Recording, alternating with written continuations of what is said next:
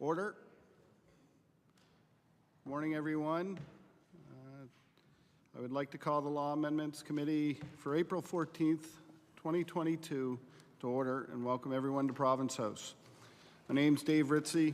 I'm the Vice Chair for this committee and MLA for Truro, Bible Hill, Millbrook, and Salmon River, and I'll be chairing today's meeting.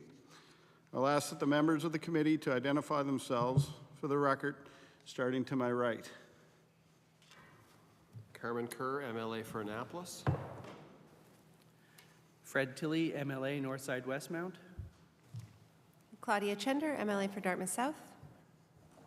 Lisa Lachance, MLA Halifax, Little Sable Island. Tom Taggart, MLA Colchester North. Trevor Boudreau, MLA for Richmond. John A. McDonald, MLA Hants East. Morning, everyone. Ken Smith, MLA for the Eastern Shore. Also with us today is Legislative Council. I have Gordon Hebb to my right and Killian Schlemmer to my left. So I just want to go over some housekeeping rules before we get started. I'd like to request that everyone please turn off your cell phones or put them on vibrate. I will ask that anyone attending in the audience be always respectful. There is to be no shouting or cheering either for or against what is discussed or any other disorderly behavior. If there is disorderly behavior, you'll be asked to leave. The taking of pictures or video by anyone other than accredited media is not permitted. Each presenter is allowed, in the first case, the first 8 presenters will be allowed 10 minutes to speak and 5 minutes for questioning. I'll alert you when 1 minute left for the presentation. There'll be up to 5 minutes allowed for questions for the committee members. And then we'll proceed after that first 8, and it'll be 5 and 5, okay? Presenters are not to use any kind of props. If presenters have handouts for the committee members, please provide them to the pages for distribution. We've received, I think everybody's received electronic emails with letters. Copies of all written submissions on the bill have been received by the committee members. Okay. The agenda listing order in which presenters will be invited to speak is available for viewing on our table down at the end there. Meeting times today will be from 9 a.m. to 12:30 and resume again at 3 p.m. To roughly 5:55, allowing us enough time to return to the legislature so we get as many witnesses and speakers in as possible during the allotted times. So we have our first participant. We can pull him or her up.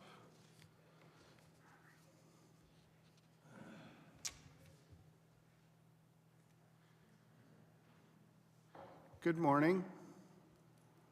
Good morning. So welcome. Please state your name for the record, where you reside, and please advise the committee members how you would like to be addressed when we proceed with questioning. So my name is Paige Hoveling.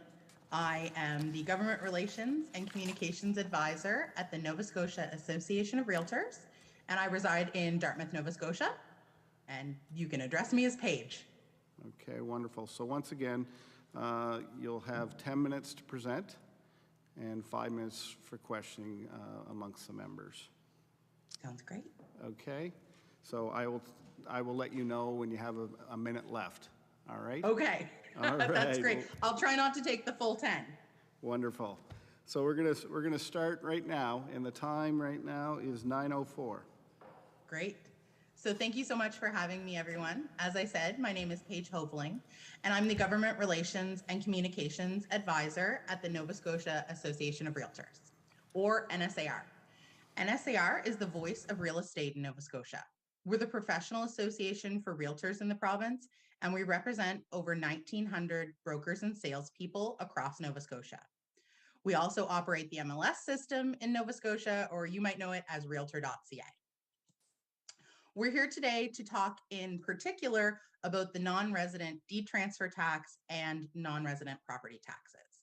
Before I dive too deep into these, I'd like to start by giving you a bit of analysis of the current situation in Nova Scotia.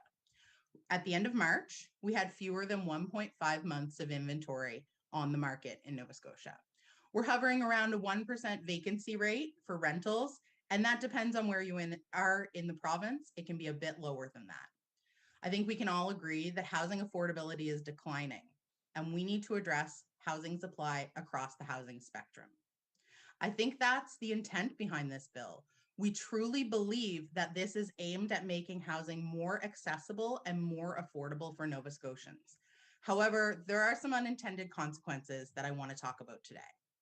With our population reaching almost or over 1 million people now and hoping to get closer to 2 in the next several years, we really need to address what we're doing with housing. And what are realtors doing? Well, last year, the association contributed approximately $100,000 to support shelter-related charities in Nova Scotia. We've created an affordable housing submission and sent it to the Nova Scotia Commission on Affordable Housing. And we work with partners across the industry to try to increase housing. Because as we know, housing is a spectrum. It's everything from shelters and transition housing to rentals, long-term care, and of course, the housing market. And when one area of the spectrum is unhealthy, the entire spectrum is unhealthy. So we have some shared goals. We want to ensure that every Nova Scotian has a place to call home.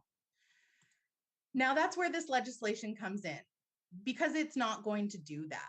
It's not going to increase the affordability or accessibility of homes to Nova Scotians. It's not going to have a meaningful impact. To give you a bit of an idea, StatsCan noted that in 2020, approximately 3.6% of properties in Nova Scotia were owned by out-of-province residents. The majority of those homes are located outside of census metropolitan areas. So what that means is they're located outside of HRM, CBRM, New Glasgow, Truro, and Kentville.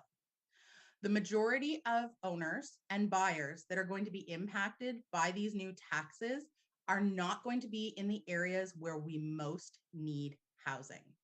And I think that's where the unintended consequences come in. As I stated earlier, I truly believe, and we truly believe, that the goal is to make housing more accessible for Nova Scotians.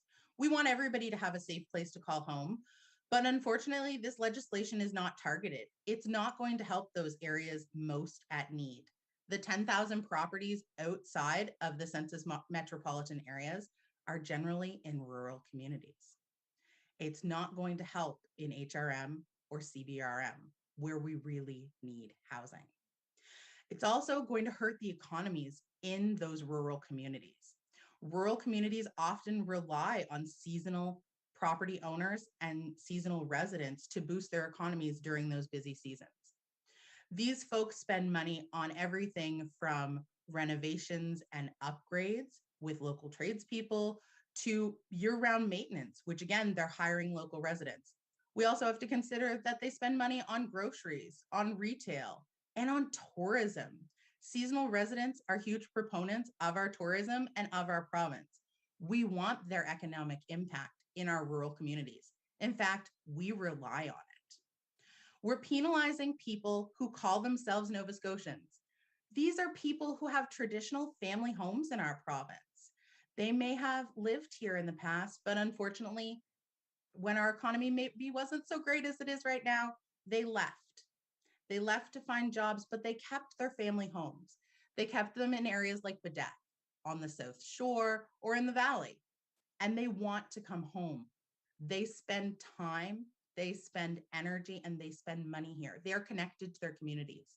Most of these seasonal residents not only spend money in their communities, but they support local charities and arts programming. These are people that contribute economically, socially, and culturally to the fiber of our rural communities. And these taxes are going to be devastating to some of these residences. It also makes Nova Scotia very unwelcoming, which is not something we want. We're generally a welcoming people. We spend millions of dollars to attract people to our province. But then on the other hand, we tell them it's going to cost you a lot extra to be here. It's not okay, and it's going to harm our communities. I usually don't speak to clients. I work with realtors and support realtors.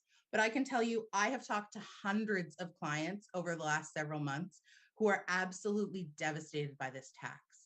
They're not necessarily concerned about their financial impact, but that is a huge piece of it. They're very concerned about their communities, about the places that they call home and the places that they have family, and how these taxes are going to impact those communities. So what are we asking you to do about this? First and foremost, let's scrap them. Let's go back to the drawing board. Let's work together to come up with solutions that are going to make sure that every Nova Scotian has a place to call home. These are not going to do that. They're going to do more harm than good. We can also create a grandfathering system. Folks that have these seasonal properties, those families that have lived in and been coming to Nova Scotia for 30, 40, 50 years, let's grandfather their properties in. And finally, let's phase the taxation in. This is a huge burden on a lot of property owners. This is going to triple their taxation. Their property taxes may go from under $1 to almost $3. That's a huge financial hit to these people who might just have a non-winterized seasonal cottage in Lunenburg County. Let's phase in the taxes to ease the burden on these folks and help these families budget appropriately and decide if they want to stay in Nova Scotia, which we hope they do, and how they're going to be able to manage that. So with that said, I think I've been under 10 minutes and I would be very happy to take any questions that anyone has. Thank you so much. I'm just going to stop my stopwatch here. That would take me, there we go. Reset. Okay.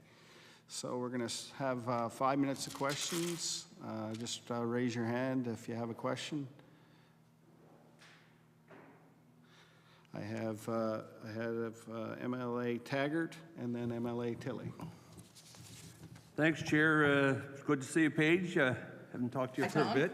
I appreciate your presentation. I have a little different opinion on how this will have a negative impact on the rural community, which you know I'm very passionate about. Spent a lot of time there, well, I lived there all my life.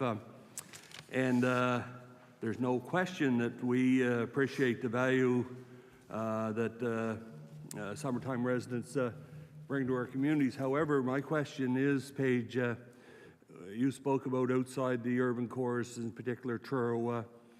Could you, and I know this is, I doubt you got this right at your fingertips, but you may, houses in 104, like say in 102 South, which I think is down to Parisboro, West Colchester, how many days are they, average days are they staying on the market today compared to, you know, say a year or two ago? Because I think it's my opinion that certainly you're right on 2 years ago, but I'm not sure that those, like I don't believe there's a home on the market at all along that shore that stays for more than a week or so, right? So I'm just wondering about that. Can you answer that? Yeah, so Tom, you're right. I don't have the statistics for days on market for that particular area right at my fingertips right now, but we do know that houses are moving quickly right now. I think everybody recognizes, and I know you're a former realtor, so you understand the market is very busy, and houses are moving very quickly. And in some areas of the province, there is no inventory available. So houses are moving quickly. Unfortunately, I don't have those numbers at the tip of my fingers, but I'd be happy to send them to you after this if you're interested. Thank you, Paige. MLA Tilley. Thank you, Mr. Chair. Hi, Paige. Paige, you mentioned in your presentation that 3.6% of property owners were out of province. Do you have the statistic for the percentage of those out of province that are actually out of country? No, so we don't have those statistics. Canada didn't have those available when we searched those, so I don't have that breakdown, but we can dig into that if you're interested and send that along. Are there any other questions? MLA McDonald. Thank you, Paige. I do have a question, which is, I was talking to a couple real estate agents, and the 5%, they honestly didn't have so much of an issue with, because their feeling is people who live here are getting bid out on property. So I'm wondering what, I'll just say NSAR, which NSARU, what your take is on that. Would you agree with that? That seems to be a trend? Or am I just happen to catch the ones in my area that are supportive of the 5%? Thank you. So I think deed transfer tax in general is a burden to home buyers, and it's something that NSAR has been advocating on for a number of years. We have been advocating to waive deed transfer tax for first-time buyers or extend the payment period, because even the 1.5% or 1%, depending on where you are in the province, that's paid to your municipality can be thousands and thousands of dollars for folks who are making the biggest purchase of their life. So an additional 5% on top of that, raising some folks' deed transfer tax to 6.5% is really quite a burden to these out-of-province residents. So we are hearing concerns about this and the property taxes. There's no other questions. No. No. Do you have another question? Yeah. Okay. Oh, sorry, MLA McDonald. So Paige, just to get back, so the real estate agents who I've talked to in my community have a different opinion than the real estate agents you're talking to, because their view, the 5%, they don't mind it because it's not going to be paid to Nova Scotians who are trying to move back home. I think you're right. It's going to have less of a burden on Nova Scotians. Deed transfer tax in general is a huge cost when you purchase a home and something that needs to be budgeted for. I think there's a variety of opinions across. Order. Time has elapsed for questions. Thank you so much, Paige, for coming on today. Thank you for having me. Have a great day. All right, our next presenter is virtual. All virtual. There we go.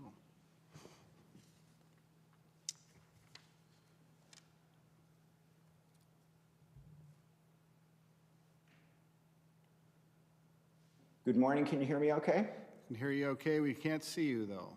You can't see me, huh? How about now? That's perfect. Thank you, Mr. Martel. Could you please, for the record, welcome and state your name and for the record and where you reside, and advise the committee members how you'd like to be addressed. Okay. My name is Robert Martel. I presently reside in Charlotte, North Carolina, although as I go through and read my statement, you'll see I was born and raised in Nova Scotia. Please call me Robert. I'm not a formal guy, so yeah, just call me Robert. Wonderful. Okay, well, thank you. Thank you, Robert. You'll have 10 minutes to present and then 5 minutes for questions from the members. Wonderful. So my name is Robert Martel, and I'm deeply concerned about the new special property tax that's being levied on non-residents of Nova Scotia. My issue is not with the fact that I'll have to pay some additional taxes.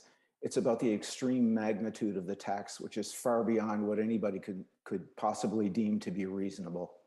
My wife and I were born, raised, and got married in Nova Scotia. We're both educated at St. Francis Xavier University.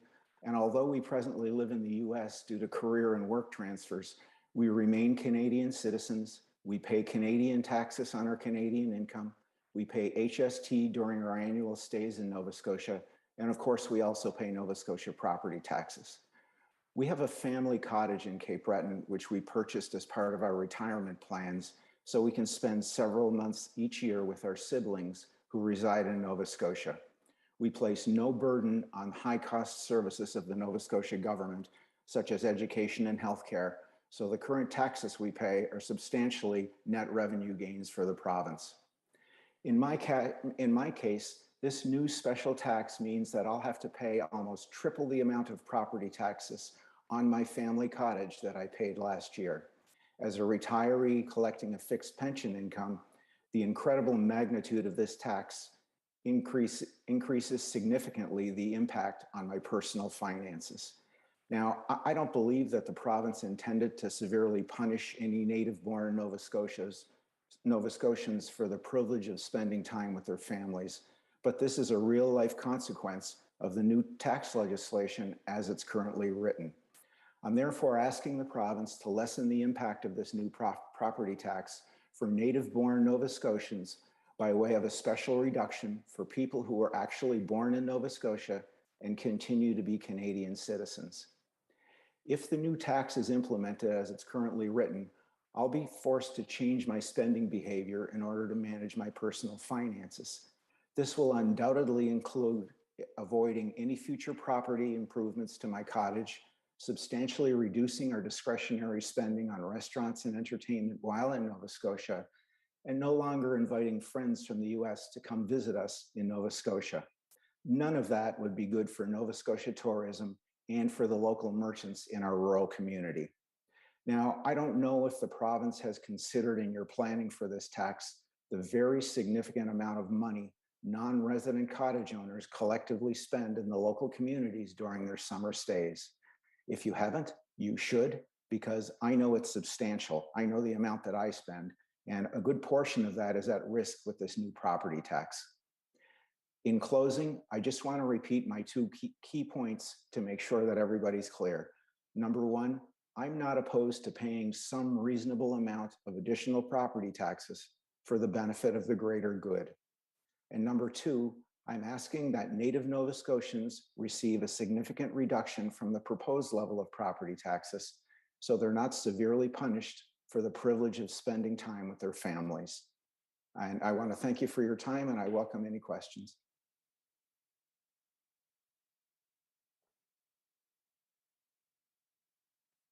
To the committee members for questions, starting with MLA Kerr.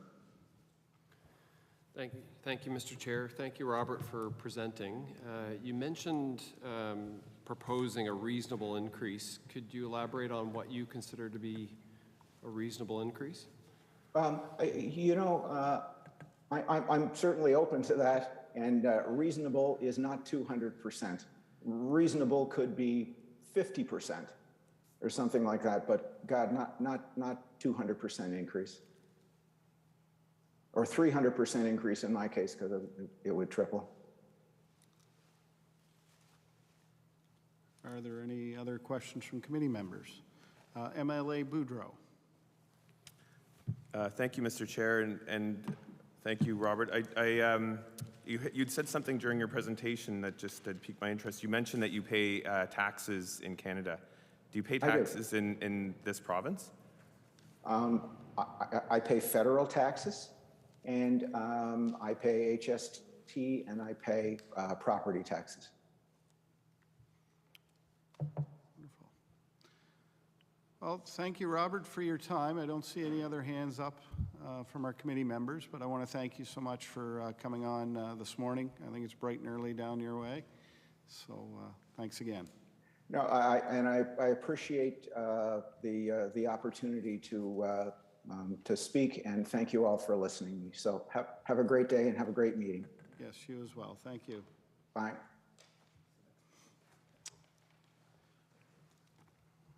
All right. We have Mr. Duckworth.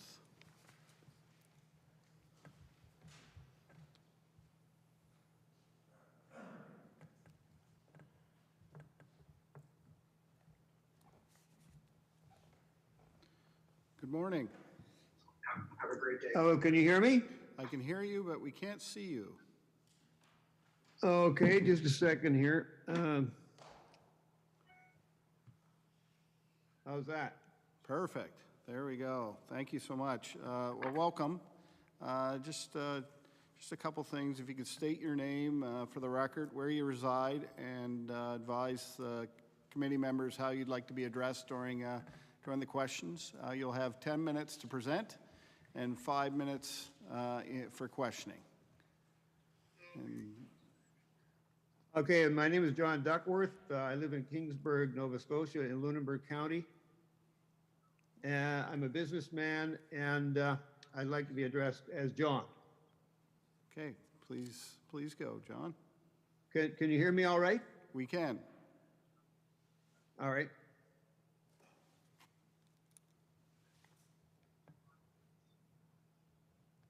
Are you, Yep, we're ready to go.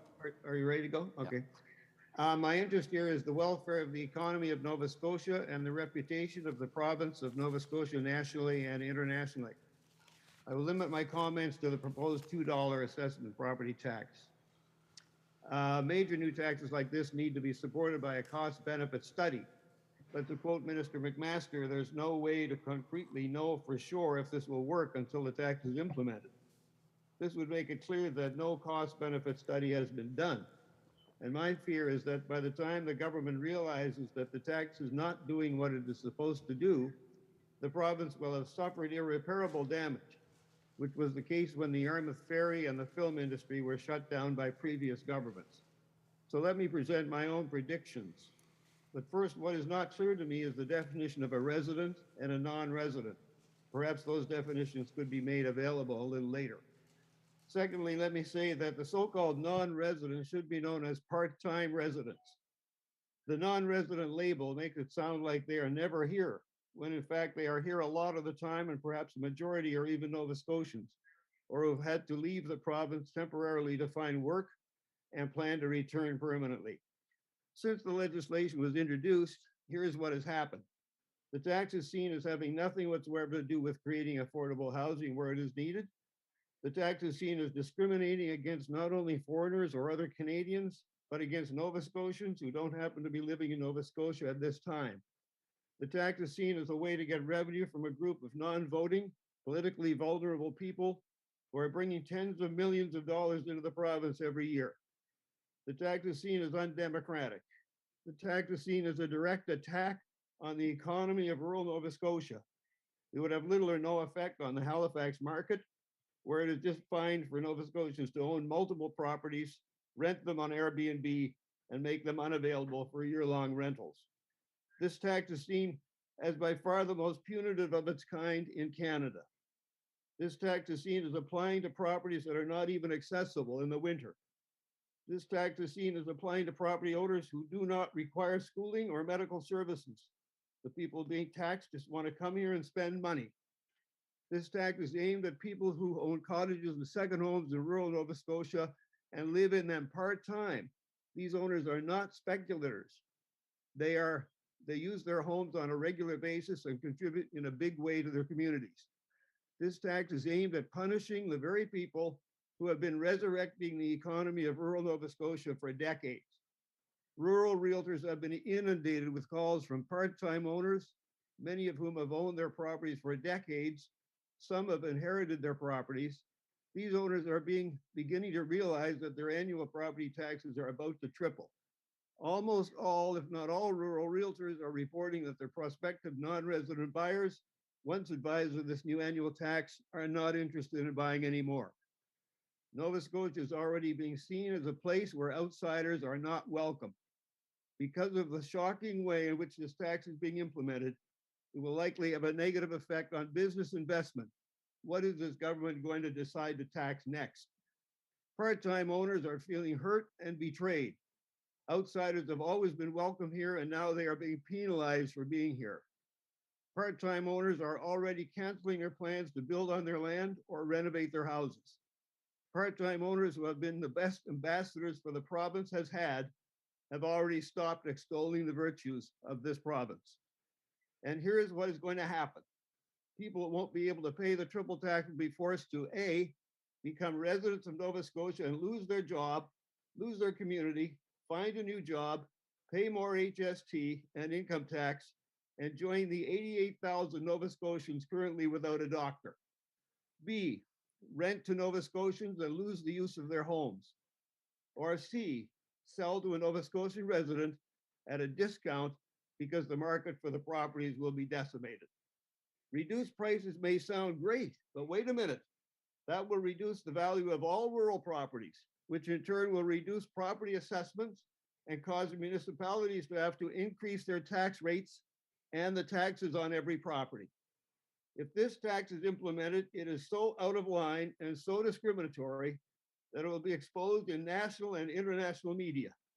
Nova Scotia will lose its reputation as a welcoming place. The highly paid workers in the construction industry, mills, building supply dealers, tradesmen will feel the effects of canceled residential work. Many community and charitable organizations will feel the loss of their supporters. Tourist accommodations, restaurants, and cultural events will feel the loss of business from the part-timers. Many existing part-time owners will try to figure out how to avoid paying this tax, resulting in a substantial policing cost to the province. There will be a lot less money coming into the province. Money that is already here will just circulate. This tax is going to hurt all Nova Scotians living in rural areas when it comes to selling their properties. They will realize that the market for their properties has been decimated. And perhaps most important is the fact that the more successful this tax is in replacing part-time owners with residents, the less successful the program will be in achieving its goal of bringing in tax revenue. For every time a part-time property is converted to a resident property, the triple tax revenue disappears. This is the first time I have ever heard of a program that achieves less of its goals the more successful it is. Taken to the extreme, if all the part-time properties become resident properties, this tax would not generate 1 penny of revenue and would actually cost the municipalities. We all know that the government needs more revenue. However, I would like to suggest that this tax will not be activated until a cost-benefit study be completed. There is every indication that the tax is not going to result in any net revenue to the province and will result in less revenue to the municipalities. The revenue the tax will generate will be more than canceled out by the loss of business, the resulting loss of PSD and income tax, the cost of policing, and the harm it will do to the reputation of this province nationally and internationally. I would also like to suggest that the government convene a meeting with members of the business community in an attempt to come up with a better, less shocking and discriminatory plan for raising revenues. How about taxing all property owners in the province who have more than one property? That would substantially reduce the $2 rate to perhaps 50 cents. To sum up, this discriminatory bill is an attack on and will do irreparable harm to the economy of rural Nova Scotia. It will do a great disservice to the reputation of this province. It will harm every Nova Scotian who plans to sell their rural property. It will do nothing to create affordable housing, and it will not result in any net tax gain to the province. I urge this committee to amend the bill by deleting this tax until a comprehensive economic cost-benefit analysis shows that such a tax will somehow be a benefit to the people of this province. Thank you for this opportunity to present my views. Thank you, Mr. Duckworth, for the presentation. We'll now turn to the committee. You'll have 5 minutes for questioning. Do I have any hands to ask any questions? MLA Tilley. Thank you, Mr. Chair, and thank you, Mr. Duckworth, for your presentation. Excuse me, in your presentation, you talked about asking for meetings with the business community to discuss the tax. To your knowledge, has there been any consultation with the business community regarding the implementation or the proposal of this particular tax? Not that I know of, no. Thank you. Are there any other questions from committee members? I'm seeing none. Mr. Duckworth, thank you so much for taking the time to present to us today. Thank you for the opportunity. Have a great day. Same to you, sir.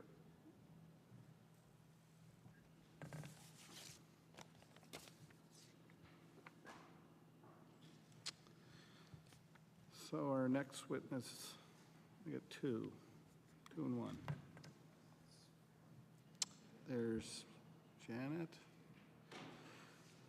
Hi, good morning. Good morning. Morning, Janet.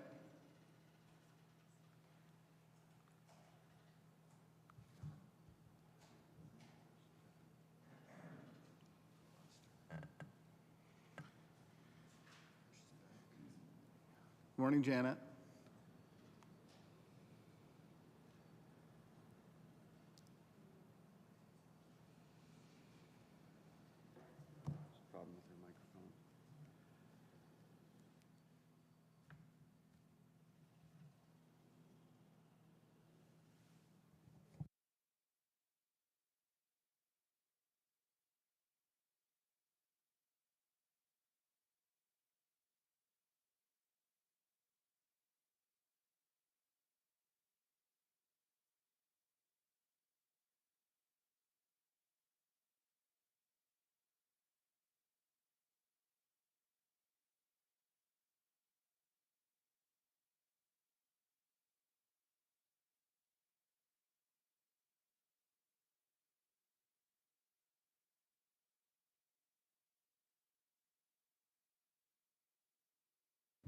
There we go. We can see you, we can't hear you.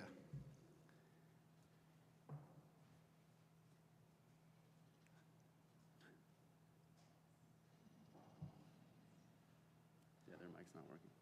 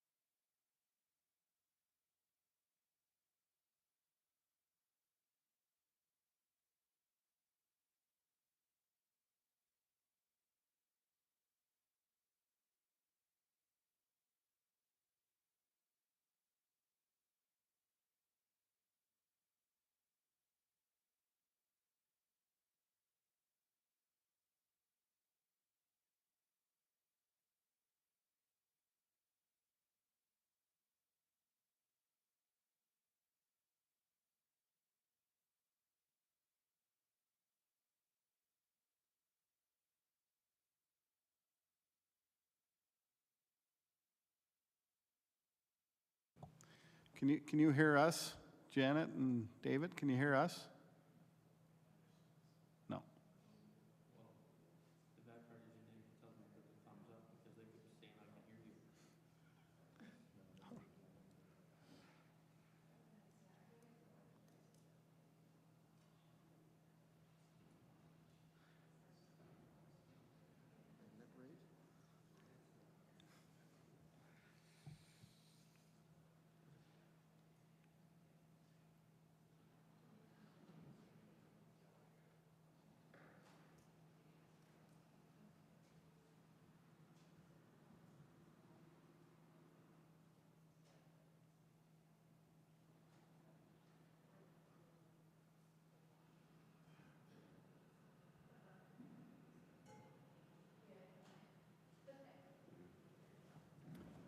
So we'd let you people said unless they can solve it, there's nothing that on our end we Okay, can do. So. yeah, just let them know. Oh, you're texting them back and forth? Yeah, we're in a group on Microsoft Teams. So All right. All right, well, we'll just have to let them, if they can't turn it on. Oh, he's gonna try the phone.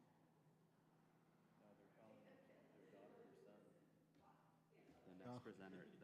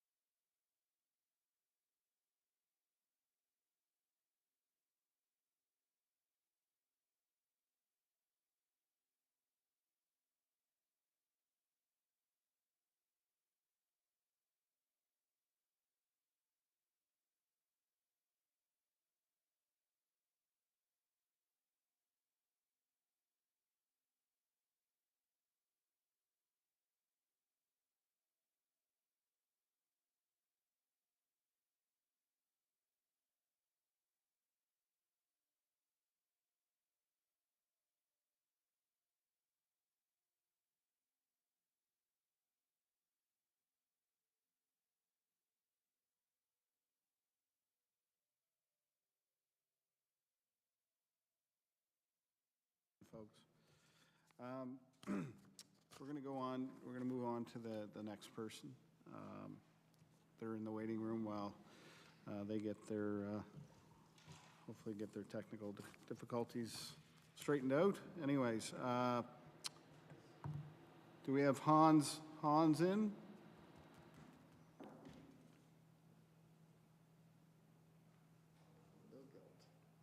But what is it? I would pronounce it guilt.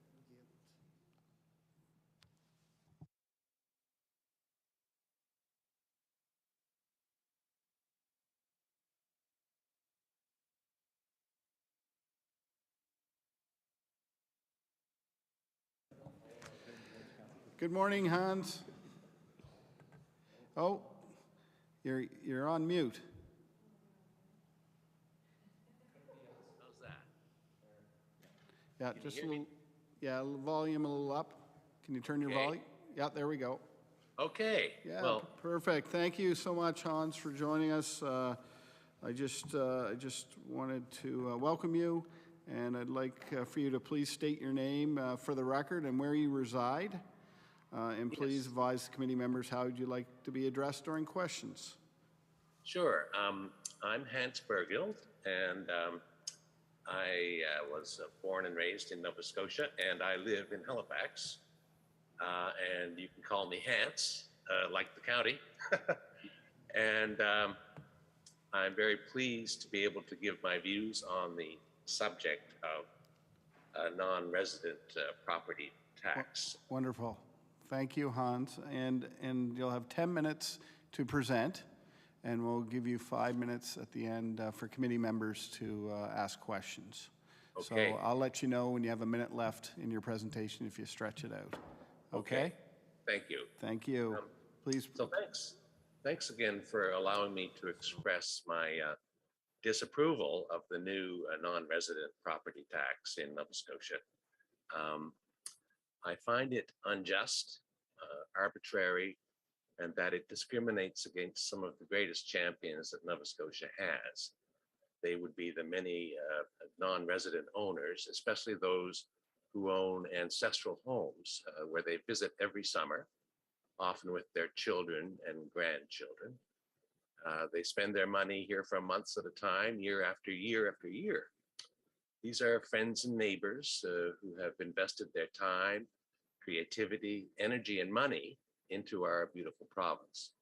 Some have started businesses, and many of them employ local tradespeople to work on their homes. They are also the foundation of a returning tourist base happening year after year, which, if removed, could cause financial calamity for many small towns in our province. The tripling of the non-resident owners' taxes is, in my view, excessive. It's over the top. It will drive many of these people away. Just because they own a property in Nova Scotia and live somewhere else does not mean they are rich and can afford such a tax.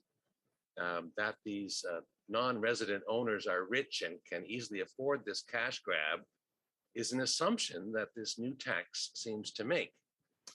And it is most likely wrong over 50% of the time. It's insulting, to say the least. The non-resident property tax seems unfair to me. It is changing the rules in the middle of a game. We were all taught as children that you can't do that. That's unfair. You have to abide by the rules. The non-residents do not put a financial burden on our healthcare system. Their fees are reimbursed to Nova Scotia by their home province or health insurance plan.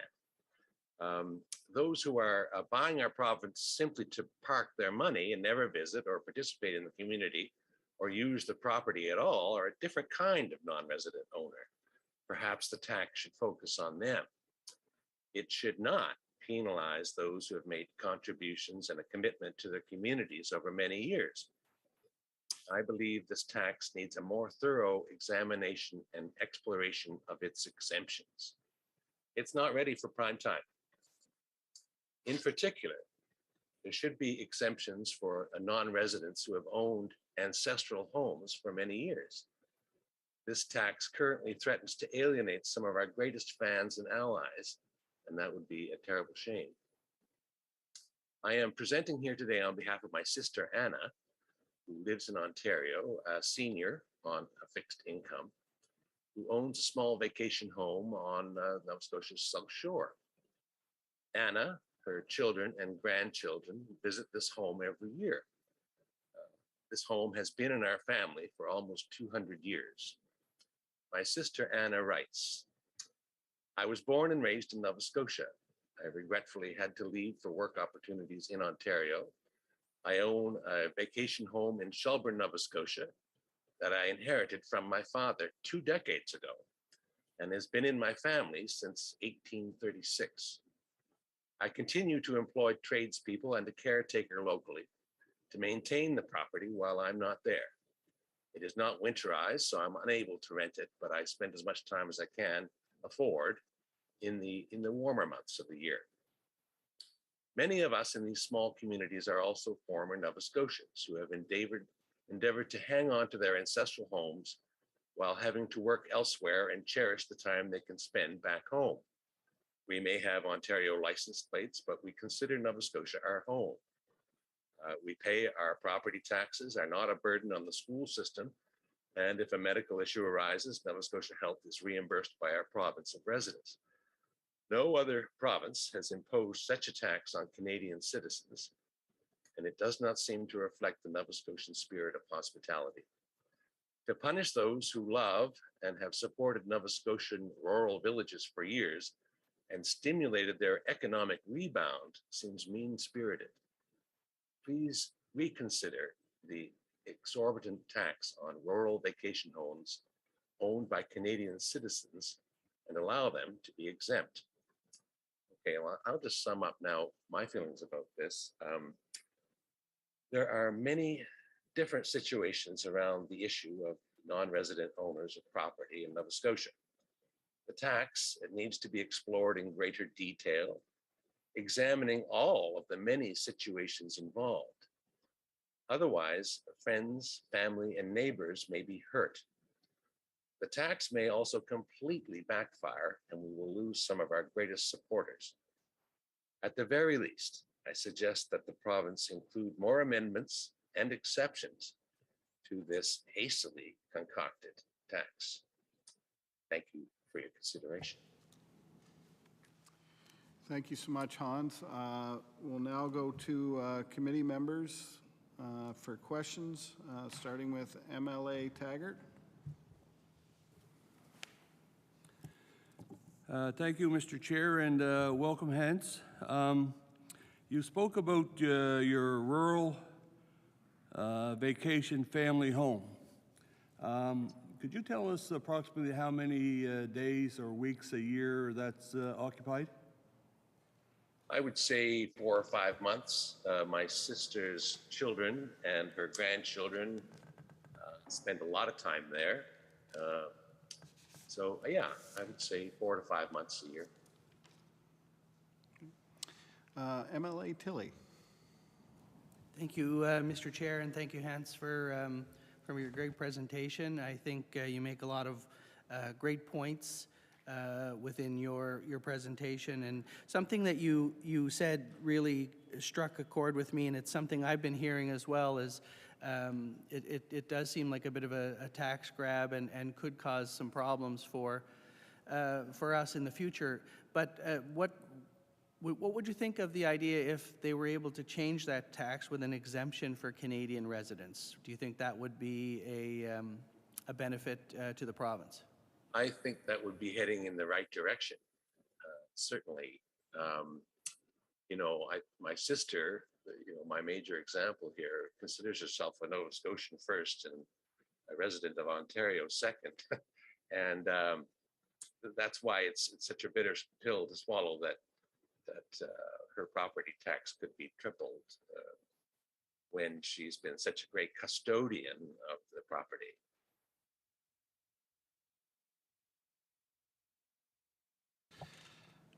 I don't see any other questions, Hans, but thank you so much for your presentation and joining us this morning.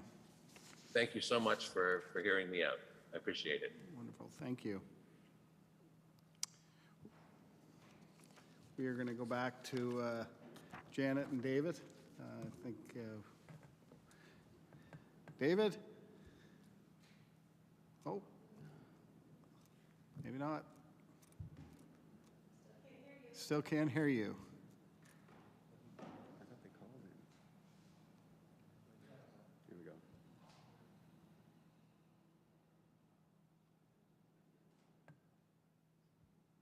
Okay.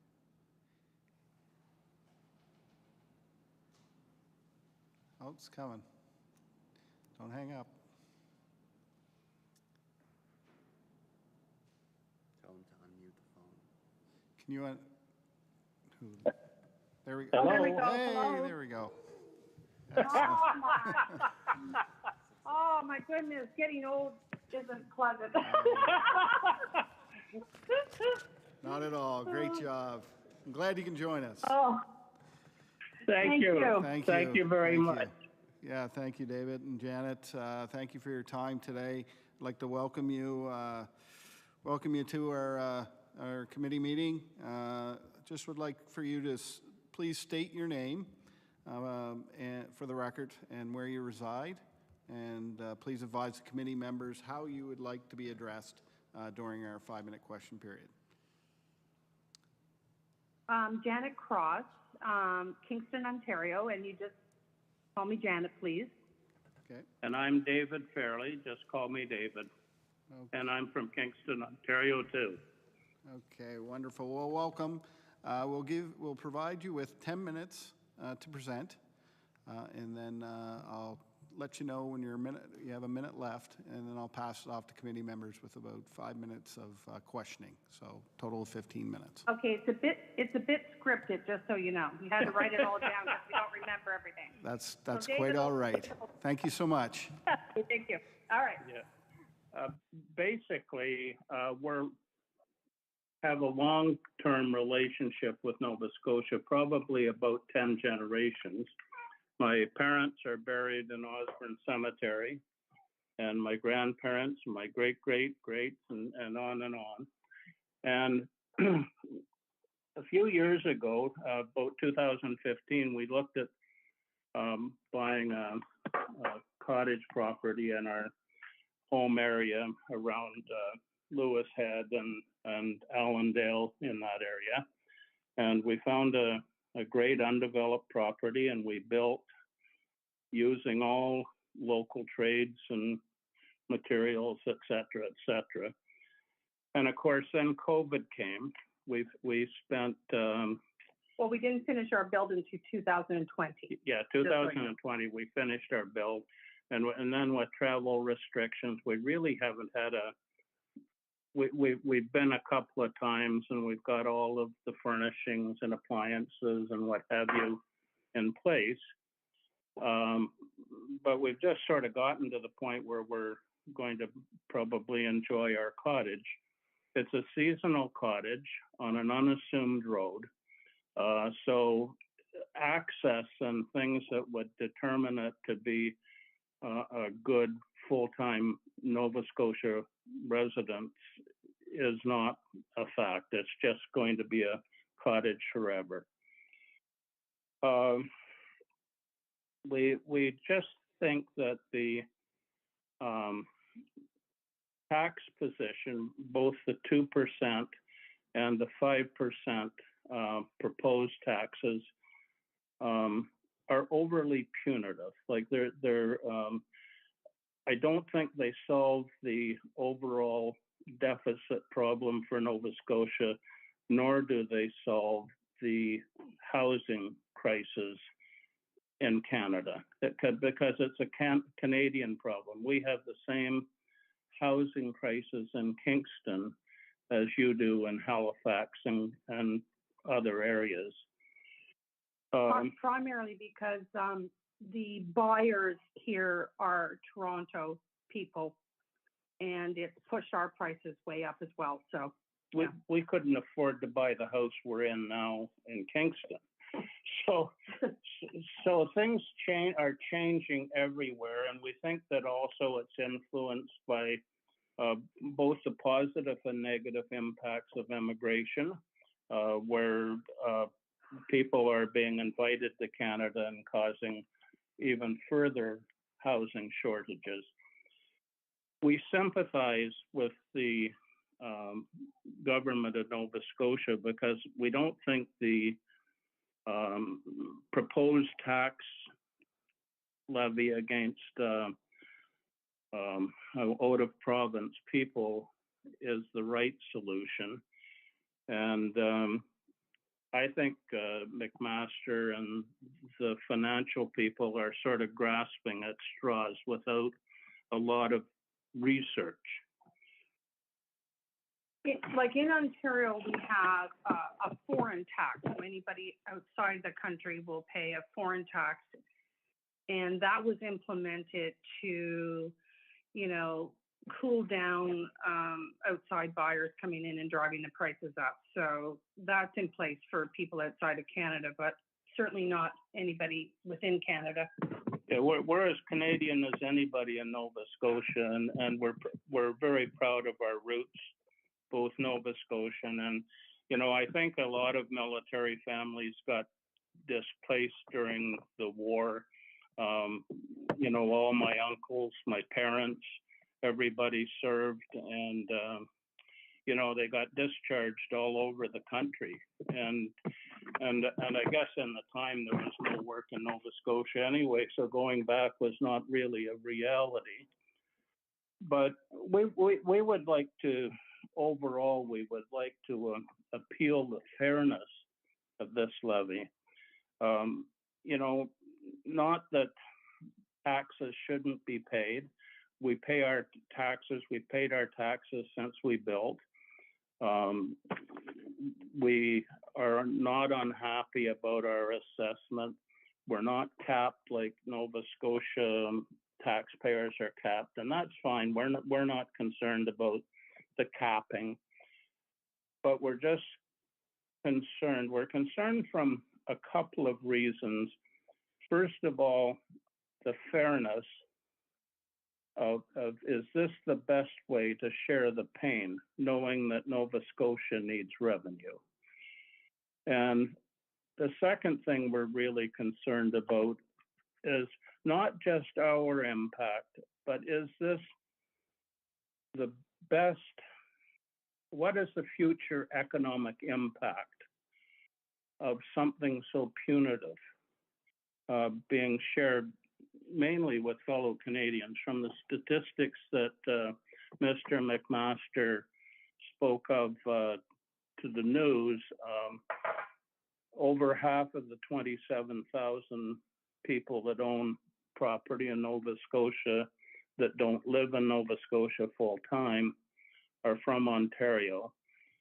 And probably that's been the biggest people export from Nova Scotia over the last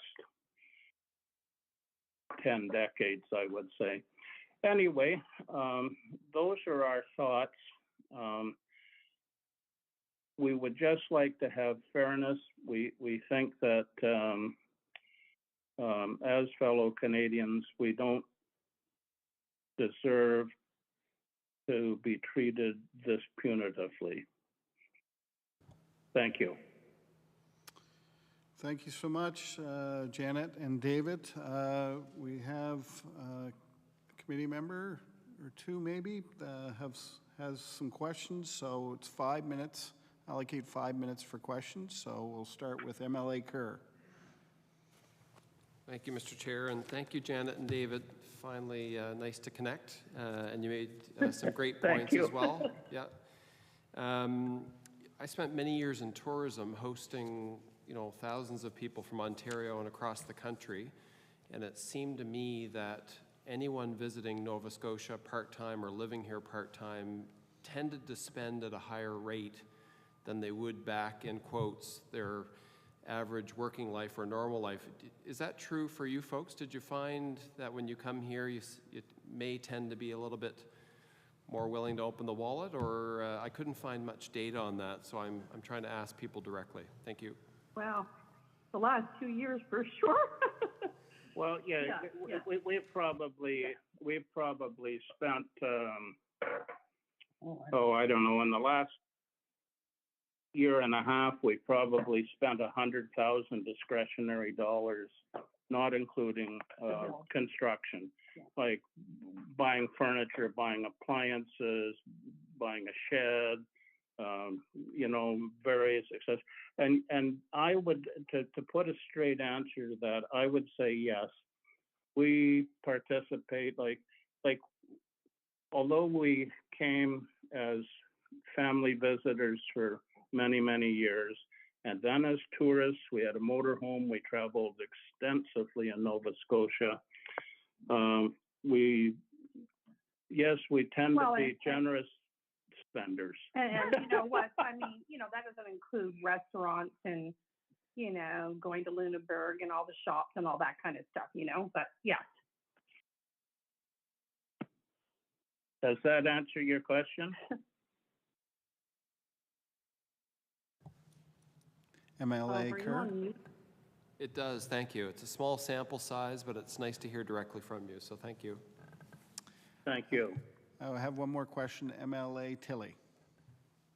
Thank you, Mr. Chair, and thank you for your great presentation around this tax. You had mentioned at the very beginning that you have a long history with Nova Scotia, dating back generations with your parents, grandparents, and family members who are all from here. And the fact that you come back on numerous occasions to visit and to spend your hard-earned Ontario dollars here, and thank you for that. much appreciated. So clearly you have an amazing or a wonderful feeling about the province of Nova Scotia. So I guess my question would be to you, who have that warm feeling of Nova Scotia, how would this new proposed provincial tax make you feel about Nova Scotia going forward? That's an excellent question, because we've had extensive discussion at home and with our Nova Scotian friends, because we have been very included in Nova Scotia because we have family and long-term friends there. And we generally feel that this is not welcoming. You as Nova Scotians, generally speaking, have made all welcome. Everybody, immigrants, people from other parts of Canada, other parts of the world. Well, in fact, when we were looking back in 14-15 for a cottage, the province was, encouraging people from away to come and invest in the province. So that's great. We wanted to invest in the province. We want to be there. We absolutely love it. But then to hit, retirees, especially, we don't have deep pockets, but this tax is a game changer for us, quite honestly. It's so punitive. We may be forced to sell, and that's the reality, and we're heartbroken. Yeah, so I don't know how you feel, but that's how I feel. Yeah, we're sad about this. Yeah. We're not so much angry as we are sad. MLA Tilley, with 30 seconds. Oh, well, I have 30 seconds to thank you very much, and I think that was a very heartfelt answer to that question. And I, for one, Nova Scotian and Cape Bretoner, proud Cape Bretoner and Nova Scotian, thank you for your investment in this province. It's no small feat, especially the way building materials are right now. So thank you so much for your investment in this province and your commitment to the province, and hopefully things will work out for the better. Thank you so much for your time. Hope so. Thank you. Thank you. Thank you, Janet and David. Thank you. Thank you very much. Thank you for hearing our sad tale. Bye. Bye-bye. Bye now. All right, our next presenter, Vince Calderhead.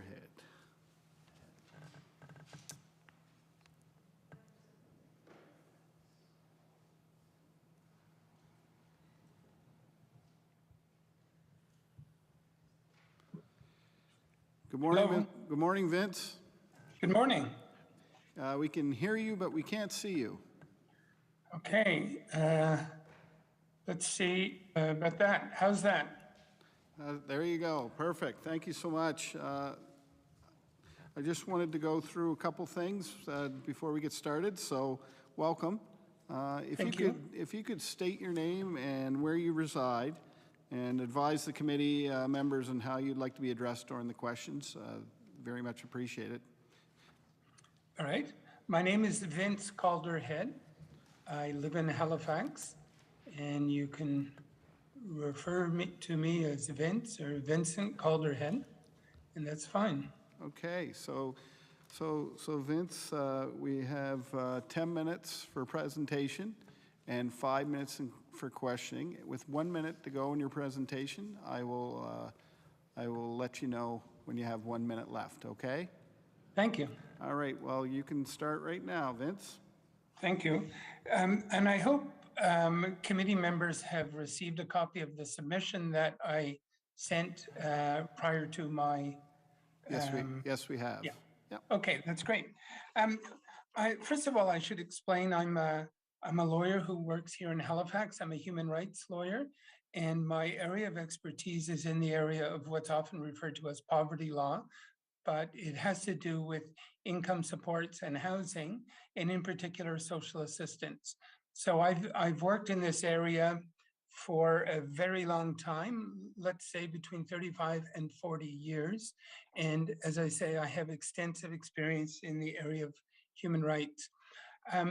What I want to talk about today is the budget, in particular, the budget's failure to include any rate increases for social assistance recipients. In particular, income assistance has received no rate increase under this year's budget.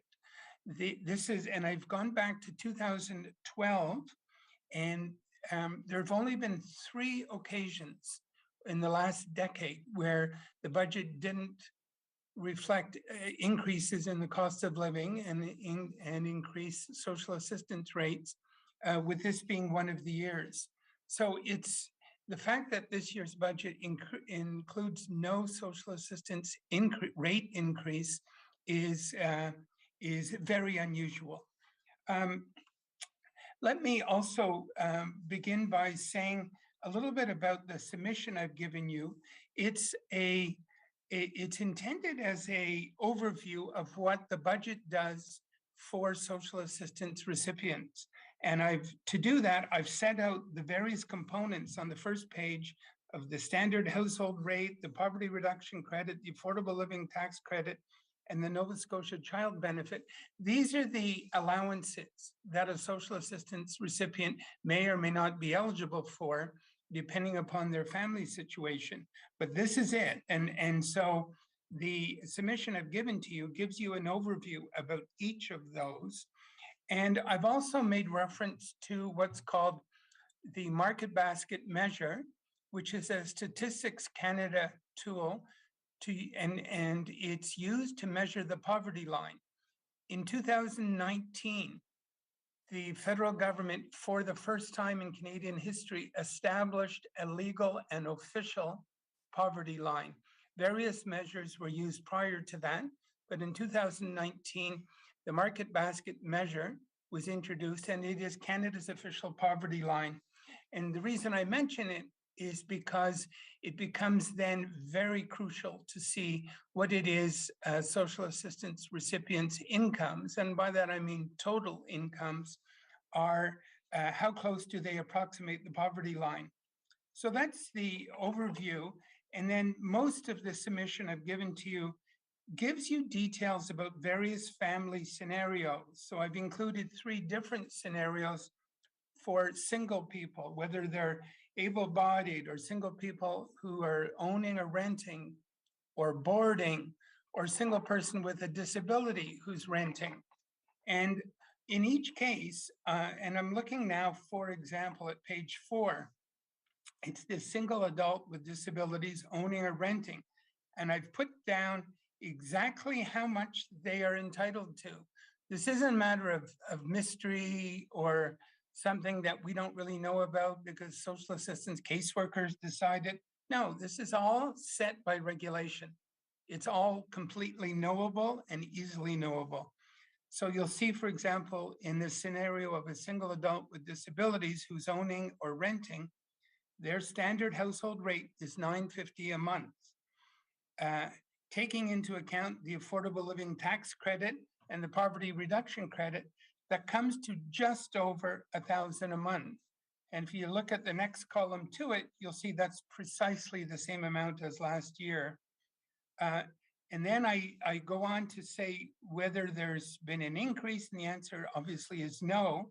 So that when you take into account inflation, and the amount I've used for the forecast inflation is the amount that's set out in the budget, which is 4.2%. You then get a total decrease in terms of real dollar terms of 4.2% or $42 a month in the living standard that's now eroded. Take into account a little bit of GST that brings it to close to $28 a month. So the total income is just over $1,040 a month, or just short of $12,500 a year. And then if you look at the very bottom, you'll see under the heading of poverty line reality check, someone in that position, the poverty line adjusted for Halifax and adjusted for the consumer price index is $26,404 per year. When you look at compare that to the $12,490, you'll see that there's a deficit of $13,000 a year. That figure in red is the amount that would be required to bring that person to the poverty line, Canada's official poverty line of what's needed to enjoy a modest standard of living. In other words, that total income, including all provincial and federal benefits, reaches 47% of the poverty line. And if you look at the figure to the left of it, last year's amount was 51.4. In other words, there's been a complete erosion. So through the memo, I've given a variety of scenarios, but I'd ask you to turn to the last page, and at the top of it has some observations. And those talk about, and you'll see a table there that gives a summary for each family scenario. And in each case, and I've highlighted in yellow, that's the approximation of the poverty line that is reached by taking into account every single income available to them. And in each case, you'll see the figure in brackets that you'll see the figure in yellow. And in each case, the figure in brackets, which was last year's approximation, shows that it was higher last year than this year. In other words, people are falling further and further below the poverty line. So when this committee decides, and this government decides not to increase social assistance rates, they've fallen further and further below the poverty line. What does that mean? Well, in real terms, it means that children will go hungry. It means that people will not have enough money to heat their homes properly or to pay their rent. It will be ensuring the most vulnerable among us are going to be in crisis. And that's not a reality of nature. That's a legislative decision. That's a policy choice that this committee and this government makes. And so that's a major human rights problem. And you'll see on the last page of my submission, I say how Canada has, and Nova Scotia has legal obligations under international human rights law to provide an adequate standard of living. That is not happening. So from a human rights point of view, it's a major problem. From a policy point of view, to deliberately provide less and less adequate amounts of money for the poor is a complete disgrace. And then from a fiscal point of view, you have an increased reliance on the healthcare system, increased cost in the justice system, and increased reliance on food banks and shelters. And so the idea that we'll save a few dollars by not giving the poor an adequate standard of living has been shown repeatedly now for over a decade to be short-sighted and will cost government more. And that's the old commercial about the muffler, you can pay or the oil filter, Fram oil filter used to say, you can pay me now or you can pay me later. You can shortchange the poor now, but you will pay far more 1 later minute, on. Vince. You have 1 minute. Thank you. So the policy choice by this government in not increasing social assistance rates means the poor fall further below the poverty line. And that's a policy choice. It's not an economic thing. It represents human rights problems. It represents policy problems. And from an economic point of view, it's misguided. Those are my submissions. Thank you so much, Vince. We'll now go to questions from committee members. We have 5 minutes, and we'll start with MLA Lachance. Hi, thank you, Chair. Thank you, Vince, for being here today.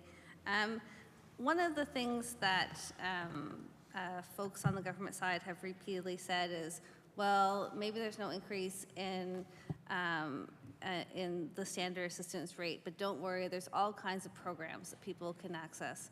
And I'm just wondering if you could talk a little bit about the impact of trying to cobble things together in that way. Yeah, those are usually vague references, and I've been following some of the debate. Those are, when they're said, the narrative is something like, okay, perhaps the amounts are grossly inadequate, but there's other monies available. Well, like what exactly? We know that special needs allowances are to pay the cost of a particular special need, often a disability-related need. So that doesn't allow for an increased standard of living. One example I've heard was educational programming, university costs. Those go to less than 1% of recipients. They simply aren't realistic for most recipients. So it does not serve to increase the standard of living. The reality is what's in this budget briefing note, the amount of money that 98, 99% of people get is exactly right there.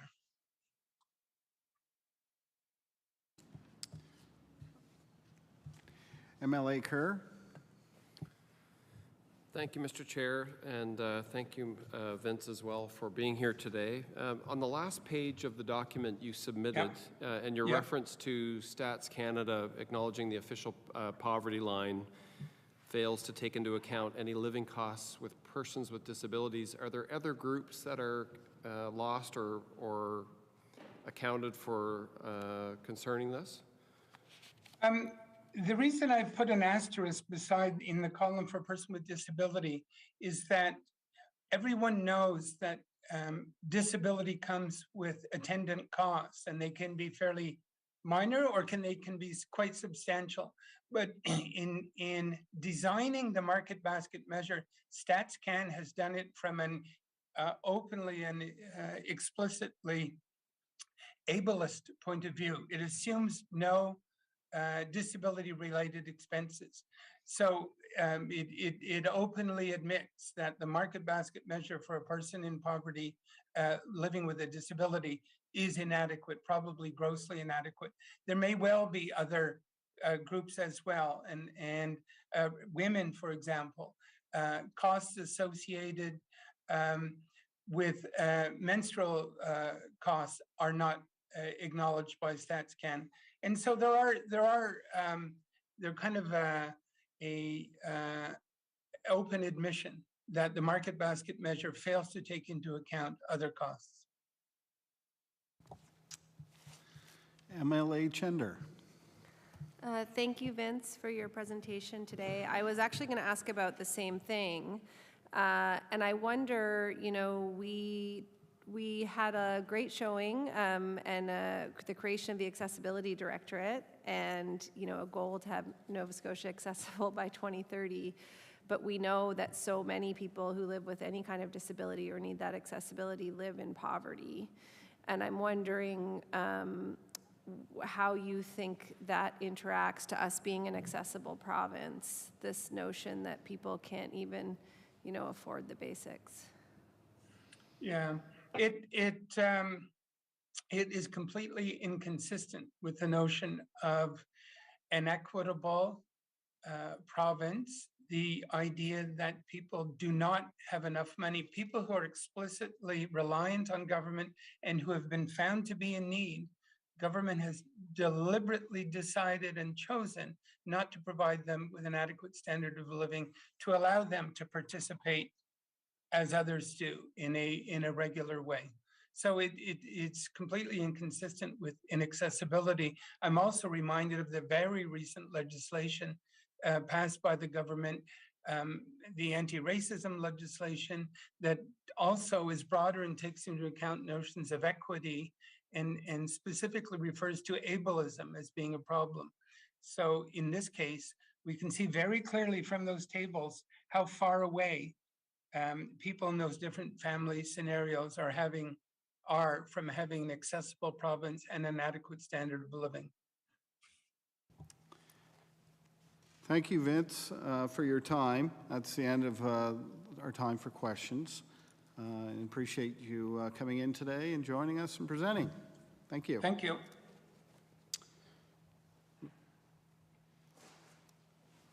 We'll now move on to our next presenter or witness, Mary Byrne.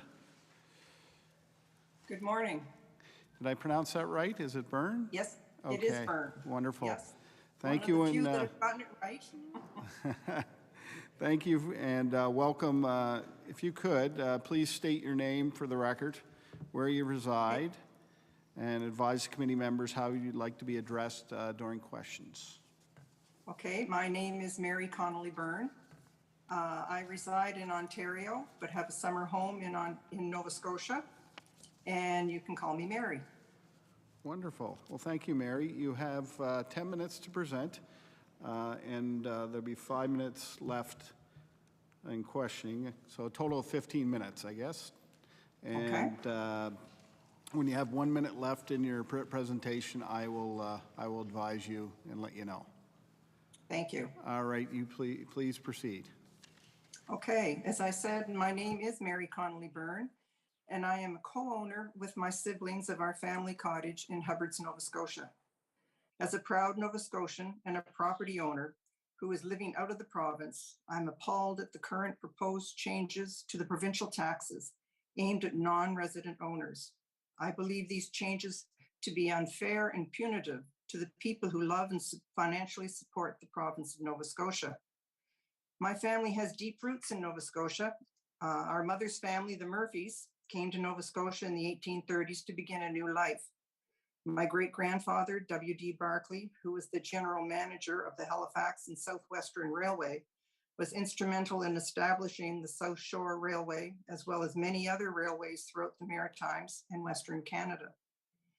My grandfather, Thomas W. Murphy, was a prominent Halifax lawyer, and he built our cottage in Hubbards in 1914 for his family, and this remains a cherished home to all of us. Myself, as well as my 4 brothers and sisters, were raised in Halifax. My father, due to an advancement in his career with the federal government, was transferred to Ontario, but as proud Nova Scotians, they returned every year, valuing every minute they could spend at the cottage. The fact that our cottage is not winterized limits the amount of time we are physically able to stay there. How can this tax be fair to so many who have unwinterized residences? Your financial minister, Alan McMaster, stated in a CBC interview posted on April 8th, our focus with this legislation has really been on the fact that so many Nova Scotians are struggling to find housing. I am sure you are aware that it is impossible to live in an unwinterized residence all year round. The fact that your government is taking aim at our families like ours, who consider Nova Scotia to be their home, is a very low blow. We return to the province every year for 3 or 4 months in the summer to our cottages, and occasionally at other times throughout the year. We spend time with numerous family members, including aunts, uncles, nieces, nephews, cousins, and that numbers in the hundreds, all who are currently living in Nova Scotia. We were educated in the public and private schools in the province, including attending universities of St. Francis, St. Mary's, Dalhousie, and Acadia. And we've been paying taxes for well over 100 years. Since having moved out of the province in 1967, I have returned every year to Nova Scotia, not missing one summer in my life of over 70 years. We encourage our family and friends to visit the province because it is a place we love. We are your best ambassadors. While there, we support the community by shopping locally, hiring local tradespeople to maintain and improve our properties. Even our grandchildren attend sailing lessons at local sailing clubs. Annually, we spend in excess of $25,000 while in Nova Scotia, and we're just one family. This attack on non-residents will be a detriment to the tourism and economy of the province. Who of the non-residents will encourage people to come and visit and spend their money when they in turn do not feel welcome in this province? I am home when I return to the cottage. We remain loyal to our Atlantic roots, and your government is attacking this loyalty. You are attacking the non-resident owners. Previous governments in their first term of office that had misguided cash grabs, such as the Yarmouth ferry cancellation or the taxing of the entertainment industries, suffered the consequences at the next election. I resent being labeled a non-resident and believe this tax to be unfair, misguided, and a punitive money grab from a government that is attempting to take money from proud Nova Scotians who have maintained their loyalty and financial support to the province and who are unable to vote this current government out of office. I hope that you will see fit to rethink this proposal and find other solutions that are not damaging an important part of your provincial economy and the support of many Nova Scotians. Thank you. Thank you so much, Mary. We'll now go to our committee members for questions. MLA Tilley. Hi, Mary, and thank you for your presentation. I certainly understand your concerns and your anguish with this. I'm going to ask you a question, Mary, that I asked a previous presenter, and it's around the fact that you clearly have strong connections and feelings about Nova Scotia as your home, even though you currently don't reside here. And I believe many former Nova Scotians who are living in other parts of Canada feel the same. So just wondering how this tax grab that you call it, as well as I believe it is, and how that makes you feel about your home province of Nova Scotia going forward. It really concerns me. I got very angry, and I'm still angry about it. You know, as I said, we've spent years coming down to the cottage, and it is home. And to have our taxes go up more than 3 times, the percentage that we are paying right now, is just doesn't seem fair. And especially when, when they talk about it as being something that's going to concern their housing, how they're going to help their lack of housing. We have a cottage that's not winterized. There's no water on now. There's nothing, it's just sitting there. The power is off. There's nothing that you could do about it. It doesn't have another source of heat other than a fire, like a stove. And I can't see what that's going to help them to do. So it really irks me. It really does. MLA Tilley.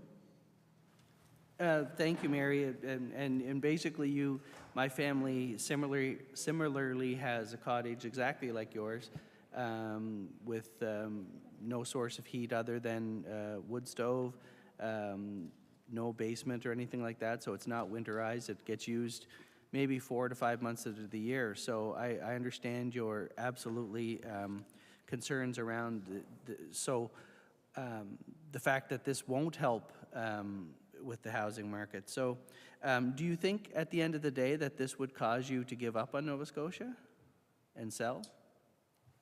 To be honest, I'm not sure.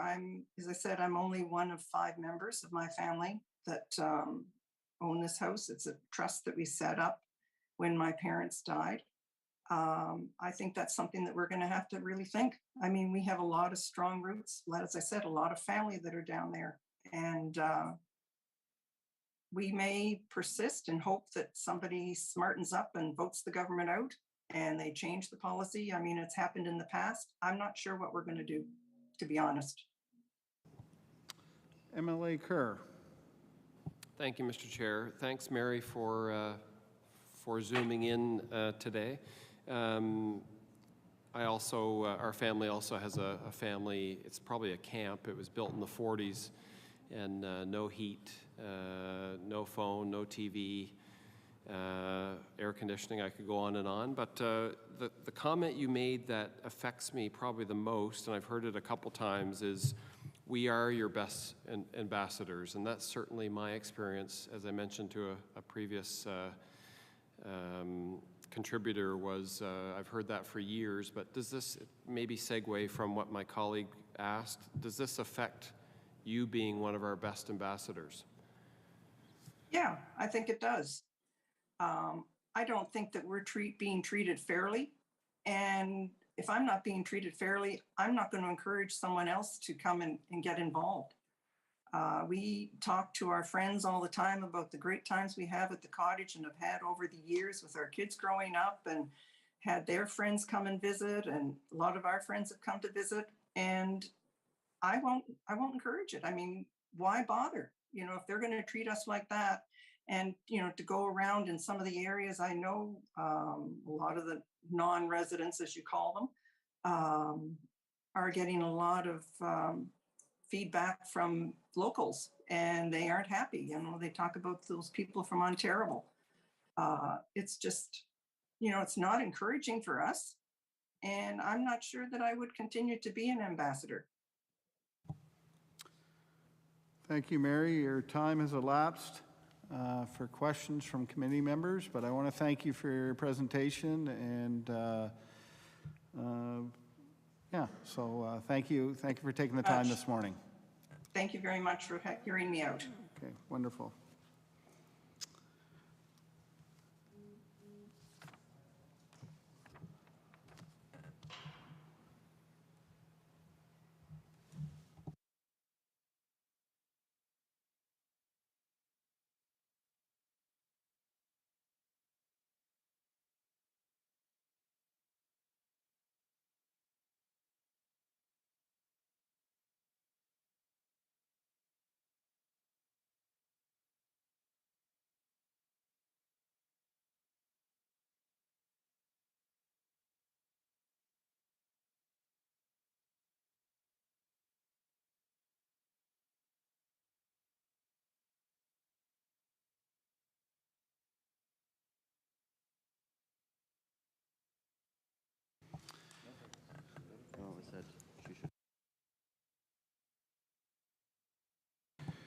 We're just waiting for the next presenter to log in.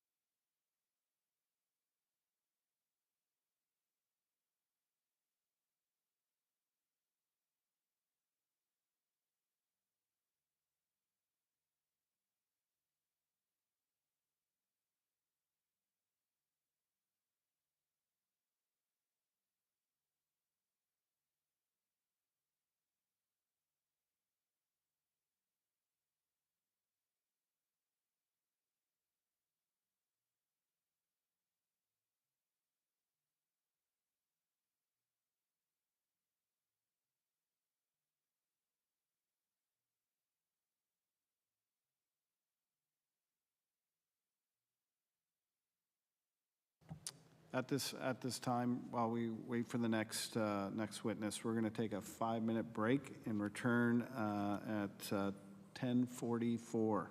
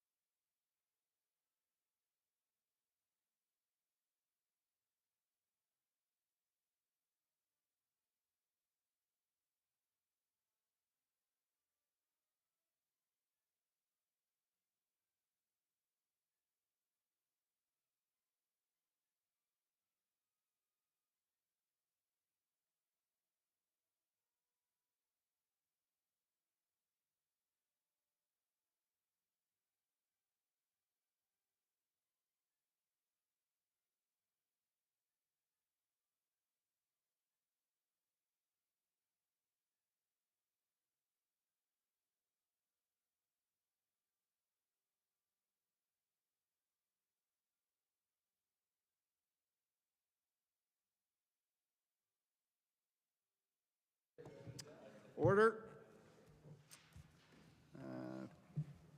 I'll now resume our presenters and questions for witnesses. Good morning, I guess, still. Sarah, how are you? I'm fine, thank you. How are you? Good, thank you. I just want to go through a couple things. First of all, welcome and welcome to our committee meeting this morning, and thank you for taking the time. Just to ask you to state your name for the record, where you reside, and advise the committee members how you would like to be addressed during questions. My name is Sarah Philby, and I reside in Chester, Nova Scotia. And you can call me Sarah. Okay, wonderful. So, Sarah, you'll have 10 minutes to present, and I'll let you know when you have 1 minute left, and 5 minutes for questions. So you can start anytime. Thank you very much. I really appreciate the opportunity to present, and I look forward to your questions once I have done so. I am speaking as a private citizen, as a resident, as a voter, and as a proud Nova Scotian. I was born here. First part of my career was spent in Halifax. I graduated from Acadia and Dalhousie, both of course in Nova Scotia. And I practiced law for 11 years. I was a corporate commercial law partner with McGuinness Cooper and Robertson, now known as McGuinness Cooper. I was also president of Atlantic Province Economic Council for a couple of years. And like so many, I moved to Ottawa for work mid-career.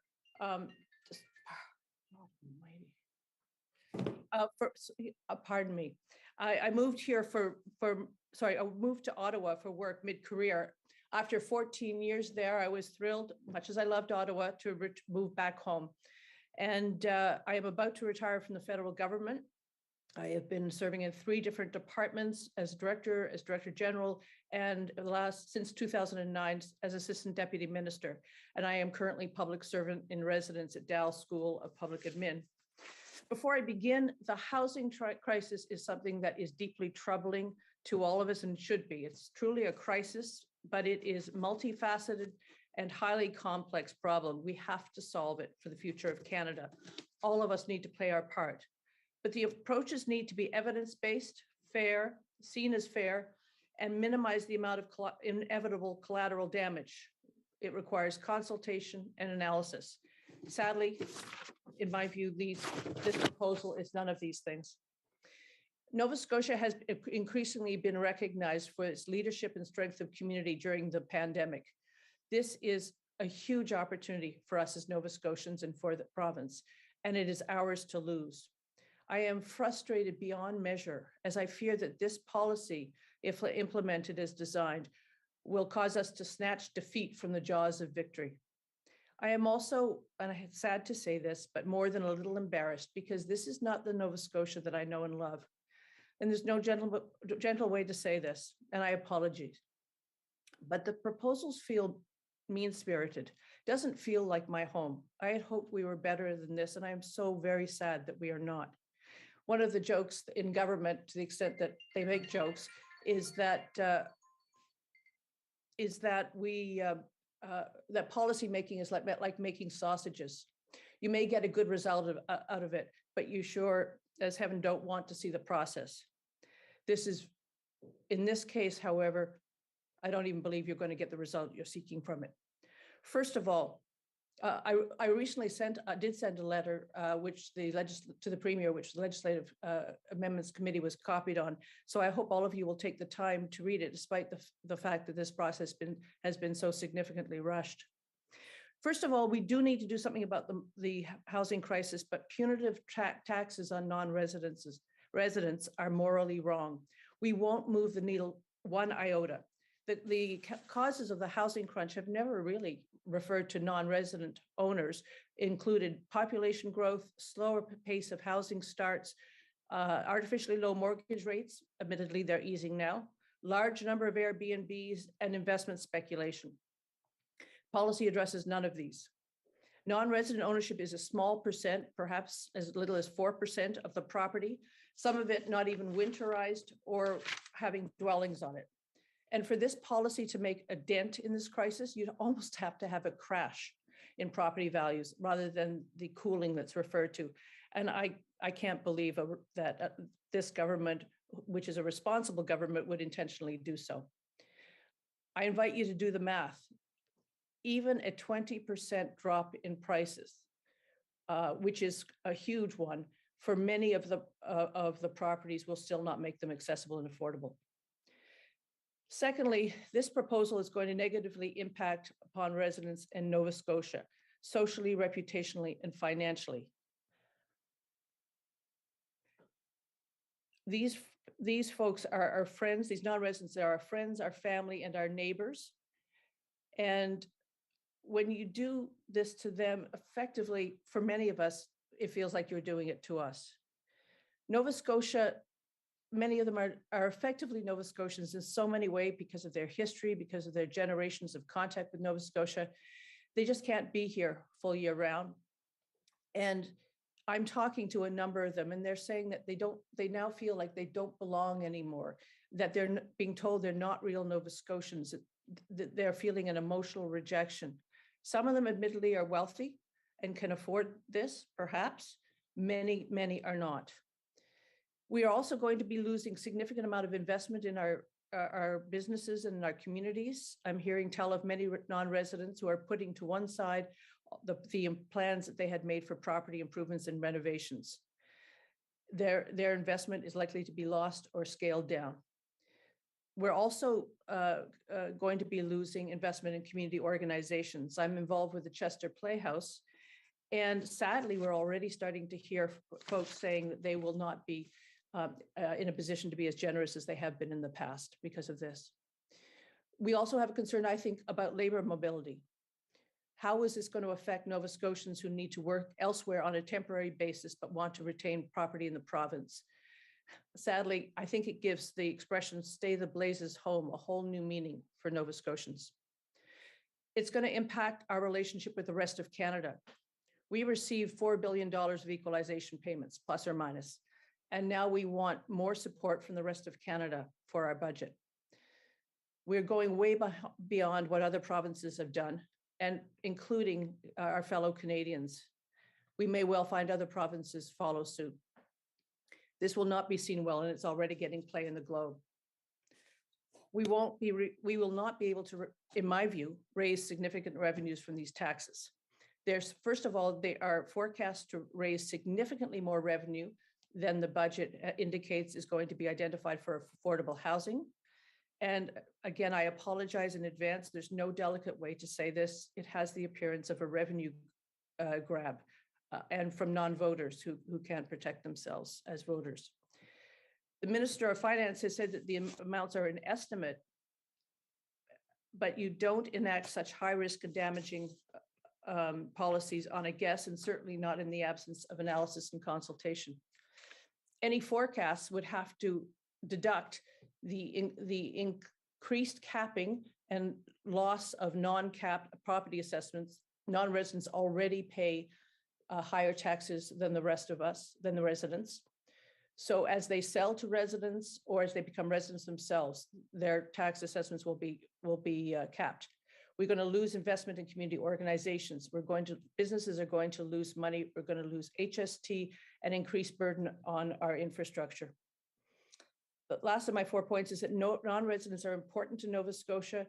And while they may not vote, we still have a duty of care for them.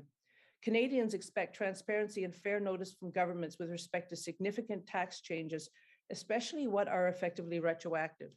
Here, there's been no prior consultation or supporting discussion papers other than perhaps a hastily crafted election campaign promise. This lack of fundamental fairness will cause the loss of trust. And once gone, it's hard to get it back. It's going to affect people who are considering doing business here. And I've already heard of the loss of one investment in Lunenburg, which ironically enough was going to lead to 100 new jobs and new housing. No matter how many times the government or we say that we're open and welcome new residents and new investments in Nova Scotia, there will always be a doubt. My asks are, hit the pause button if you at all can. Do appropriate consultation and analysis. This problem was not created overnight. It will not be solved overnight.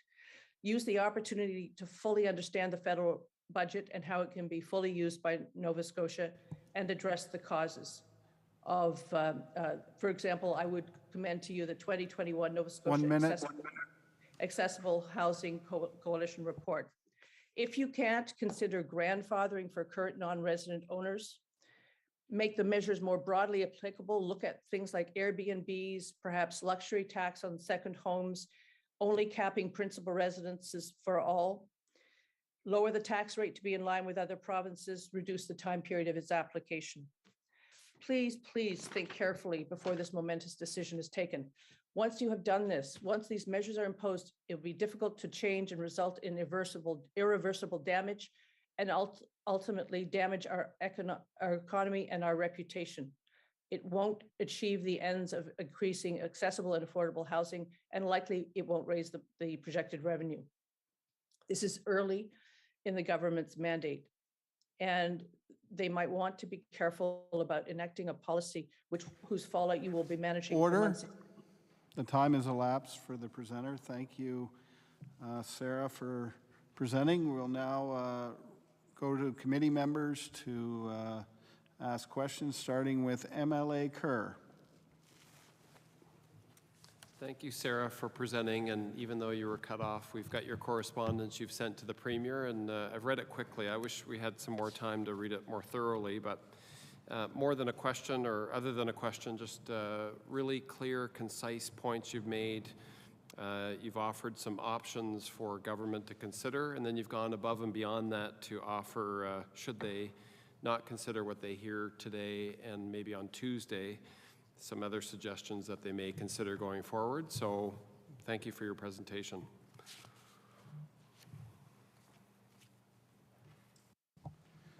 Thank you, MLA Kerr. Are there any other questions for our presenter? Oh, MLA Tilley. Thank you for your presentation, very detailed, and as my colleague said, there's lots of information within your document for us to take in. I guess my something you had said in your presentation around luxury taxes and around second homes and capping. Just wondering if you could elaborate on that idea a little bit for us. Thank you. Yes, very much. One of the things that happens if you're a non-resident is that your property taxes, the value of your house is not capped. So the assessments are not capped. So it continues to go up as the market value goes up. This does not apply to residents owning second homes or third or fourth homes. And that, in my view, is a source of revenue that could fairly be administered. It's already administered to non-residents. Secondly, some have suggested that perhaps we recognize that people who have multiple homes, multiple properties, that there's an element of luxury involved in doing so, and that we should consider doing a luxury tax.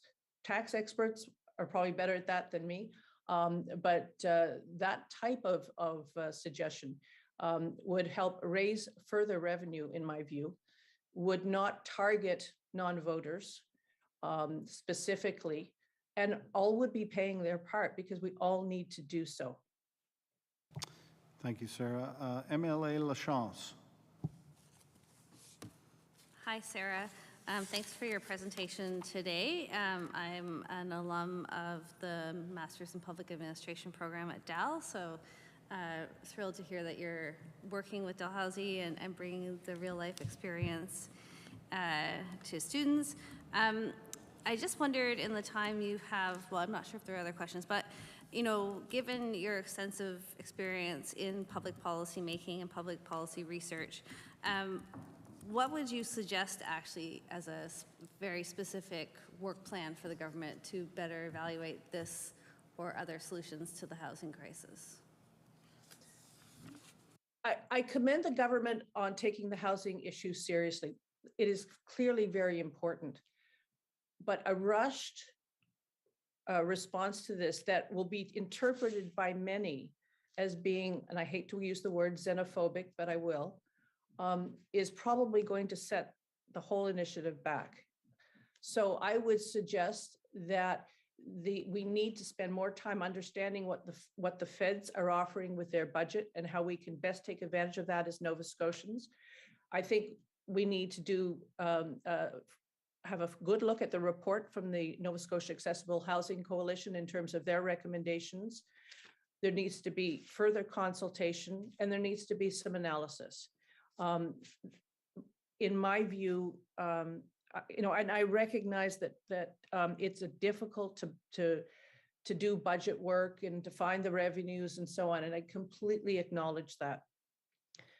But we have a lot at stake here, and so I think that the government and the committees recommending this should be prepared to show that it is prepared to listen and is prepared to consider whatever evidence is available. Thank you. Thank you, Sarah. I see no other hands up. Thank you for your time today. I really appreciate it, and have a great day. Thank you very much. Thank you. Good luck with your deliberations. Thank you.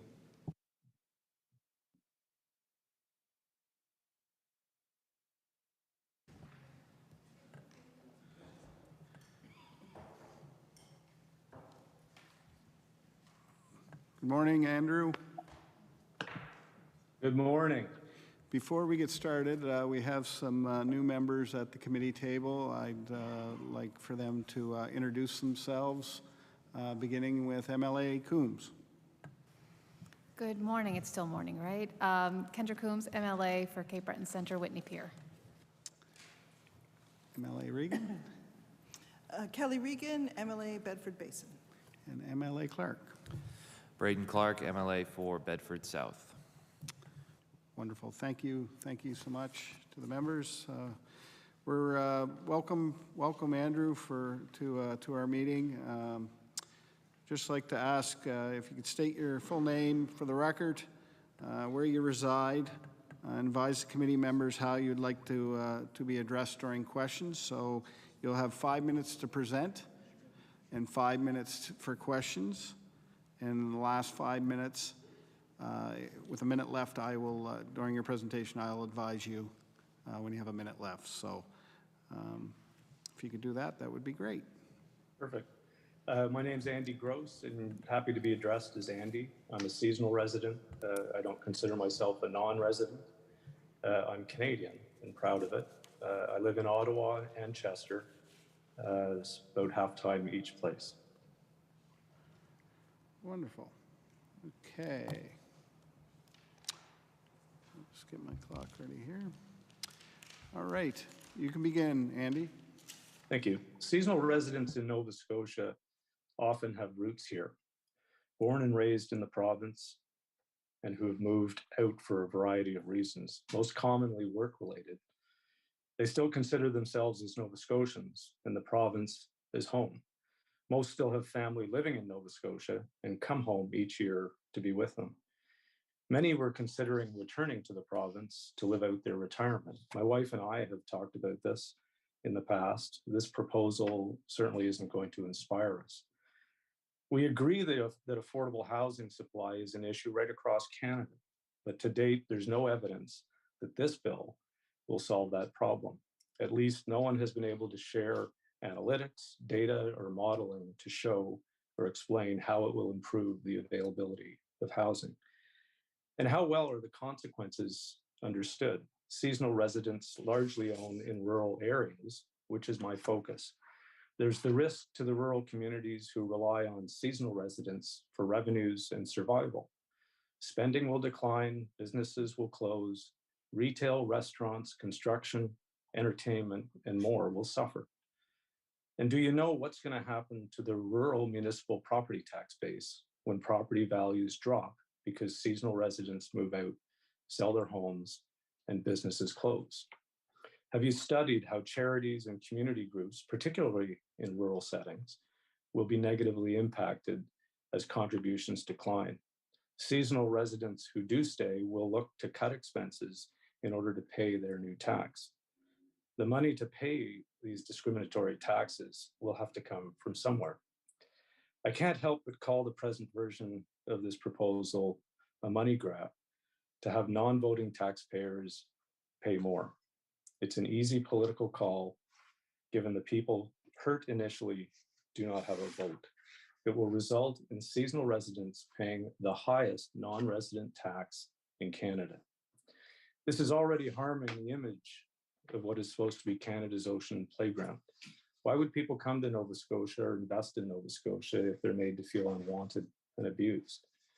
Many have shared their long history in letters recently. Our story, my wife Nora, was born and raised in Halifax. Her mother was from a long-standing Haligonian family. When Nora's father was promoted in the government, they moved to Ottawa, but they kept their cottage in Hubbards in order to be able to return each year, which they do. When Nora and I were looking at where we want to spend our retirement, we bought land on the South Shore to be near family in a beautiful and vibrant community. We didn't take property away from local residents. Our vacant land had sat on the market and never had a home on it before ours. If we sell, it surely won't open up housing for the target group of this proposal. Did we support the local community? For sure. We bought the land, paid HST, land transfer tax, hired an architect from St. Margaret's Bay, a builder from Chester Basin, landscapers from Bridgewater, a wharf builder from St. Margaret's Bay. We bought appliances in Halifax and furniture from local artisans and stores from Dartmouth to Shelburne. That was 10 years ago. And every year since, we hired great local people to take care of the house: gardens, grass, snow, repairs, and more. We buy food at local stores and farmers markets. Up to now, we believe we've been generous in our contributions to charities in the province and the community. We pay incredibly high property taxes already, and now risk a 2% "aren't you glad you came" tax. On top of that, as Canadians, some of our federal income goes back to Nova Scotia through equalization payments. 1 minute. We do not consume your healthcare, schools, or social services. Both our children consider Nova Scotia to be their home. Our daughter moved here, married, lives here, and works here. Our son went to St. Mary's, met a girl with deep Nova Scotia roots, and married here. I'm sure you've seen the many articles and letters on the proposal, and having reviewed and listened to the many voices of Nova Scotia businesses, residents, and seasonal residents, and considering the multi-billion-dollar plan that is being introduced by the federal government, there's an opportunity to take the high road, cancel this proposal, focus on executing the federal plan as best you can, and work on something that brings us all together.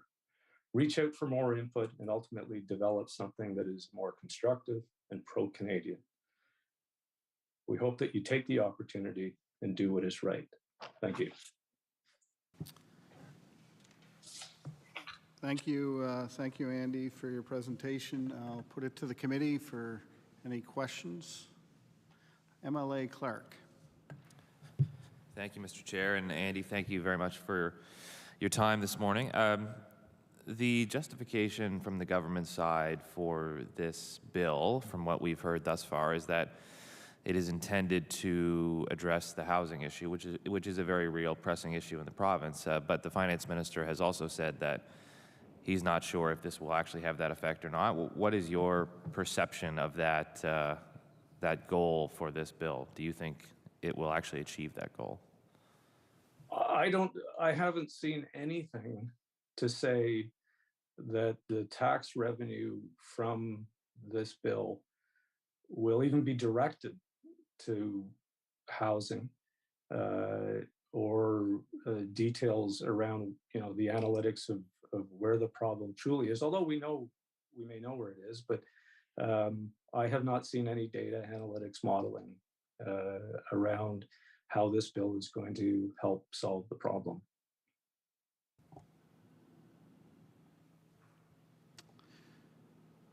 I should ask, has anybody seen anything? MLA Regan? Hi, thank you very much.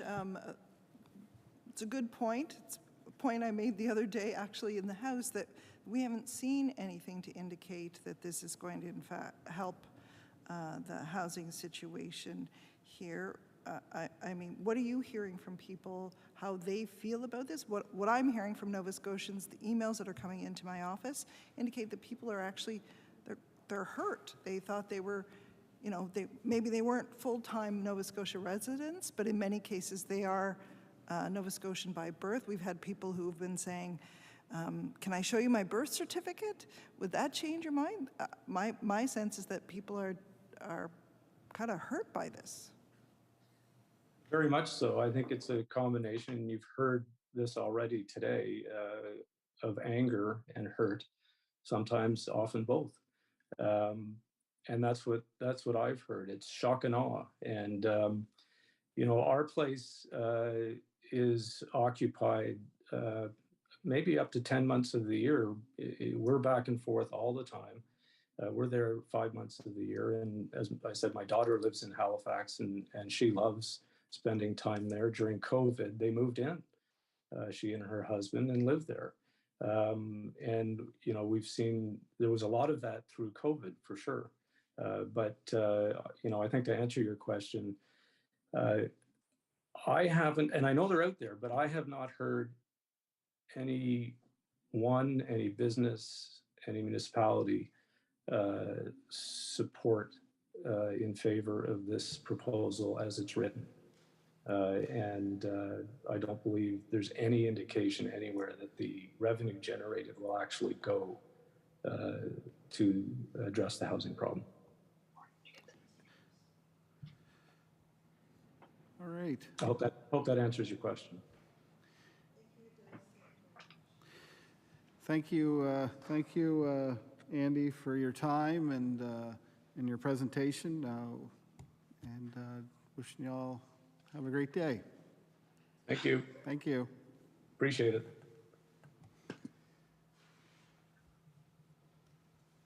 Okay.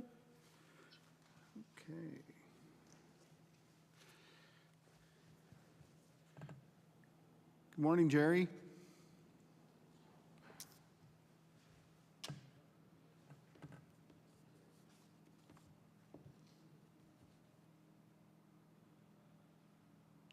Oh, we can see you, but we can't hear you. I'm on. There you go. Wonderful. Thank you so much for joining us this morning. Welcome. Could you please state your name for the record and where you reside, and advise the committee members on how you'd like to be addressed during questions? Yes, my name's Jerry Masters. I live in both Halifax and Marriott's Cove, and please call me Jerry. Okay. So you'll have 5 minutes to present, Jerry, and then 5-minute follow-up with questions. I'll advise you when you have 1 minute to go. And you can begin. I know you have a copy of my presentation, and I do feel an obligation to pretty well stick to it, as I am speaking as president of the Marriott's Cove Residents Association.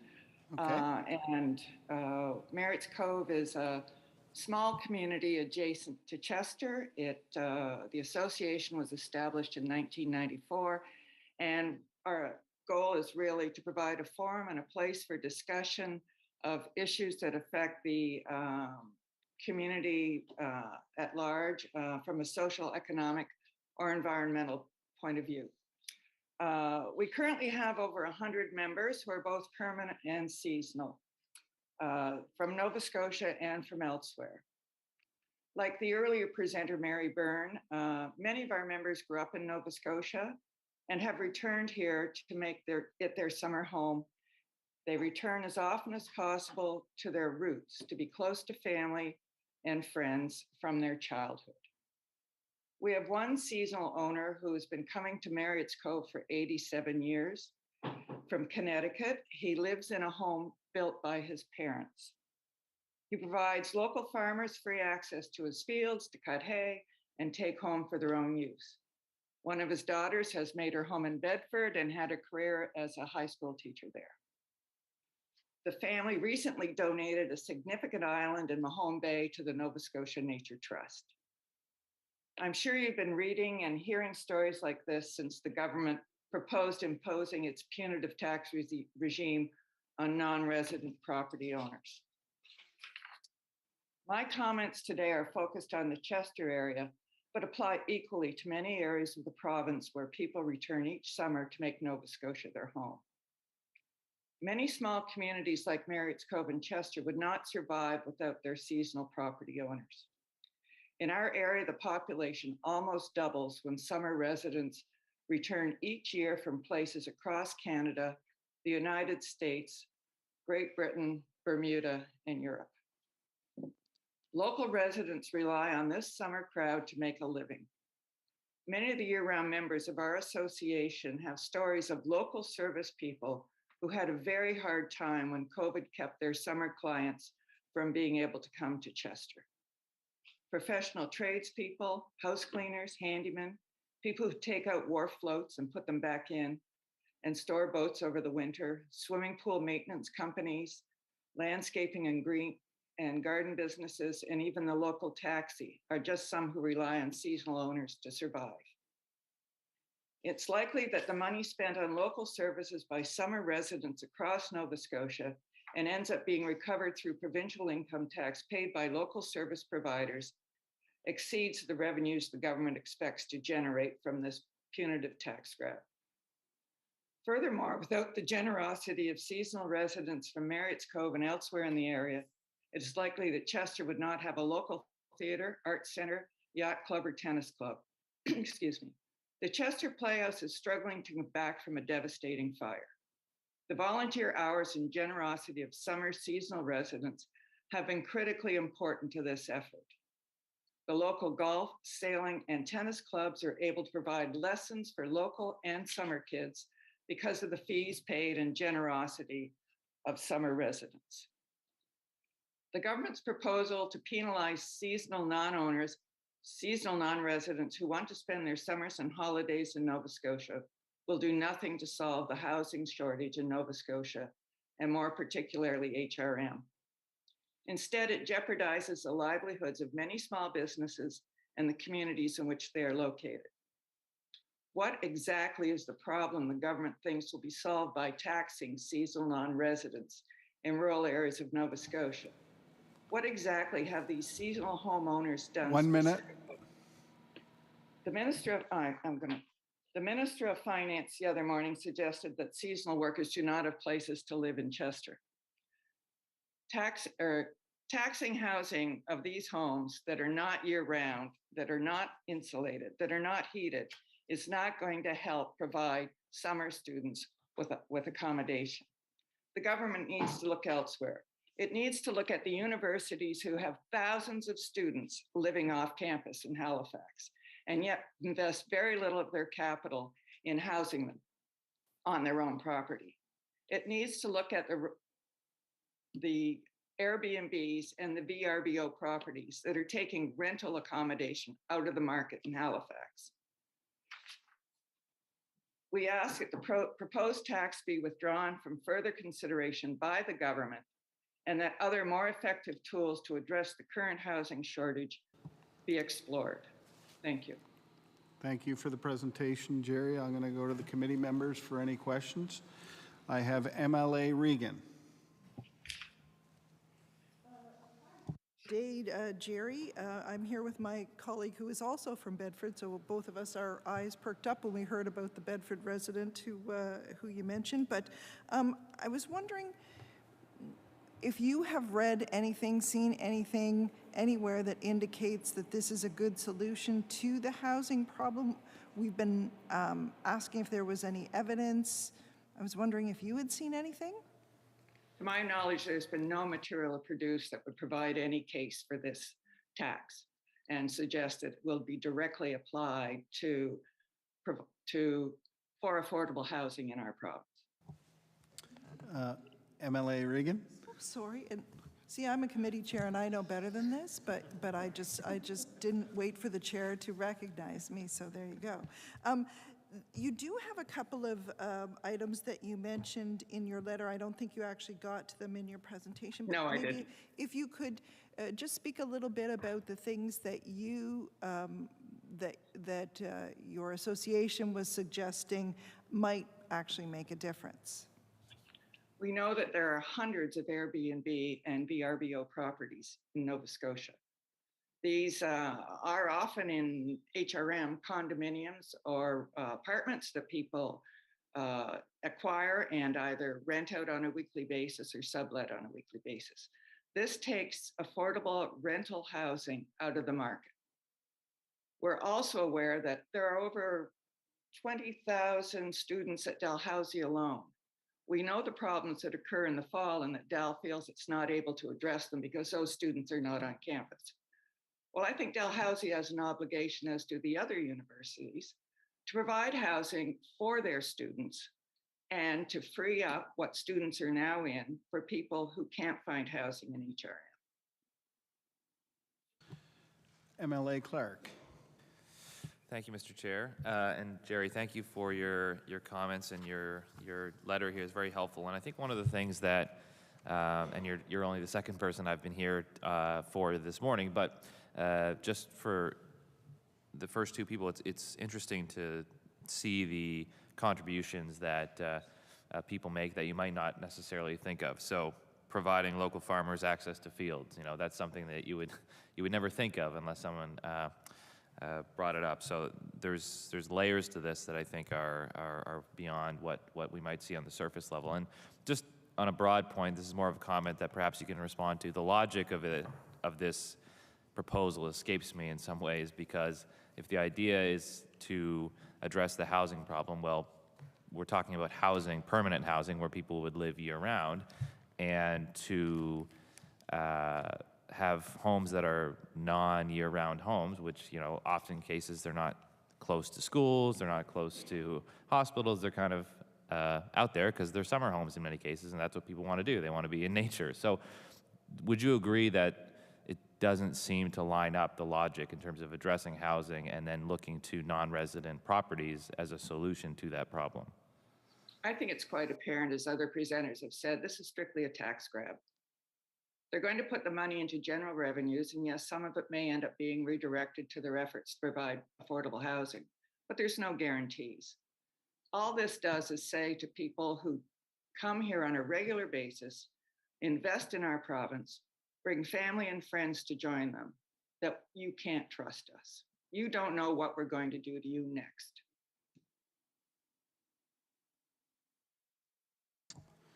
That's all the questions for today, Jerry. I want to thank you so much on behalf of the committee for coming in and presenting to us. My pleasure. Thank you. Thank you.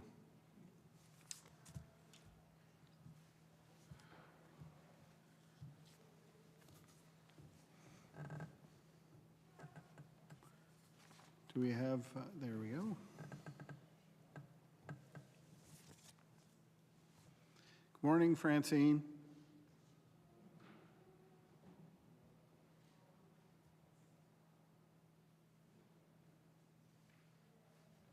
Francine? Unmute. All right, here I am. Okay, perfect. We can hear you, but we can't see you. Oh, how does that work? Not that there's much to see here, but. There you go. Oh, here I am. Wonderful. Well, thank you so much, Francine, and welcome. Just would ask each presenter to, so I'm going to ask you, please state your name for the record, where you reside, and advise the committee members how you would like to be addressed during our questions. Okay, my name is Francine Shankra. I'm Canadian, and I live in Connecticut for half the year, and the other half of the year I live in Chester, Nova Scotia, and please call me Francine or Francine. Thank you, Francine. You will have 5 minutes to present, and then 5 minutes of questions from the committee members. And Okay. I'll advise you when you have a minute left. Okay. When I was first called yesterday, I was told I would have 10 minutes, and then 10 minutes later they called and they said only the first 8 people would get 10 minutes. Correct. So I don't know how that works or how decisions were made, but please, it shouldn't be more than 5 minutes, but I just wanted to point out that even the system of speaking seemed a little unfair. Okay. But I will begin. Thank you. Thank you. Thank you very much all for the opportunity to share my thoughts on what I believe to be a discriminatory and punitive tax for all non-residents who own homes in Nova Scotia. Your objective to shore up shortage of housing and affordable housing is not unique to Nova Scotia, and I'm certainly not the first to say this. Across Canada and the US, we see similar patterns that local officials are trying to understand first and then looking for solutions. You're not alone in the quest to find solutions for really critical, important problems. My husband is a proud Cape Bretoner. 25 years ago, we decided to make Nova Scotia our summer home to provide our children with a home base and a maritime Canadian feel. It's hard to do when you're living in New York, but we found Nova Scotia, or we went back to Nova Scotia. I am both a homeowner on the South Shore as well as a landlord for a long-term rental, of which I'm proud of. I see firsthand and have heard many people's stories of not being able to find affordable rentals. If you talk to the people who seek homes for their families, you would hear the same story over and over. The homes that used to be long-term rentals in many communities, especially rural communities and Halifax area, they have become short-term profit centers for renters, speculators, and flippers. They have taken the mid-price homes out of the marketplace and made them into short-term rentals where they can make as much in 4 months versus 12 months of long-term rentals. VRBOs and Airbnbs, which have not been talked about in your proposal, undermine the rental markets for locals who are looking for a bed to sleep on. In many communities, restaurants can't find help because help can't find homes. This is but one of the market dynamics that has played into the housing shortage. Your proposed 2% tax on our property assessment will do nothing to change those dynamics. In fact, I suspect they will create resentment, unfair play, and distance the many of us who have been members of communities, hire locals 12 months of the year for property management, gardening, snow removal, spend monies on food and entertainment. We support local causes and clubs. We pay more property tax than residents, and we are not a burden on your healthcare or your education system. We pay all taxes, home, gas, food, sales tax, and more. I'm not sure what data you have to support this discriminatory and punitive tax and exactly how it will help your housing issue. I urge you to do some research. Understand the plight of the long-term renter. Understand the changes in remote work where Nova Scotians come back home. Understand the geographies where you have issues. Surround yourself with people who can think through and look for real solutions to these problems. Understand the influx of international students and international speculators and how they affect your local housing. Look at other communities in other provinces and states who face similar issues and learn from them.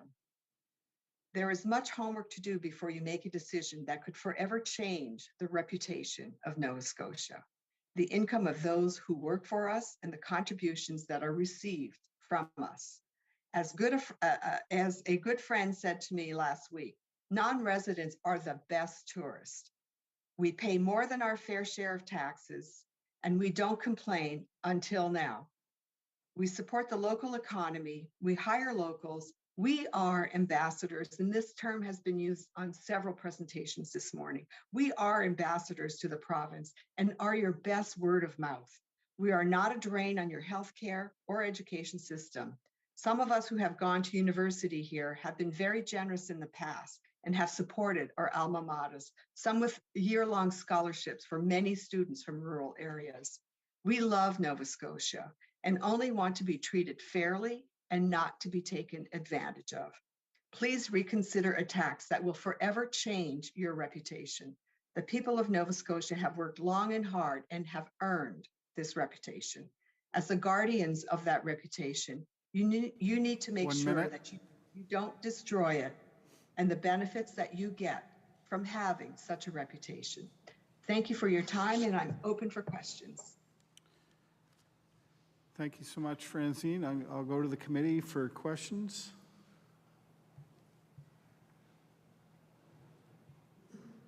I see no questions, Francine. Oh, we do have one. Oh, all right, MLA Regan. Thanks, Francine. Thank you for joining us this morning. Your presentation was cut short, so I was just wondering if there was something that you didn't get to say that you would have said if you had had the full 10 minutes. I try to do my best to summarize all of my key points within the 5 minutes. I think I represented everything. But, you know, this is a tax grab. It would be my last statement, and it's an unfair one. MLA Hanson. Thank you, Mr. Chair. I really appreciate Ms. Francine, your presentation, and I do understand the sentiment. I'm grateful that your husband's a Cape Bretoner. I have my colleague who's sitting here as well, who's a Cape Bretoner, and as soon as we hear that, our eyes light up. But as well, I'm appreciative of the fact that you continue to part-time spend here in Nova Scotia, and I hope that that continues on. And once again, I appreciate your time today. Thank you so much. Thank you very much. I see no other questions, Francine. I want to thank you so much for taking the time to present to us this morning. Great. Thank you so much for having me and many others. Thank you.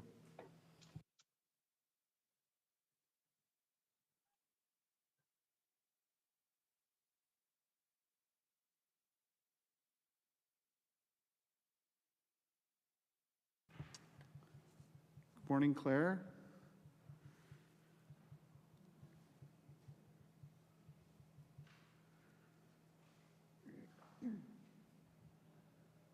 Oh, she was on.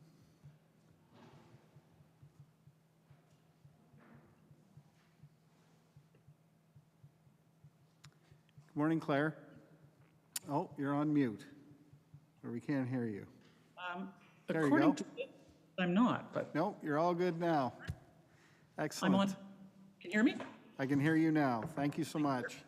I'm going to ask the new member that joined us from Halifax Needham to just introduce yourself.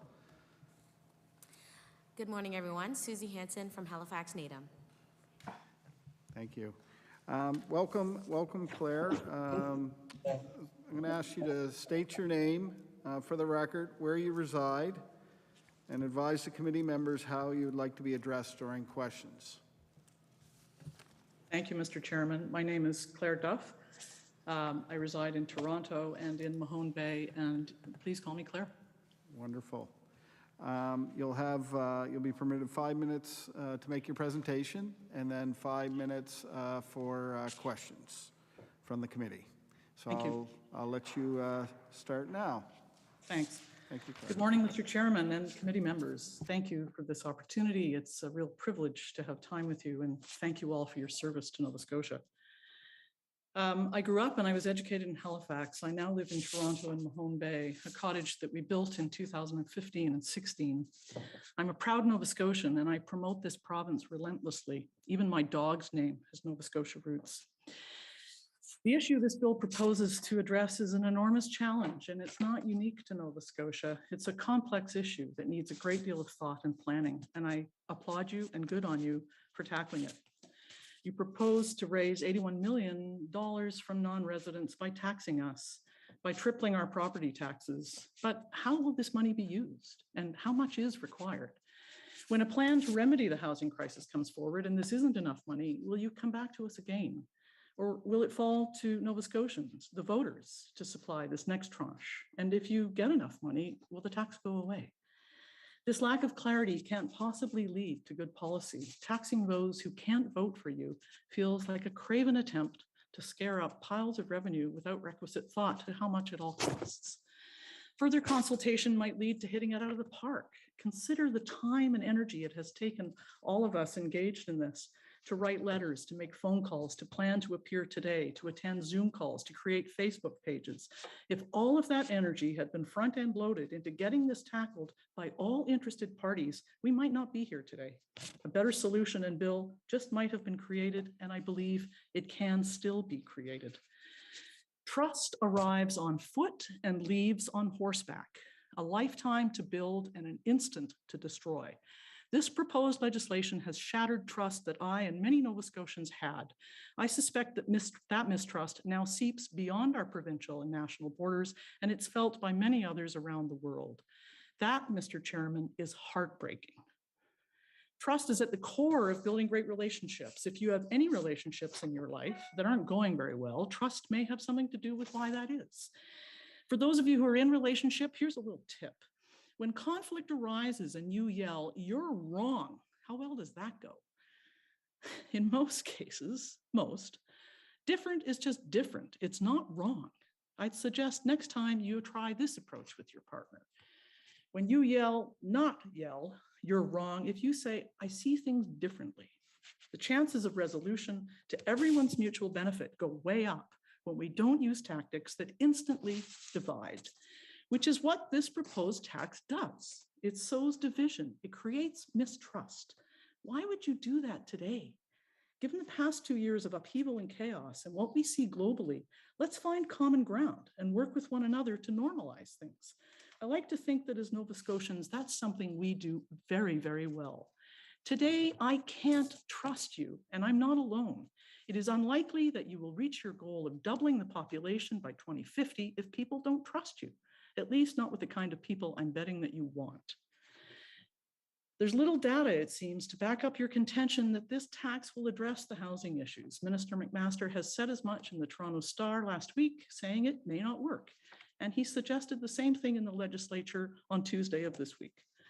You risk damaging this province's reputation. You've shaken many people to their very core to think they will lose their family cottage, along with decades of memories and history, all shredded. And you've rattled Nova Scotians who now rightly ask, who and what will they come for next? That's clearly a legacy you may wish to rethink. This bill is divisive and discriminatory. As a non-resident homeowner, it is very hard to see this as anything other 1 minute. than blatant discrimination. I have been discriminated against in my life for being a woman. I have also been discriminated against for being a lesbian, but I could never have imagined that I would be discriminated against for being a Nova Scotian who owns property where I call home and feel safe. My ask of you, please step back, listen to what's presented today and reassess. There's wisdom in this dissent. There's no right answer to this issue and how to pay for it. There are many possibilities that will get you much closer to serving the interests of all with considerably less collateral damage. Present-day non-resident property owners trusted you and the province to be fair and predictable, grandfather existing non-resident homeowners, or consider a non-resident tax that's more in line with what's been done in other parts of the country. You may have a chance to rebuild trust with what you do next. And lastly, consider other measures, many of which have been submitted to deal with this issue. In closing, for years to come, I hope we will still be able to say, there came wise men from the East. Thank you for your time. Thank you, Claire, for the presentation. I will now move it over to committee members, starting with MLA Regan. Thank you, Claire, for making your presentation, or wise women from the East. That's usually how, Kelly, I use the expression constantly. I took it straight from the Bible this time, but I always say wise men and women from the East. Good catch.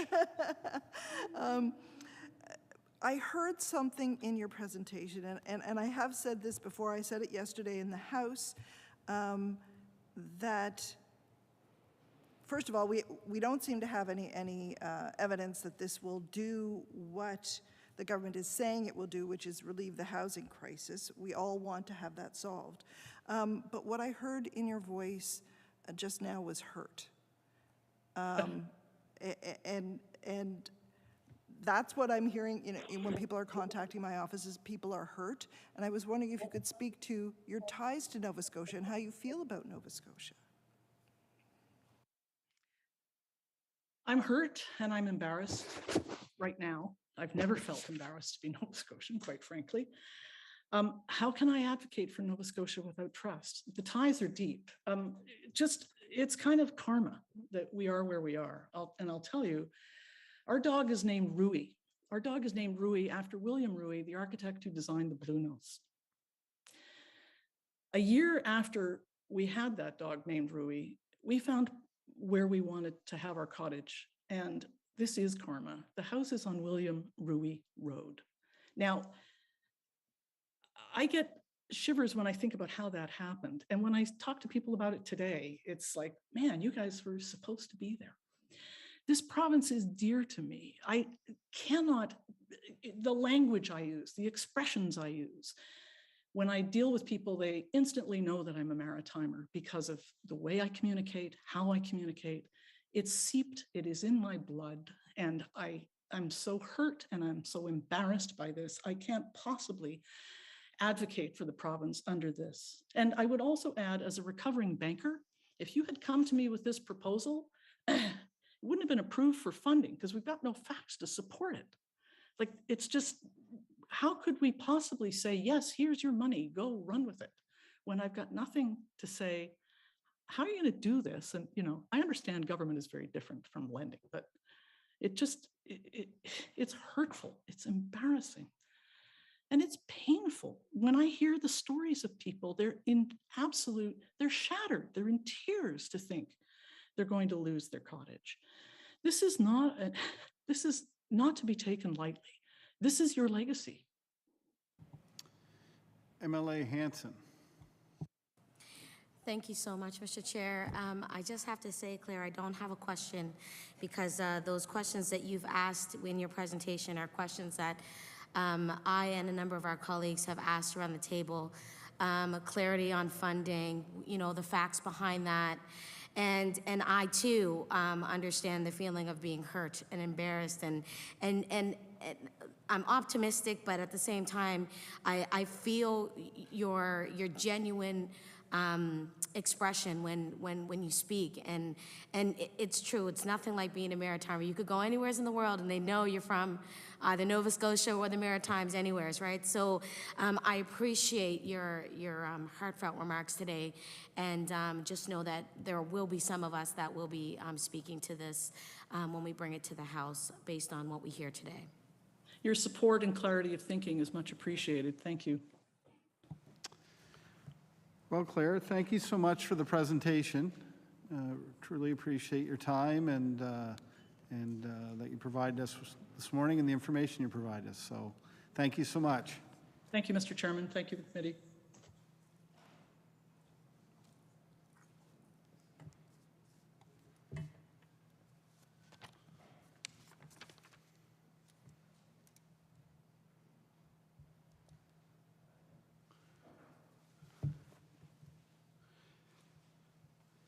Good morning, Liz. Good morning. Who am I talking to? It's Dave Ritzy. I'm the chair of the committee. Nice to meet you. Nice to meet you. Can I? Do you have a visual as well? We can hear you. Yes. Okay. So I'm just relocating, and I will try to find the visual. I'm in the middle of my day, and. Okay, here we go. There we go. Well, welcome. Welcome you. to the committee. And just going to ask you to state your name for the record, where you reside, and advise the committee members how you would like to be addressed. My full name is Elizabeth Crocker, and I live at 3097 Highway number 3 in East Chester. And I'd be quite happy if you just refer to me as Liz.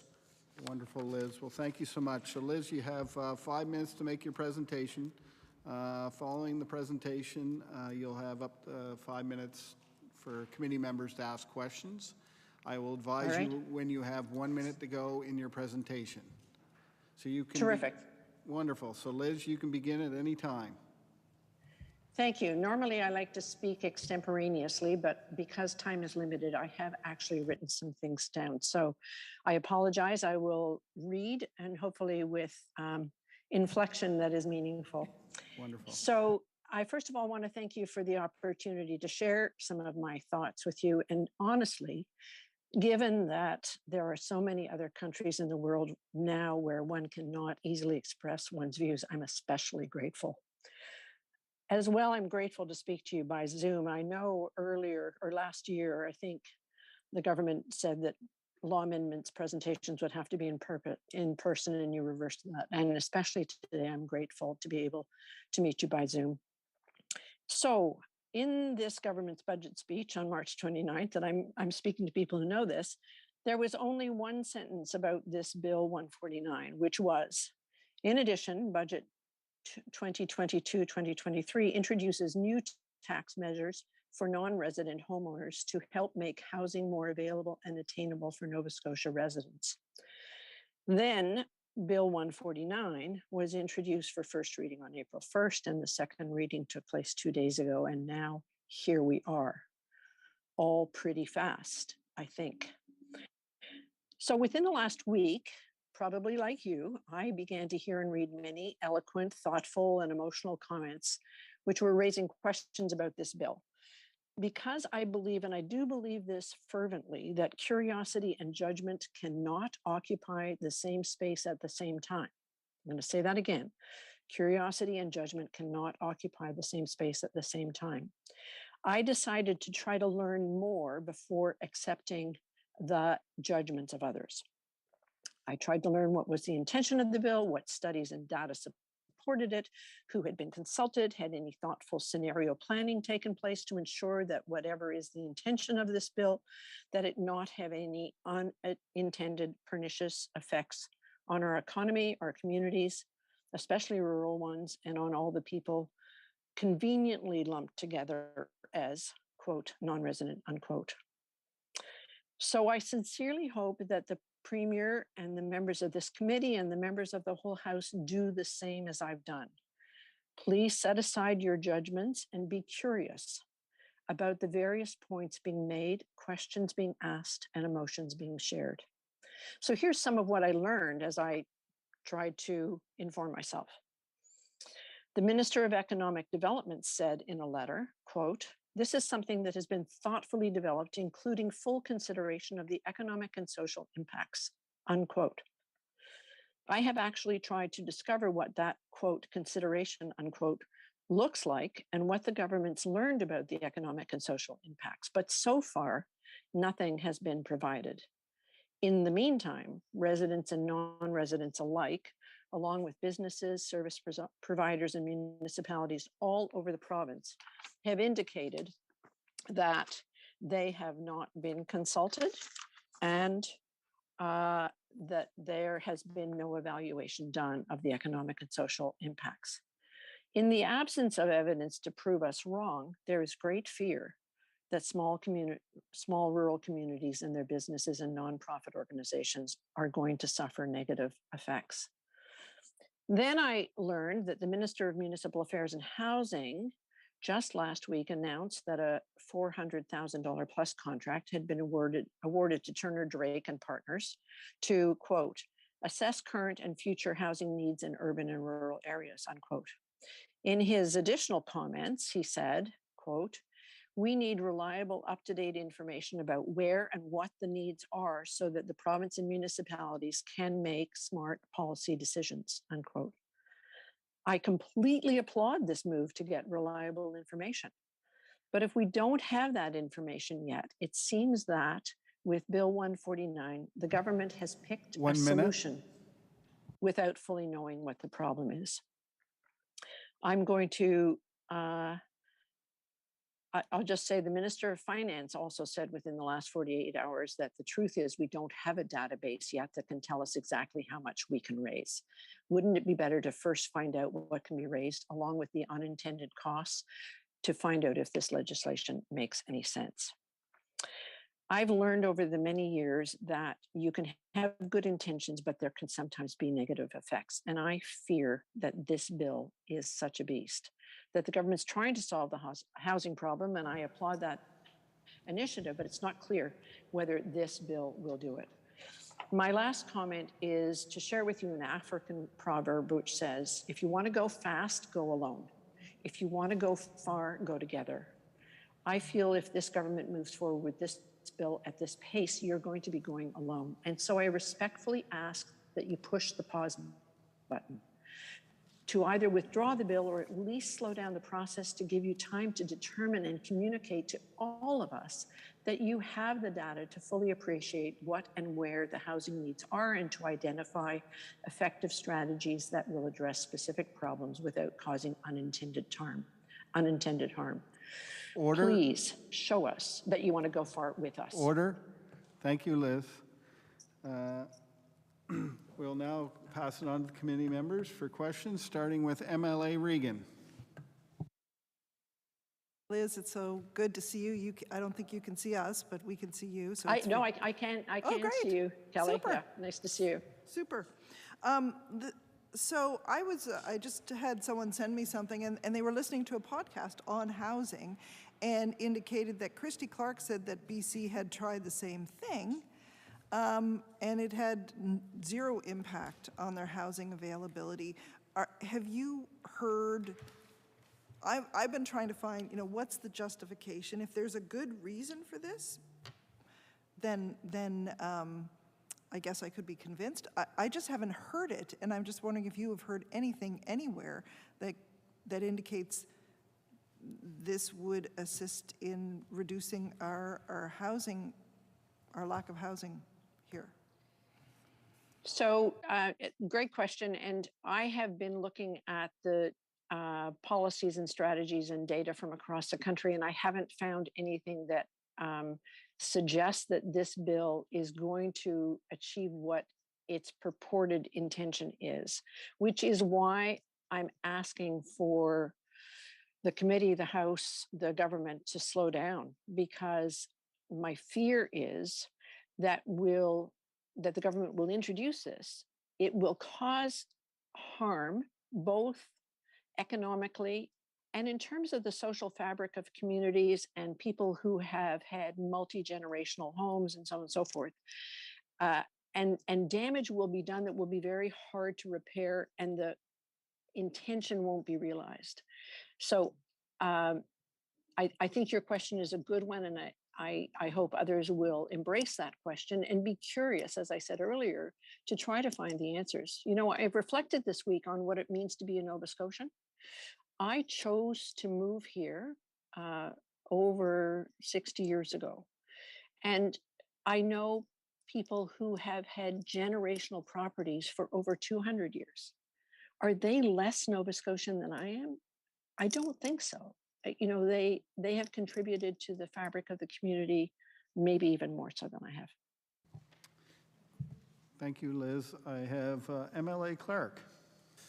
Thank you, Mr. Chair, and thank you, Liz, for your time this morning, and in particular, I think your thoroughness and your curiosity on this issue is very well taken. I think we could, as elected officials, we could do with more curiosity and less judgment, so I appreciate that lesson.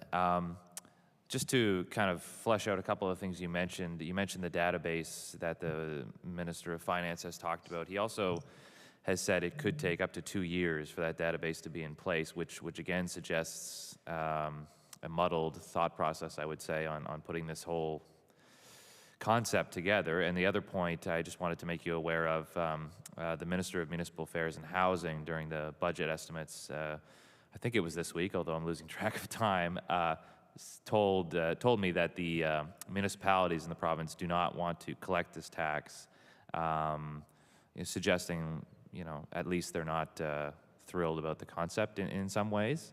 So I just wanted to make you aware of those 2 points with the time remaining. Thank you. Thank you. And I have seen the letter from the municipality of Chester, and I know that our municipality is not in favor of this and feels it will harm the community. Thank you, Liz, for your presentation today and your time. So thank you so much. Well, and again, I repeat, it's not everywhere where we can do this, and I do appreciate it. And please, please take a breath. Thank you, Liz.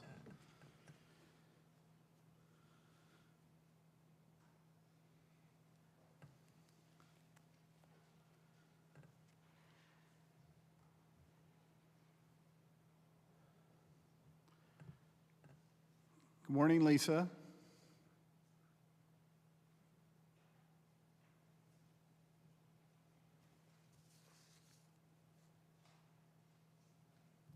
Sorry, my mute button's in a different place. No, we can hear you, but we just can't see you. Okie dokie. Must be left over from the last time I was on a Zoom. Well, we're here, and we can see you now and hear you. So, welcome to Law Amendments. Could you please state your full name and, for the record, where you reside, and advise the committee members how would you like to be addressed during questions? Okay, my name is Lisa Totman.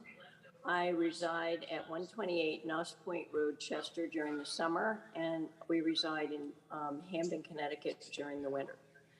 I would like to, people who have spoken before me are much more. Oh, hold on. So you'll have 5 minutes to present and 5 minutes for questions. Okay, thank you. All right, please go. Thank you. Okay. Thank you, Lisa. First of all, thanks for listening to me. And I have to say right out, I'm very nervous about this. I'm not good at it. I hope everybody has my letter. It's much more articulate probably than I'm going to be. The people who spoke ahead of me have been extremely articulate. Jerry Masters, for instance, and Mr. Gross and Francine all have spoken to the impacts on the local communities. I would like to start by saying our family has really deep connections to Chester. My grandmother was brought up in Wolfville and moved to Pittsburgh as a young married woman. Spent one summer on the Jersey Shore and decided to bring her family from Pittsburgh to Nova Scotia starting in 1914. The family has been in Chester since that time. It's dear to my heart. It's dear to my family's heart.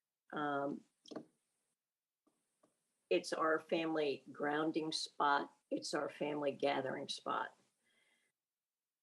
We have my uncle served in World War II with the Canadian Navy. Our younger daughter was married in Nova Scotia. Our older daughter was buried there last summer. They'd say it takes a village to raise a child. Chester has been that village for our family, and I hope it continues to be. I would like to go to the non-resident tax and some of my observations. In my 75 years in Chester, I have never seen the community as united as now. Even the municipal council opposes this law, as do some of the residents that I've talked to in Liverpool and in Lunenburg. People have spoken to the economic disaster that it could be for many of the local businesses. I have gotten phone calls from people during the pandemic. Our family continued supporting the people who did our landscaping, did our property management, although we couldn't rent our house or didn't rent our house. I worry about property values for the municipality. I'm afraid that they will tumble. That will affect the tax base. Seasonal residents actually don't use much in services. The most expensive ones, I understand, to be mostly education and medical. I think there's a potential loss to the community of the generational component, both in the seasonal residents and in local residents. Local people will have to move because they won't have the jobs. People who have been in Chester for generations doing jobs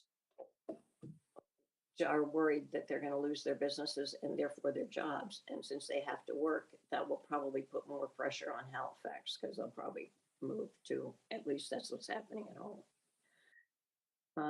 I think that seasonal residents have been big supporters of the local organizations such as the health center, the theater, the art center. Other people have spoken to that.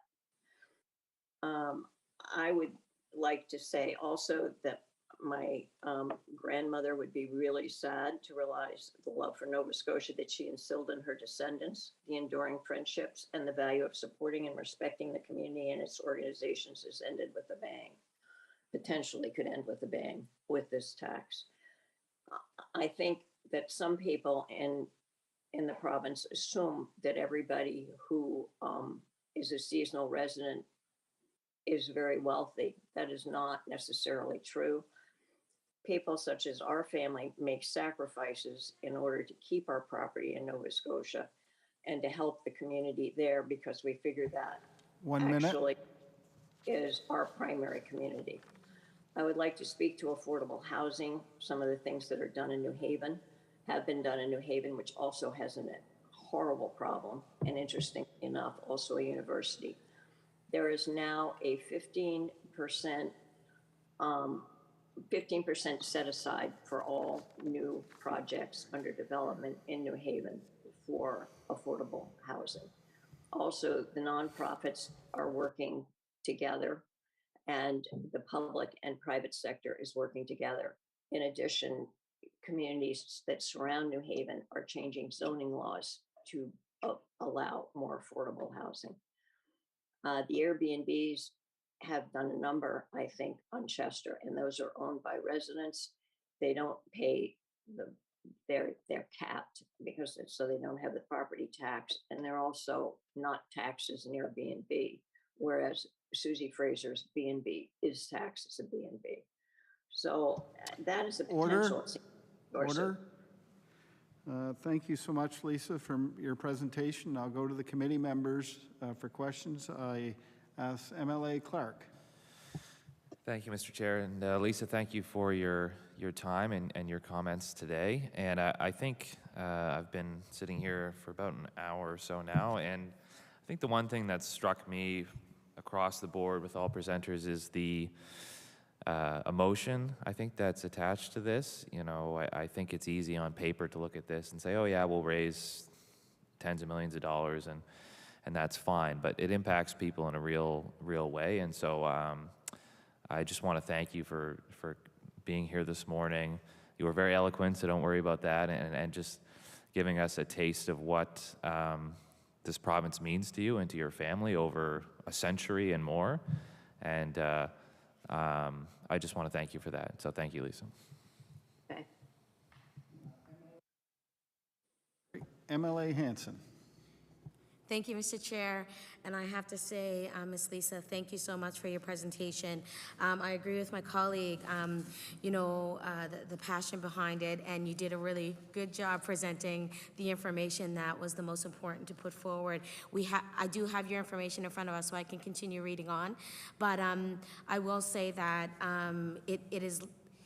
it's unfortunate to see the community band together under such circumstances, but it's lovely to see the support of having each other, because it was said before, it takes a village, right? So we will definitely take your words into consideration when we bring it back to the whole House.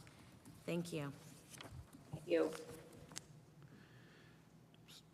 MLA Regan. I just want to note, I don't know if it was kismet or fate or whatever, but you talked about this going off like a bomb or a blast, and a bang, and the noon gun went off then here in Halifax. So I just thought, you couldn't probably tell there, but I just thought I would share that with you. Thank you. Thank you much. Seeing no questions, any more questions? Lisa, thank you so much for taking the time to meet with us. And, thank you. And you have a wonderful day. Can't wait to get to Nova Scotia. We look forward all year long to getting there, our whole family. So thanks. Okay, thank you.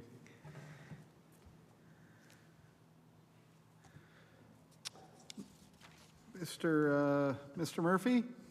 Yes. How are you today? I'm very well, thank you. Good, good. Just first of all, welcome to Law Amendments, and I would ask you to state your name for the record, where you reside, and advise the committee members how you want to be addressed when we come to questions. Certainly. Well, first of all, Mr. Chairman, thank you for allowing me to spend a few minutes chatting with you.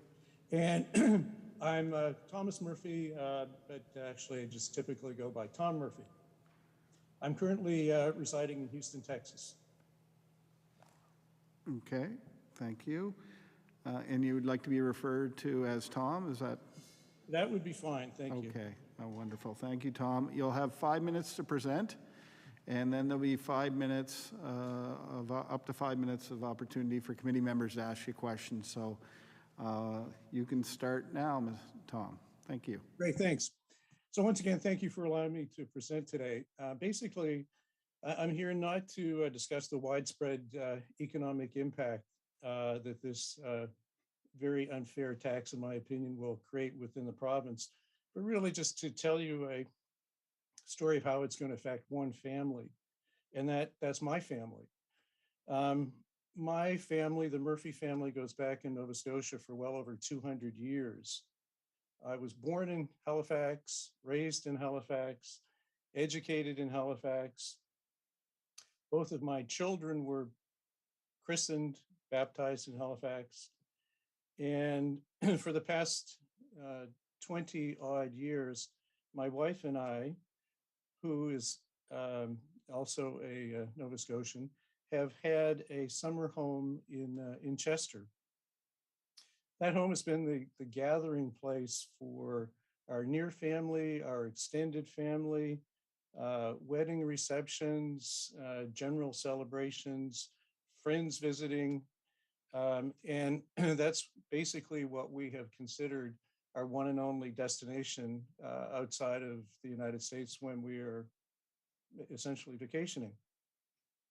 It's been our dream over the years to be able to spend 3 to 4 or 5 months there each summer. And this, after 20 years of planning, is to be the first summer that we're able to actually do that. We also had intended our summer home in Chester to be a multi-generational home, one that we could pass down to our family and our grandchildren. However, this tax, this non-resident tax, is very likely to make that an impossible dream. So it's essentially being stolen from us. Our taxes, due to our non-residency status, will effectively quadruple this year. That is a financial reality that we, under no circumstances, can handle. We will be forced to sell the home. We're not speculators. We've been part of the community in Chester for many, many years. We financially support lots of activities, the Chester Playhouse, and the One Health Center, local service industries, et cetera, et cetera. Being a seasonal homeowner, of which there's less than 4% of the entire owners of property in Nova Scotia are seasonal, it's completely opaque to me, and obviously to many others, as to how penalizing this 4% is somehow going to fix a province-wide, in fact, a countrywide housing shortage. You know, forever when people would say, "Where are you from?" It's always been, "I'm a Nova Scotian." And then, of course, they'll say, usually, typically in America, "Where's that?" Well, it's in Canada.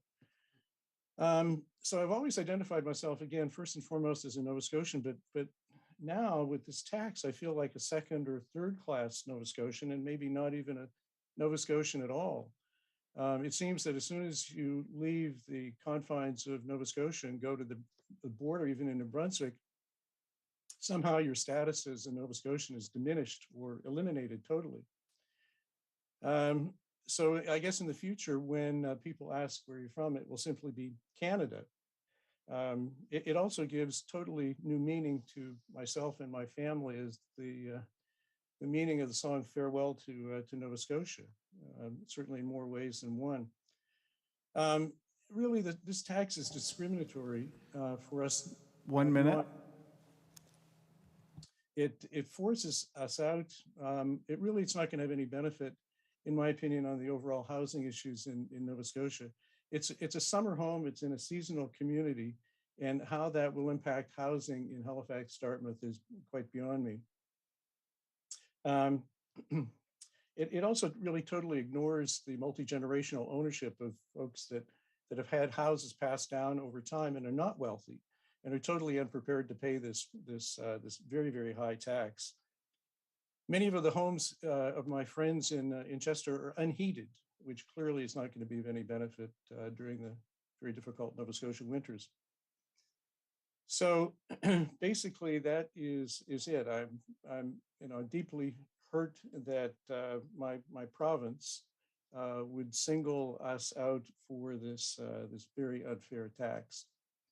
So again, it was meant to be simply a story of how this tax is going to affect one family, the Murphy family, and I think many, many families like mine. So thank you again for your time. Thank you, Tom. Do we have any questions from the committee? MLA Hanson. Thank you, Tom, for your presentation. And I just have to say the Murphys are strong and Halifax need them. So I don't know if they're related to you, but there's a lot of lovely Murphys in my community. So I will say that I do share your sentiment on where this particular funding is going and the clarity behind that. And I will definitely continue to raise those questions when I sit in the House when we bring this bill forward. Thank you so much again for your presentation. Thank you for your very nice comment on the Murphys. They're all nice. Or at least most of them. MLA Regan.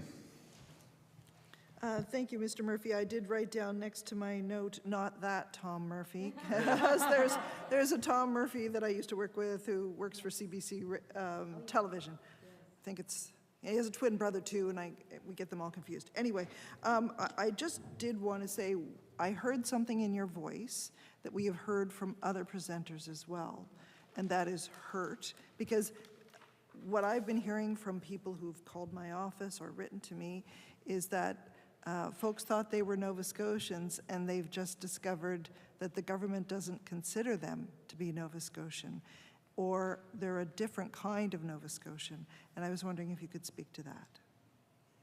Yeah, thank you. As mentioned in my brief discussion, I've always felt that I was a Nova Scotian, been proud to be a Nova Scotian. I have Nova Scotia flags on a tiny flag on my car, which of course no one ever knows what that is, but it gives me an opportunity to discuss Nova Scotia. I feel I'm an ambassador for the province.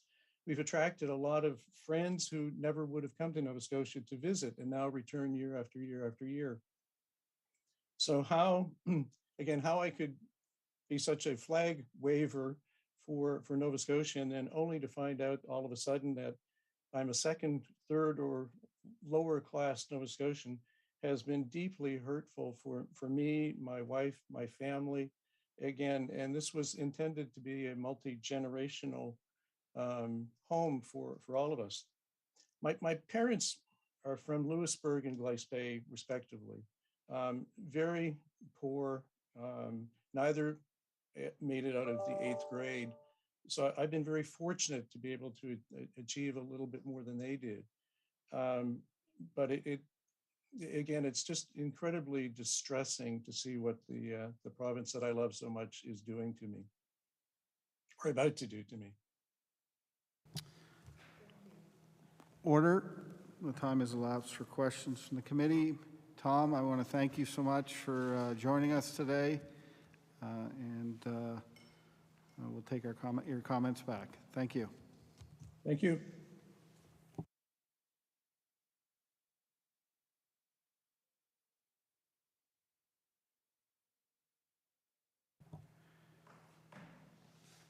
Good morning, David, or good afternoon, I guess now. So good afternoon, David.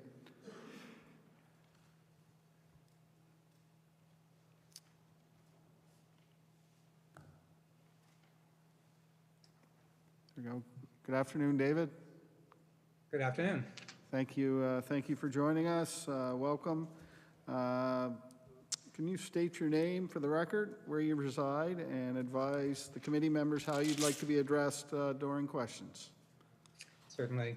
My name is David McVeigh. We reside in Ontario in the wintertime and in Chester Basin in the summertime. Please call me David. Wonderful.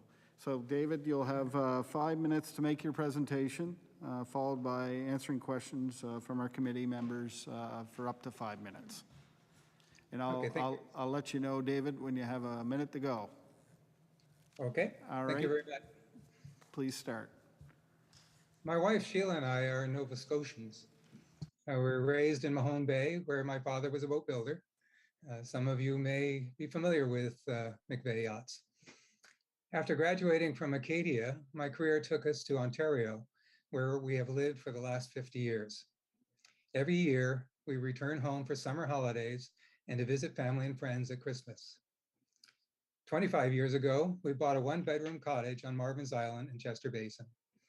After retiring 15 years ago, we are now able to spend summers at the cottage and stay there when we visit for the holidays. Our story is probably like many Nova Scotians here and away who have a primary residence and a vacation home. I ask you, why should Canadians who choose to have their vacation home in another province be treated any differently than Canadians who choose to have their vacation home in their own province? I've been impressed by the compelling arguments made to this committee by eminent Canadians about why this tax is ill-advised. I would like to focus on an area that has received little discussion. I believe this tax is against Canadian taxation principles and may be unconstitutional. Section 91.3 of the Canadian Constitution defines the taxing authority of the federal government and provinces. In short, the federal government has exclusive authority to tax Canadians across provinces, usually with income and goods and services taxes. Provinces have the authority to tax their primary residents for provincial services provided mainly using income and sales taxes. While not defined in the Constitution, municipalities have been granted authority by provinces to fund their services through property taxes. While the provincial government has labeled the 2% tax on the assessed value of properties held by non-residents as a property tax, it is not administered by municipalities who have that authority, nor do the funds flow to municipalities for their services. It is clearly a wealth tax on secondary real estate wealth. Yet it is not being applied against Nova Scotia residents, where the province has the taxing authority, but to residents of other provinces. This is in contravention of the exclusive authority of provinces to tax their voters. This is also taxation without representation, in violation of a core principle of our taxation system.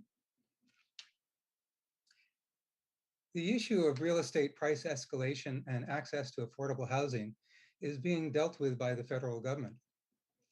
The recent federal budget prohibits foreign purchases of non-recreational residential property in Canada for 2 years. Note, their focus is on non-recreational properties, and there is a time limit, neither of which factors apply to this proposed law. Further, any person who sells a property they have held for less than 12 months will be taxed on the gain as business income rather than capital gains. And a new housing accelerator fund is meant to stimulate the pace of housing supply growth. Perhaps even more impactful, the Bank of Canada has increased the bank rate by 0.75% so far this year, with more to come. This is sure to dampen demand, as well as making real estate speculation unattractive.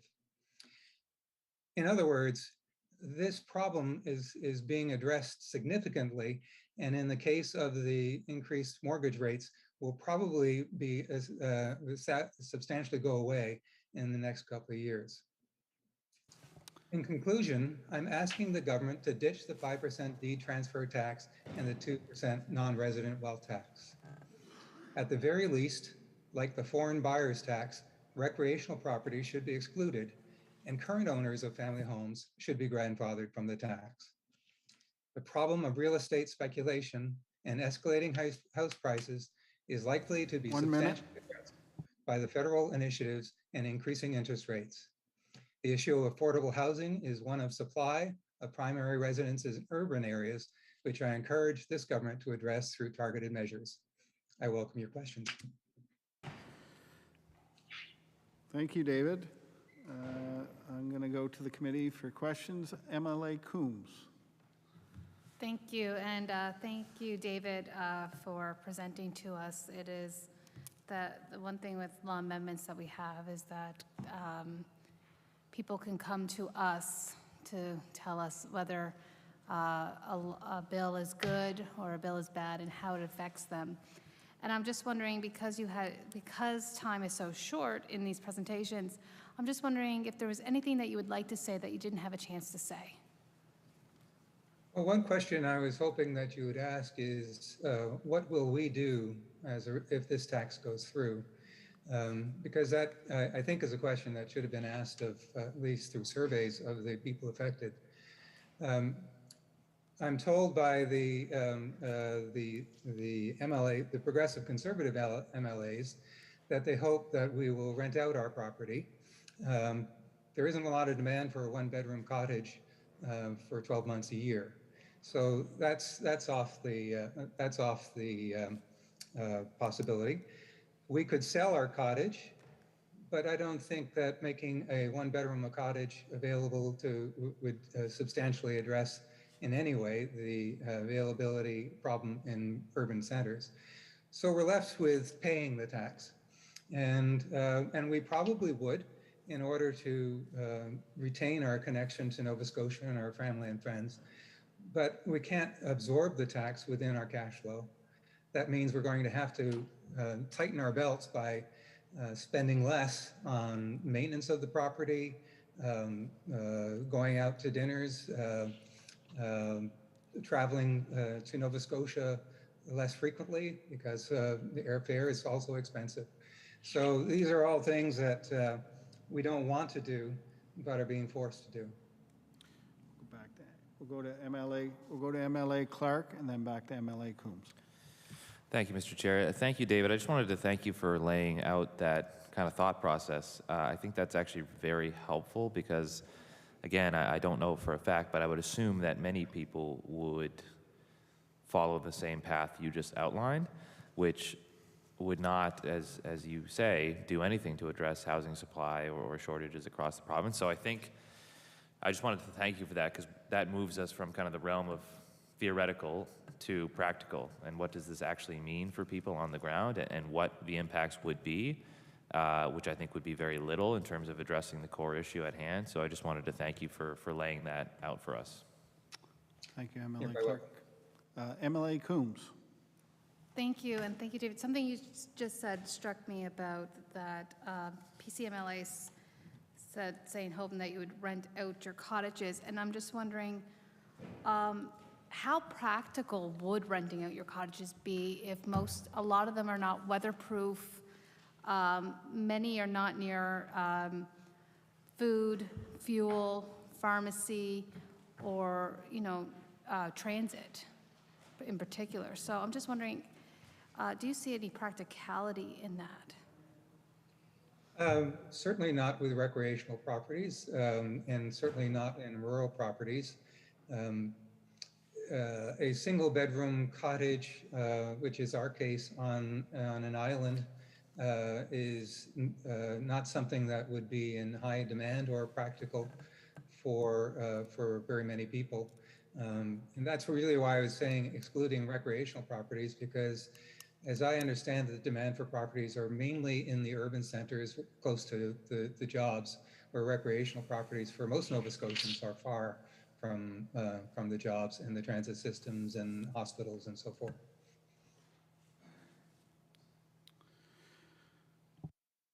Okay, the time has elapsed for questions. There's no other questions from committee members. So, David, I want to thank you for joining us this afternoon and providing us with a presentation.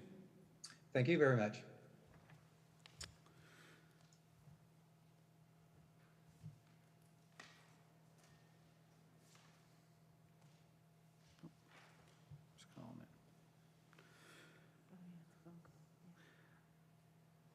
Ian? Yes. Good afternoon, Ian.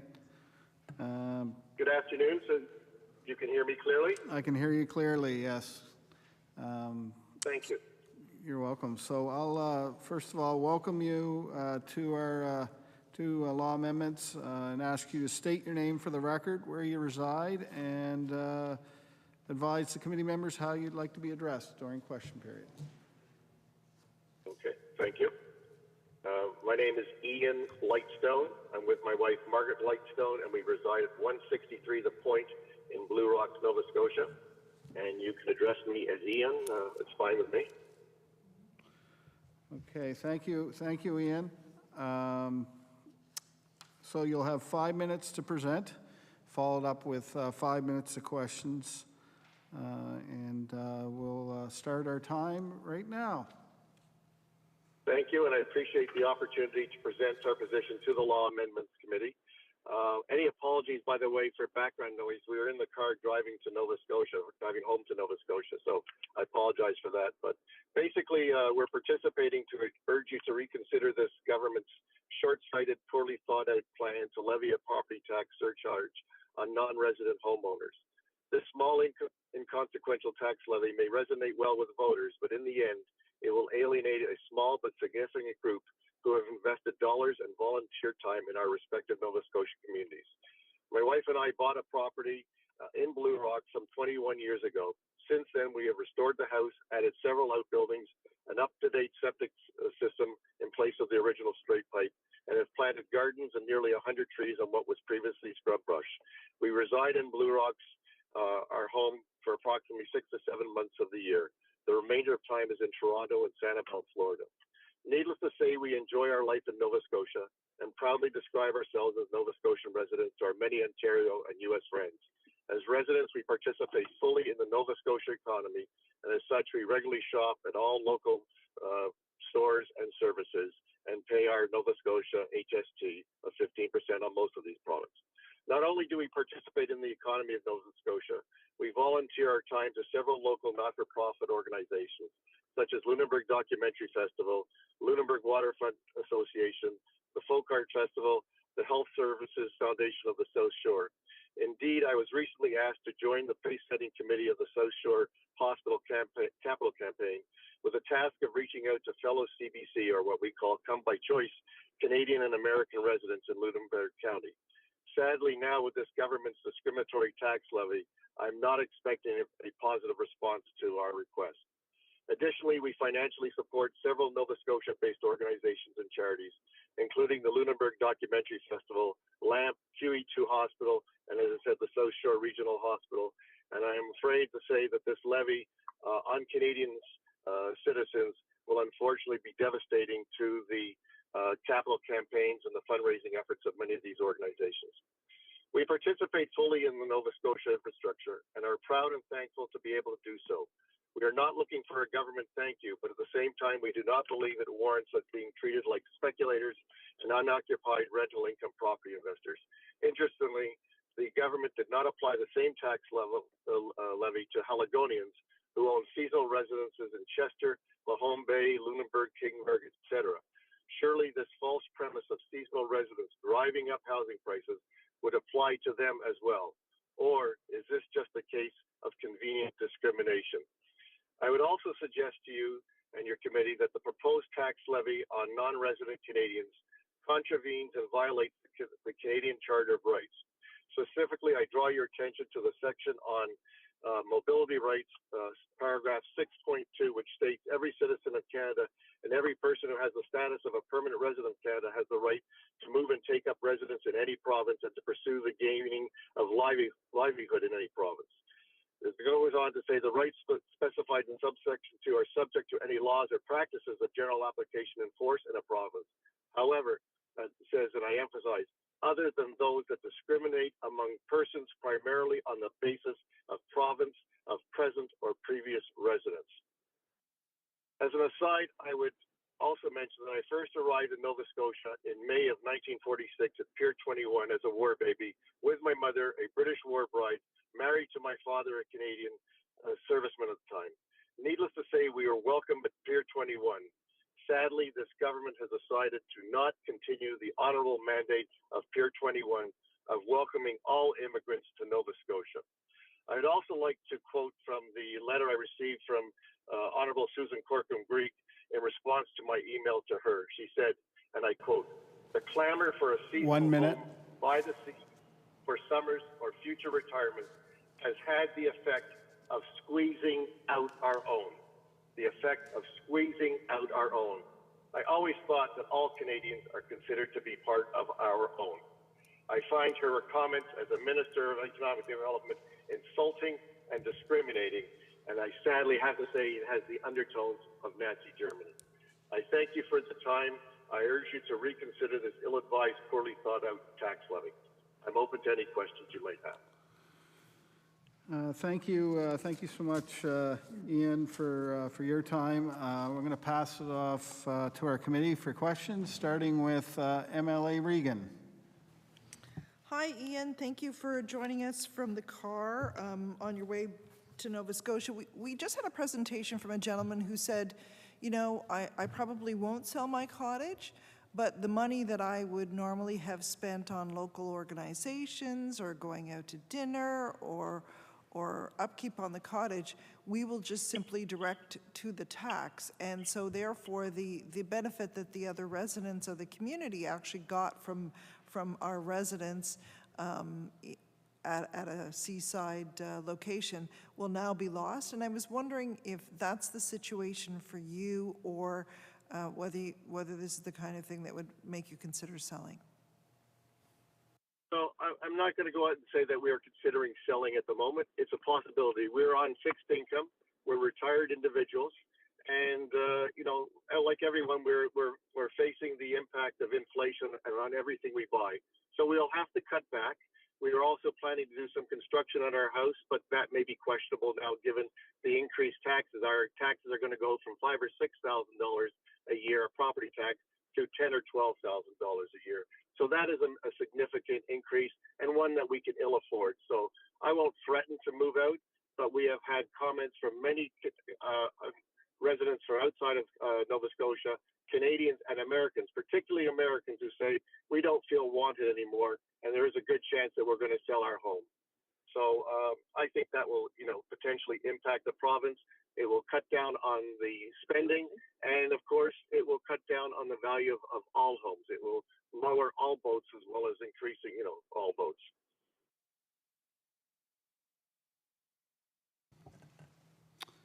I see no other questions. Oh, sorry, I do. Sorry, MLA Hanson. It's okay. Thank you, Mr. Ian. I hope that you are parked or not driving, because the passion behind your voice was truly felt by a number of us here sitting. I do want to say that I feel the exact same sentiment when we talk about what is this tax going to do? How is this affecting the housing market? How does this affect the supply? And we have discussed this with the minister about all of these things. So I do appreciate the passion behind it, and thank you so much for your presentation. And my colleague did ask you about what would happen if the tax does go through, and I appreciate your comment. Thank you so much again. You're welcome. We are pulled over, so we're not in traffic. But as I said, I mean, this discrimination against part-time residents, Canadians and Americans, is discriminatory. So I have MLA Smith. Just a quick comment, Mr. Lightstone. Thank you for joining us today. I just want to say I take extreme issue with your comparison to this policy with Nazi Germany. Thank you. I didn't say the policy. I said the remarks of a quote, squeezing out our own, as if we, as a Canadian, are not part of our own. I think her comments were insulting, and I will again use the term discriminating.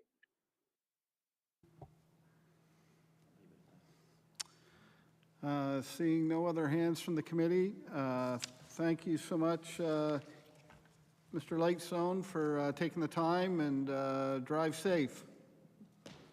We will, and we will be back in Nova Scotia in a couple of days. Thank you very much. Wonderful. Thank you. Have a great day. You too.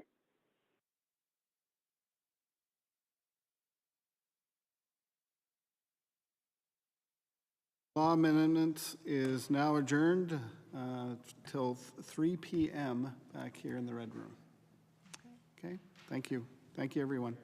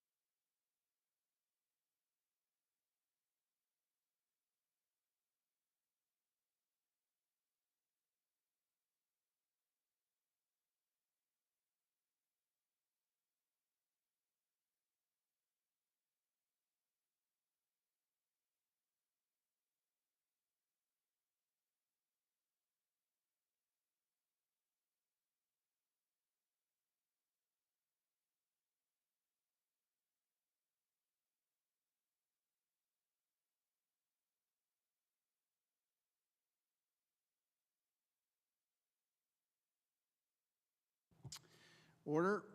I would like to call the Continuation and Law Amendments Committee meeting for April 14th, 2022 to order, and welcome everyone to Province House. My name is Dave Ritchie, and I'm the Vice Chair for this committee, an MLA for Truro, Bible Hill, Millbrook, and Salmon River. I'll ask the members of the committee to identify themselves for the record, starting with the right-hand side here. Rodney LeBlanc, MLA for Clare. Lisa LaChance, MLA Halifax, Little Sable Island. Chris Palmer, MLA Kings West. Good afternoon, everyone. Melissa Sheehy-Richard, MLA for Hants West. Good afternoon, everyone. Timothy Hallman, MLA for Dartmouth East. Hi there, I'm Kent Smith. I'm the MLA for the Eastern Shore. And I'd like to introduce to my right, Legislative Counsel Gordon Hebb, and to my left, Killian Schlemmer. So I see we have our witness on. That's great. Can you please welcome by the way, and please introduce yourself. For the record, introduce yourself, your full name, where you reside, and advise the committee members how you'd like to be addressed. Great. Thank you all so much. I'm honored to be in front of this committee and appreciate you all giving me the opportunity. So my name is Thomas Hoblitzel, and that's spelled Hoblitzell. I reside in Baltimore, Maryland, yet I have a home that I share with my two sisters at 181 Walker Road in Chester, Nova Scotia, B0J1JO. Thank you, Thomas. So you want to be referred to as Thomas? Is that correct? Tommy, that would be all fine. Thank you. All right, wonderful. Well, thank you again, Tom, for taking the time. So you have 5 minutes to present, and we have committee members here that have 5 minutes of questions, potentially. Great, thanks. Okay, so thank you. You start. You go ahead. Great. Yeah, thank you. And I'm a bit nervous in doing this. That's something I never do or practice doing or anything like that. But just a brief sort of history. And my family's been coming to Nova Scotia since 1903. My great-grandfather made a pilgrimage up there with one of his best friends and fell in love with it and bought some property up there. It has been in our family since then. And I've enjoyed, I think, probably 54 summers myself up there. Used to get in the car with my mother in the beginning of June, and we drive up and stay there until September. So it's been a very big part of my life, and getting into the fabric of the town of Chester and the people and the resources and the community there has been a very big part of our life. We had two houses, and unfortunately, when my mother passed away in 2017, we had to sell the primary home, basically because we needed the money to pay the inheritance tax because she was given the house in 1972. And that valuation clearly rose substantially. So we were faced with a tax liability somewhere in the neighborhood of about $150,000 just to get her estate closed. So unfortunately, we sold that house and we kept one small piece of it, which is affectionately known as the boathouse. It's an historical property. I don't know if you ever saw the picture of Canadian Yachting Magazine, but we were on there in I think 1992. It proudly hangs in the Folksville pub in the town of Chester. If you're ever in there, you can see it. But so really what I came to talk about was this tax. And we're not, wealthy barons from the United States that own houses up there. We're a fourth generation that own this house with myself and my sisters. And the additional burden that this would place on us would be tough. And I get it. I understand what you all are trying to do. But it just seems that, tourism and summer homes up there are such a big part of the community that we're in. And And even if we wanted to rent the house to a Nova Scotian for 12 months, the house is really it's an apartment over a boathouse. It's not winterized. It's not insulated. It has no heat. Therefore it's untenable, for at least 6 months out of the year. So, again, I feel that tax would be sort of an egregious amount on us. On top of that, we have a number of people that we employ. We have a caretaker that comes by at least once a week just to check on things and make sure the water's not on and all of this. And she relies upon, that income for her. We have spent over the last 2 years approximately $300,000 in raising the boathouse. And when I mean raising, this boathouse literally is built over the water. And of course, due to climate change and those things with the rising water, we literally lifted it up 4 feet off its foundation and created a whole new foundation to preserve the property that's there. So the contractors we use with that and the HST taxes that we pay with that, from our plumber that comes in and turns on and off the water to the electrician. I mean, all of what it takes to support those properties. It's significant that we spend. So again, that's why an additional tax on this would make us sort of revisit what we can and can't do. So You have 1 minute, Tom. okay, great, thanks. Yeah, I mean, there's not much more I can say. I don't want this to be a woe is me, but what I just can't wrap my head around is that it seems, and I'm not going to use the right words, so don't hold me, but it seems like it's we're not seeing the forest through the trees with this. That the impact of having people getting rid of their second homes just because it's not affordable anymore would have such a dramatic impact on the towns that I think it would have the opposite effect of any revenue that you guys would generate. So again, I appreciate you allowing me to state my piece. I really think it's great that you all would do that. And I appreciate the time. And if anybody has any questions, I'd be more than happy to answer.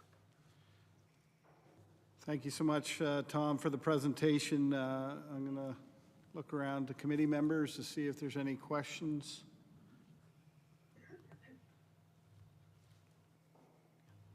I see one from MLA Nickel. Hi, Tom. I was just wondering, you did say it was an egregious amount, so I just wondered if it's the amount itself or just the tax, and where your concerns lied mostly. Sure. So I think if I estimate what that 2% of the assessed value would be, it would probably be between an additional $12,000 to $17,000 on an annual basis, on top of the property taxes that we're paying to the municipality of Chester, and then on top of our annual cost to maintain the property for 12 months out of the year. So it brings our budget, before we've even stepped there, somewhere in the $50,000 a year range. We do not rent the property. Basically, between me and my sisters, we each take about a month or a month and a half and stay up there. So it's full, and we do it. But again, other than the 4 good summer months, May, June, July, August, and September, or whatever, we really can't go. Well, Tom, I want to thank you for coming in here today and presenting to us, and I just want to let you know that we're listening, and thank you again for taking the time. Great, and thank you all very much. And again, if you happen to stop in the Forecastle, look for the picture of the boathouse. You can't miss it. Will do. Thank you all very much. Thank you, Tom. Thanks.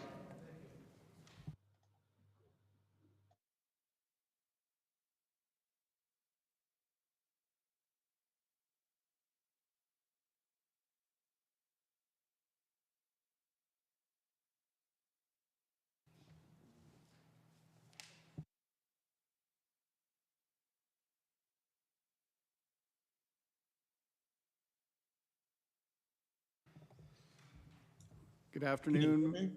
Good afternoon, Mr. Harper. Good afternoon. Can, do you have we can hear you, just need to see you if that's possible. Let's see, start video. Maybe that's what I need to do. There you How about go. There you go. Well, thank you so much for joining us. I just have 3 committee members that have just joined us that they're going to introduce themselves. I'm going to start with MLA from Preston.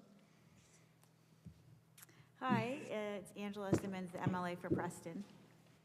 I need to turn up the audio a little bit somehow. Hi, Hugh. It's MLA Laura Lee Nickel, Cole Harbour, Dartmouth. Oh, great. Thank you for joining. This is Susie Hanson, MLA for Halifax Needham. Okay. Wonderful. So those are the 3 Where's that my best MLA? Danielle Barkhouse. Okay. Well, thank you, Mr. Harper, for the time, and thank you to our members for doing that. I appreciate that. I'd like to welcome you to the Law Amendment Committee.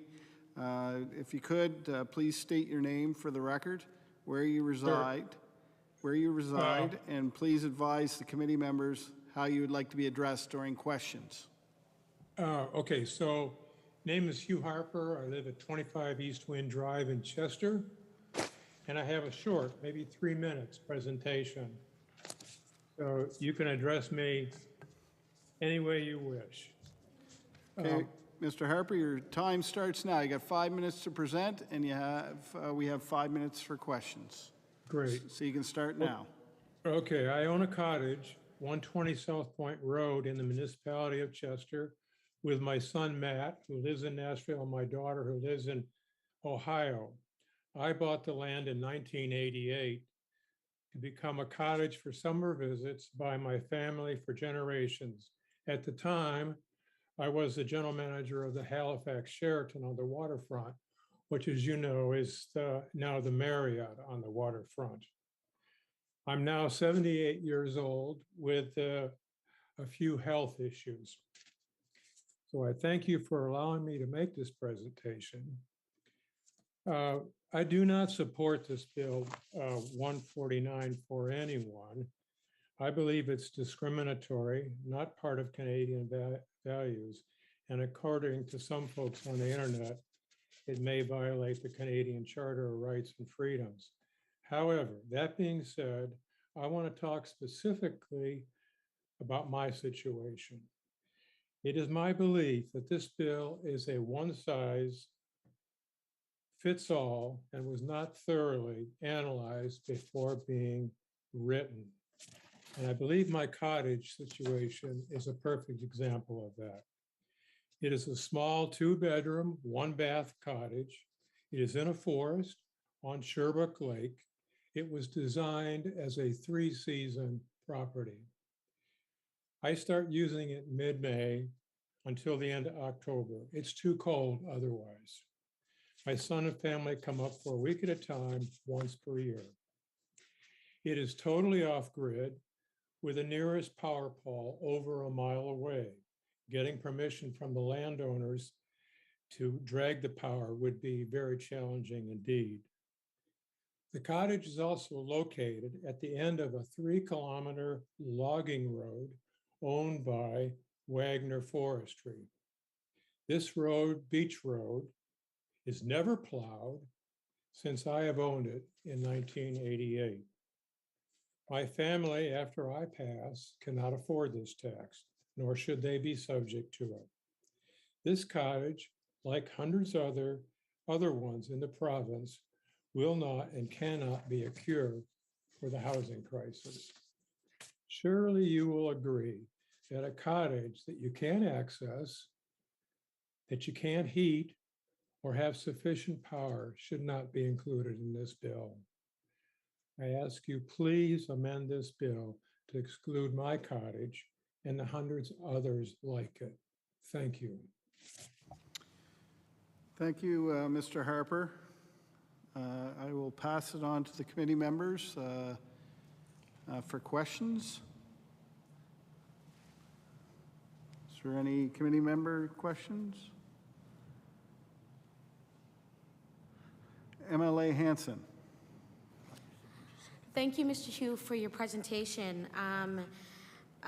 So you said you had this place since 1988. If this bill does pass, what do you think will happen? Like, would you be able, can you explain to me what would possibly happen when this bill does pass, if it does?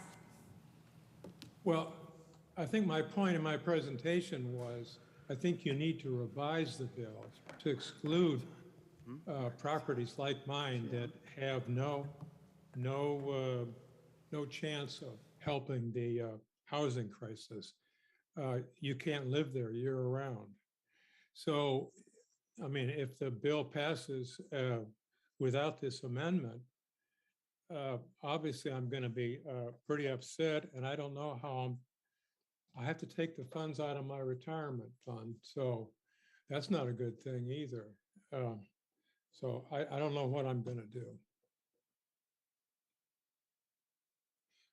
But you know, how in God's name would you pass this bill for a cottage and charge 2% for a cottage like mine that's not inhabitable year round?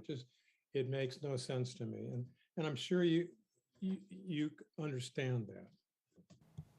MLA Hanson. I have a two-parter, and the first one is, what is the amount that you pay, I guess, per year for usage? And then the second part to that is, I don't understand the clarity behind it as well, and I mean, I do have questions to the minister about this particular portion, but the first part is, you know, like, what do you pay? Like, what would be, you know, a general amount? I have a propane bill I pay each year for about $500. And then I have real estate taxes. I pay the municipality of Chester.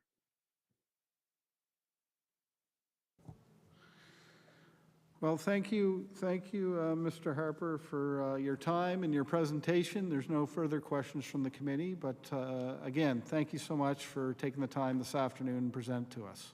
Thank you very much for listening to my presentations, and I really hope we can make some revisions. Okay. Thank you, Mr. Harper. Thank you.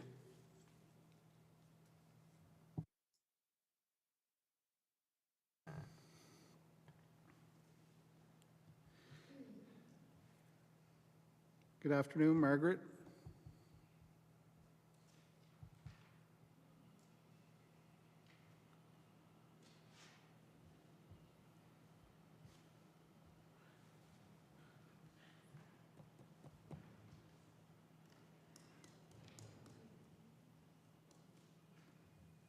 Good afternoon, Margaret.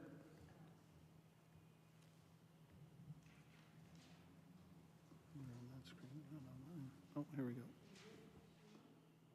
Yep. Yeah, she's coming on now.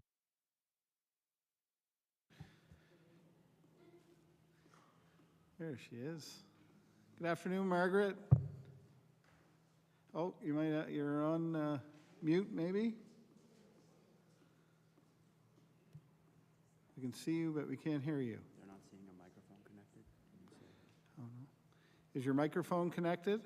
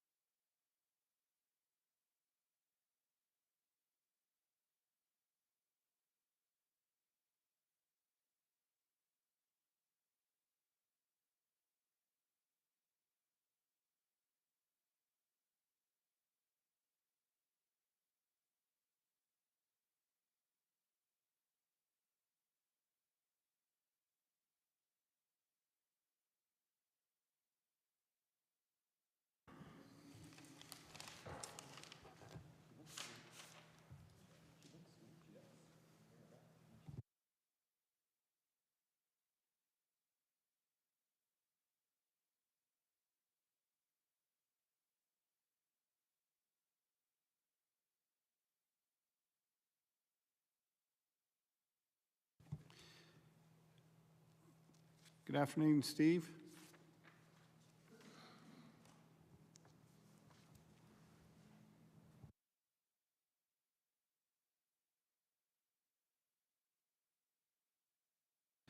Good afternoon, Steve. Oh, do you have your mic on? Yeah.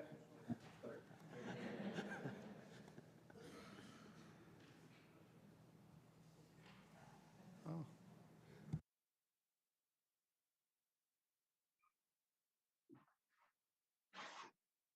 Okay. Hi, Steve. How are you? Very good. Yourself? Good, thank you. Welcome to our Law Amendments Committee. If I can ask to please state your name for the record, where you reside, and please advise the committee members how you would like to be addressed in the question period. Sure. It's Steve Wynot from Calgary, Alberta. Well, welcome, Steve. So you'll have 5 minutes to present and 5 minutes to for questions. So whenever you're ready, we'll start. Okay, thanks for your time. Committee members, I wish to express my extreme concern and dissatisfaction with the recent decision to raise taxes for non-resident property owners. I and many others feel this initiative is an unfair penalty specifically targeted at individuals in an unjustified manner. This is seen no less than a punishment to many who have already contribute so much to Nova Scotia's economy and communities. This biased and unwarranted approach will nearly triple property tax to owners, some of which who have owned properties handed down several generations. To expect these folks who have paid taxes for years or even decades to pay this harsh increase is completely unacceptable. I'm a proud Nova Scotian native with several generations of Nova Scotians in my lineage. I lived the first half of my life in Nova Scotia, paying taxes and contributing to my community for many years, sacrificing my physical and mental health as a third-generation volunteer firefighter. I also served in the Canadian Forces for many years, which ultimately required me to relocate out of province. I mention these points not for a pat on the back, but to express that the proverbial slap on the lips stings and very much discourages faith in your government. I accepted a living inheritance of a rural family property originally purchased nearly 30 years ago. That's 30 years of property taxes already collected from my family.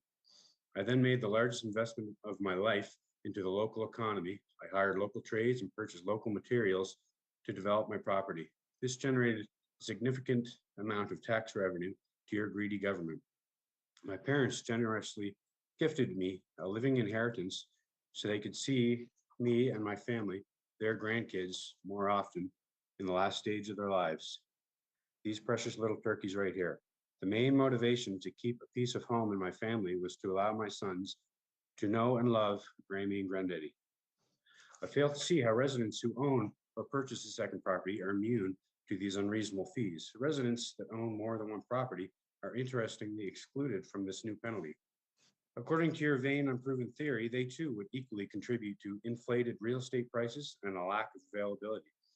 They excluded perhaps because it would upset them and influence their political voting decisions. This policy interestingly targets individuals that lack the ability to express their dissatisfaction through the democratic process. Folks like me, faced with this suffocating tax, can't vote against the greedy government officials involved in this overreaching policy. This aspect favors you immensely, but you know that. Dropping the hammer on non-voting citizens to please your constituents is a dirty, immoral, discriminatory, and unfair, but favorable tactic for your desperate, short-sighted caucus. My property is not an investment flip left vacant. I developed this property with the intent to move back to my home province once again, to contribute to my community, support the local economy, and yes, ultimately, pay more taxes. It was the largest, most risky investment my family will ever undertake. We made great sacrifices completing this project through my own blood, sweat, and tears, increasing the property value, which of course resulted in higher taxes that I'm required to pay, completely aside from this steep, ridiculous tax hike. But I knew that going in. I budgeted for that. I did not budget for an unjustified tax this extreme. My property development only remains possible by renting it out. Because my heart is still in Nova Scotia, we decided to rent this property out as a short-term rental so we could continue to visit our extended family, and yes, pay taxes for goods and services, supporting the local economy during our visits. Local residents use my property to live in, to bridge gaps between closing on homes. One guest even said their family lives exclusively in short-term rentals. My property employs a property manager and a cleaner. I also purchase goods and supplies for my tenants from local businesses, which contribute to the local economy. You have 1 generating- minute. It also supports the tourism industry. Maybe you've heard of it, attracting travelers from out of province or out of the country to visit and pay taxes on goods and services during their stay. With the exception of a few weeks, our rental property is available all year round to anyone, residents and non-residents alike, because unlike your caucus, we do not discriminate against people based on where they live. But alas, this doesn't provide us immunity to this unaffordable tax grab. I, like many, feel you squeezed enough tax out of us as is. Trying to correct budgetary mismanagement and overspending should not fall on Nova Scotia alumni and Nova Scotia hopefuls. This steep 2% tax with no grandfather clause is asinine. Punishing folks like myself who have owned prior to this decision is incredibly insensitive, an overambitious, intrusive move. This will lead to financial ruin for many. I trust you are aware many families will be forced to sell their properties to large, ultra-wealthy property acquiring companies. Some of these companies will be multinational, non-Canadian corporations. In essence, your policies will encourage a mass property transfer from fellow Canadians to the portfolio of large corporations. This will have negative socio-economic impacts on the culture and sovereignty of Nova Scotia. Order, Mr. Wynot. Time is up, and we are going to go to questions. And we'll have MLA Smith. Thank you, Mr. Chair. Mr. Wynant, I'd just like to give you the time to finish reading your presentation if you'd like. Thank you very much. I appreciate that. Very kind of you. Some of these companies will be multinational, non-Canadian corporation. In essence, your policies will encourage a mass property transfer from fellow Canadians, such as myself, to the portfolio of large corporations. This will have negative socio-economic impacts on the culture and sovereignty of Nova Scotia. This policy also highlights the government's approach to manage economic challenges at the expense of the working class citizens of Canada. I ask that you consider how impactful this new added expense would be to a fellow Canadian family. I encourage the committee to take a careful look at this policy and conceive the negative fallout of such a poor, short-sighted approach. I demand better from the representatives of our province. Yes, our province. No one can take that from me. Life and opportunity can take me away from Nova Scotia, but you cannot take the Nova Scotian out of me. Thank you for your time, our most precious commodity.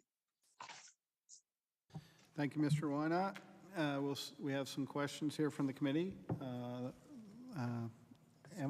MLA Simmons. Thank you. Thank you, Steve, for coming here and expressing your concerns and also for your service. I want to thank you. So one of the questions I had was, I have heard this before and can appreciate that, folks who are renting properties or have a second property also do give back by local businesses. So I'm just curious, if this bill goes forward, the people that you are employing right now, will there be an opportunity, or will there be a sacrifice that you won't be able to, maintain the cleaner in the home, or buying the supplies and also have your property manager? It's correct. Given this added expense, I will have to look at my budget on a personal level and ideally see if I can afford to keep the property, and if so, if I can continue to employ these folks and also continue to support the local economy. So it's correct to assume that these will have impacts on my ability to continue to support the province.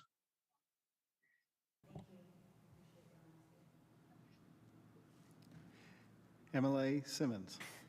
Thank you. I appreciate your honesty with that. That was one of my questions. Well, MLA Hanson. Thank you, Mr. Chair. Thank you so much, Steve. I just want to say that I feel the generational impact and And I understand that, you know, this is something that is it's a family thing. It's something that you've inherited. It's something that you hold, right? And I really do truly appreciate that. And I heard it in your words that you spoke today. And, you know, when we sit in the House and we will discuss this bill thoroughly when we bring it forward. And I hope to see some of these amendments make way to the table. So thank you again for your presentation. Thank you for your thoughts and consideration.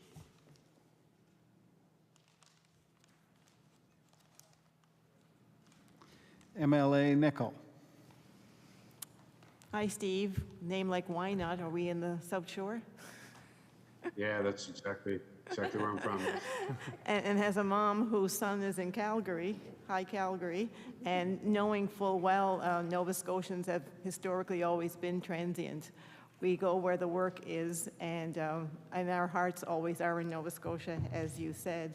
And so therefore, I know that your time, you know, in Calgary, as my son says, I'm not going to live here forever. I'm going back to Nova Scotia. So I presume that that is your plan in life, and you can confirm that. But maybe I just wanted to know if you felt that this is the biggest thing in that regard, because it is your hopes and dreams of coming back to Nova Scotia at some point. Yes, this new bill would very much affect my ability to return, and it might have negative consequences on that.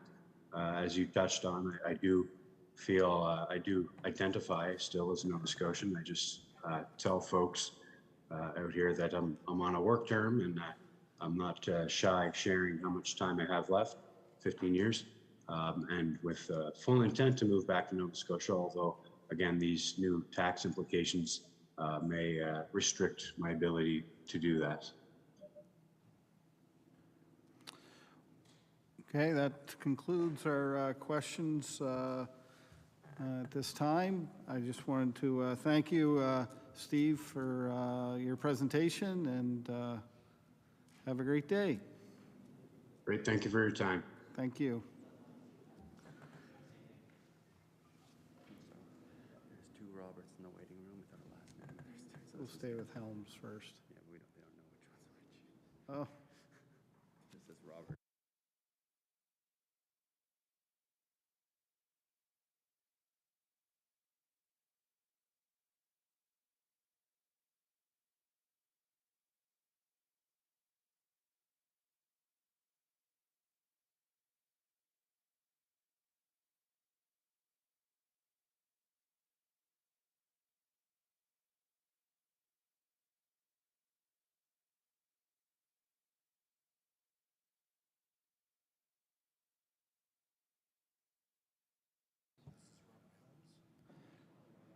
Good afternoon, Robert.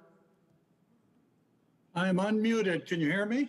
I can hear you. You're off mute, so we can't see you, though. Is it possible? I can't see. Can you put your camera on? Is that possible? Thought so, but I thought it was on. We checked that a moment ago. Okay. But I don't see the little, you see anything there on camera? No, you... Start my video. Yeah, that's it. There you go. There we go. Hey, Robert. How do I look? You look great. Thank you. Well, welcome to the Law Amendments Committee. If you could, Robert, state your full name and where you reside, and advise the committee members how you would like to be addressed when we get to question period. Okay. My name is Robert Kane. My wife is Sherry Kane, and we both grew up in Halifax. I'm Halifax West, off to Dow, and then Nova Scotia Tech, and my wife Sherry was QE, then to Acadia and Dalhousie. We live now in Venice, Florida, and we spend our summers about 10 to 12 weeks each year in Chester. We are originally Canadian citizens, but today we are also US citizens, and you can refer to me as Bob. Wonderful. Thank you, Bob. Just to let you know, you're permitted 5 minutes to make your presentation, followed by receiving and answering questions from the members of the committee up to 5 minutes. So I will alert you when you have a minute left in your presentation. I'll just say 1 minute. You can start right now if you wish. Okay. Thanks, Bob. I am not going to repeat the same message that you've heard several times today. But let me say that we do agree with most of the comments we heard. It's been a busy day, but we tried to catch many of the people who were on and off. So this bill, it will take money from the hardworking Nova Scotia full-time citizens. You'll take money from them and put it in the government budget. Nobody believes that the money will help solve the housing problem in Halifax. Let me tell you our situation, because that's what I know best. We bought our home in Chester in 2008, and we paid $188,000 for it. It was on the market for over 2 years. By many in the area, it was considered a teardown. It was rough. We had 2 years of our summers living in a dump, 5 years that it was sort of okay. Then it got better, and now we're proud of our home in Chester. But that's because we worked on it, and we hired contractors in the local market to make that home. We call it the farmhouse, and our reward for all of this hard work and taking a chance on that dump early on is now a 2% tax proposed. I think we represent the people who returned to Nova Scotia, bought homes that we could afford. So we wanted to maintain our friends, visit our family. We don't live in $1 million homes that are waterfront. We live in the small communities throughout Nova Scotia for a few weeks or a few months every year. We are proud of our Nova Scotia roots and continually bring it up to our friends here in Florida. We are the people who will have to sell and leave for good if this tax proposal is passed into law as it is. Our home in Chester, we did everything bit by bit ourselves, but we also hired local contractors. If you talk to Randy at Chester Plumbing and Heating, he would tell you he's been in our home many, many times with his crews. If you talk to Chester Building Supplies, everybody there knows who I am. That's where we spend our money every summer. If you talk to many of the one-time contractors, the one-man shops, Denny Lefebvre, for example, but several others, you know, those are the guys that we gave winter jobs to. We said, put the shingle up on the north side of the house this winter sometime when you can. What's going to happen to these guys when the Canes and the other small homeowners in the village and the side roads and the lakes and the towns, when we all disappear? That's who's going to feel this tax. Ask the restaurants, the drugstores, the grocery stores, on, and like I say, even the donut shops. Our personal tax will be $5,000 a year, plus, as things unfold with the price of housing. We already pay $3,000, so that immediately gets us almost to $10,000. But just this new tax, because we're only there, like many other residents, for a few weeks a year, will be $500 per week additional to our living expenses. It's just too much. 2 years ago, housing was cheap in Chester and nobody wanted to buy. Now, because Halifax has a problem, somebody decides to tax us. And the question I have is why? Why are we the solution? Housing was super cheap just a little while ago. And that must be about 5, so I'll stop right there. Thank you, Bob, for your comments. I'm going to put it back to the committee members to see if there's any questions. I see a hand up from MLA Nickel. Hi, Bob. I've been to Venice, and I see the Blues Festival and behind you, but it's mostly about the Shark Tooth Festival down there. So It is? You know it, you know Venice well. Thank you, yes. I just wondered where the idea came from with regards to feeling that this is an attempt to address the housing problem in Halifax. The comments that I read, comments from my friends, articles that I've seen, I don't think most people in the professional circles went so specific to say Halifax, but outside of those professionals speaking, it is the common statement said.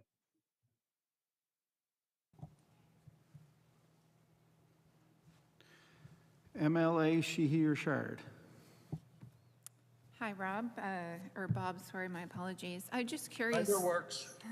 I'm just curious, do you rent it out on a short-term rental where Nova Scotians could use it if they needed to isolate or work outside of where their home is? So for example, a construction company that might be there doing work that look for places to stay for their crews. Is that something that you offer? We haven't. In the off season, typically people aren't looking to move into Chester. When there was movies done there recently, we kind of said to ourselves, wow, we might have missed an opportunity, but we weren't around when it got started. It's not like we wouldn't do it, but short-term rentals like that tend to bring crowds as opposed to a couple or a small family, and small families want 12 months a year, which doesn't work in our case. We'll see no other questions, Bob. We're going to bid you adieu. Thank you so much for your time and your presentation today. Thank you for allowing me and the others today to speak. I congratulate the committee for doing it, and from what I've seen, it's all been very professional today, so my thanks to you.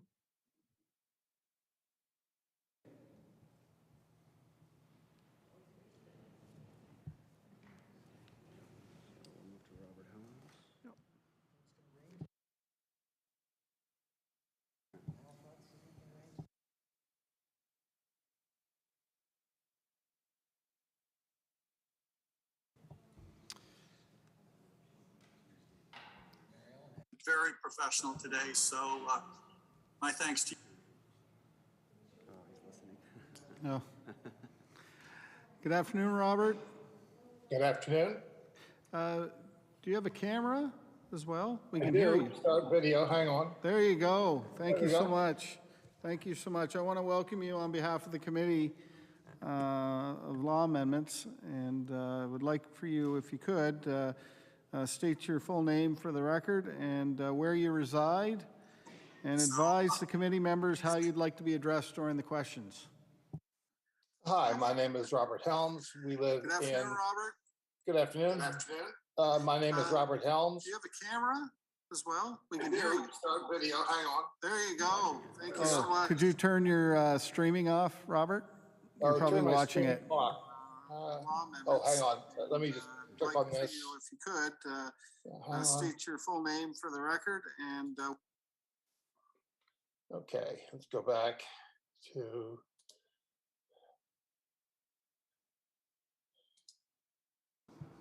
Oh, shoot, come on. Oh, am I back here? Have I got it now? yeah, you're good. You're good. Okay. You go right ahead, Robert. All right. My full name is Robert Helms. We live in Savannah for about 8 months a year and in Chester for 4. I would prefer to be called Robert.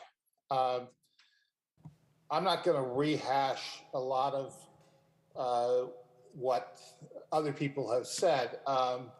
From my perspective,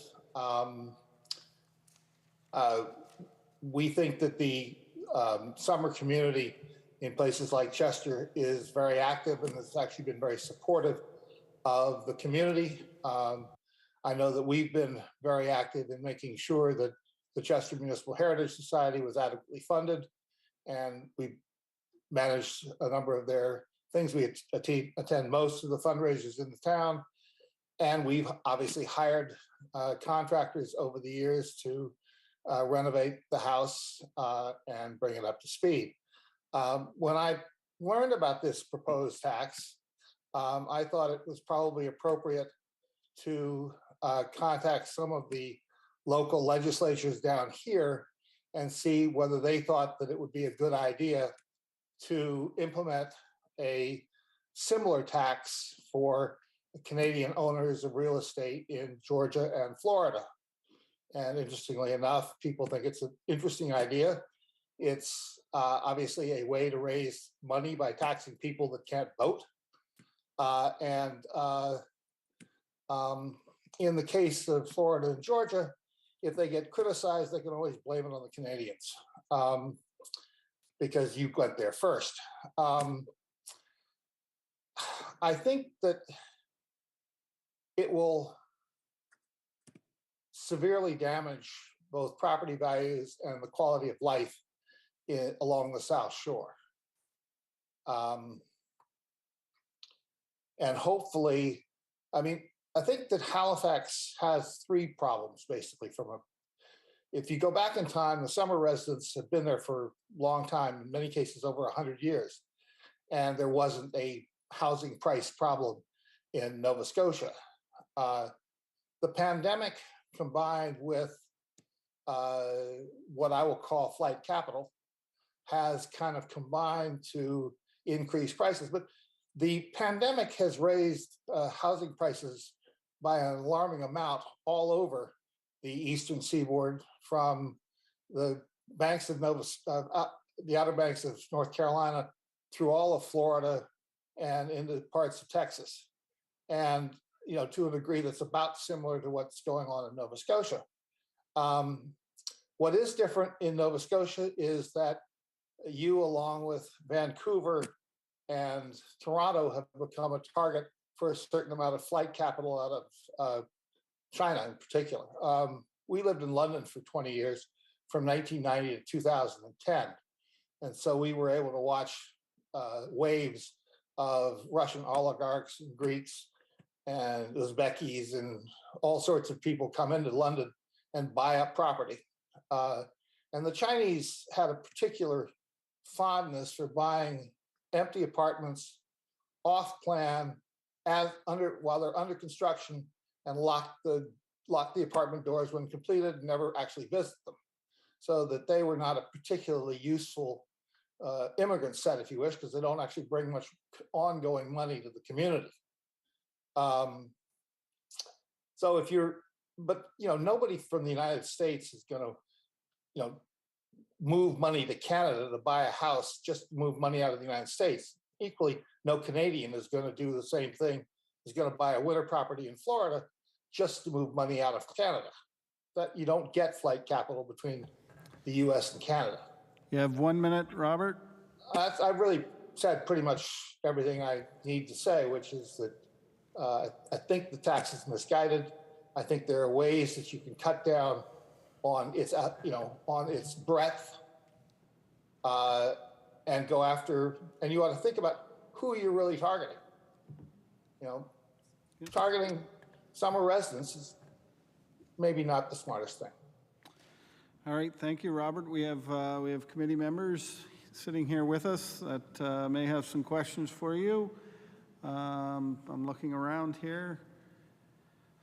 There's no questions, so I want to thank you. I want to thank you so much for coming this afternoon and presenting to us, Robert. Have a great day.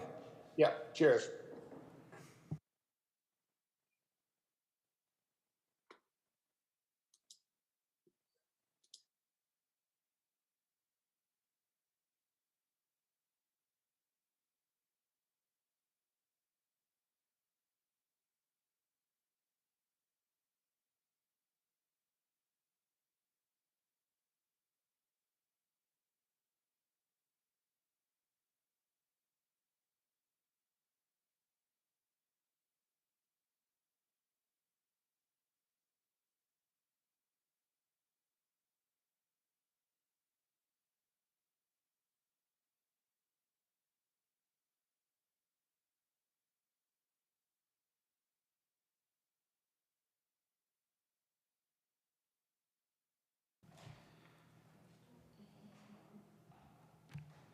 Hi, Richard.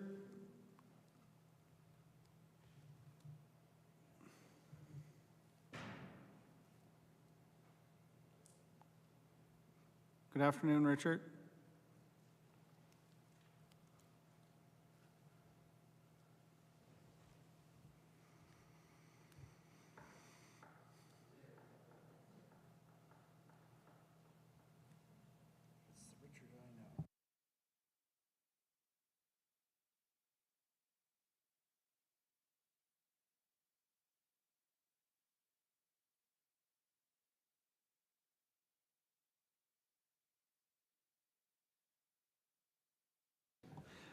Good afternoon, Richard. How Hi, are good you? afternoon. I'm fine. How are you? Good. I have a new committee member that joined us. I'd like for her to introduce herself. MLA for Clayton Park West.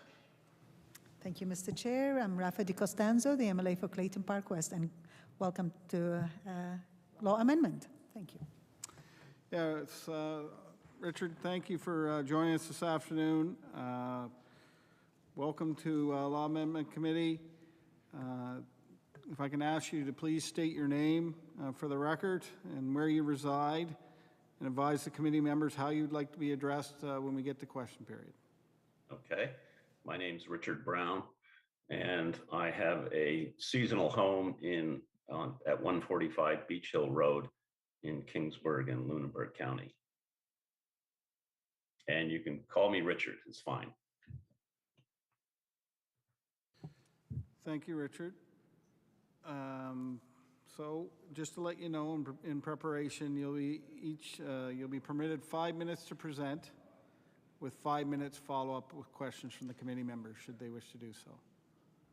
Okay, that's fine. All right, and I'll provide you, I'll say 1 minute when you have 1 minute left in your presentation. Is that okay? That's fine, and I'm sure you're having a long day, so I'll try to be brief.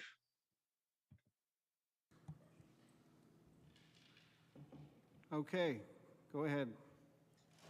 So my wife and I are both Canadians, but today we're actually dual citizens. We live in the States, but we both grew up in Canada as children. We got married, and when we had our first child in 1981, we moved to the States and have lived there ever since. We now have 3 children, and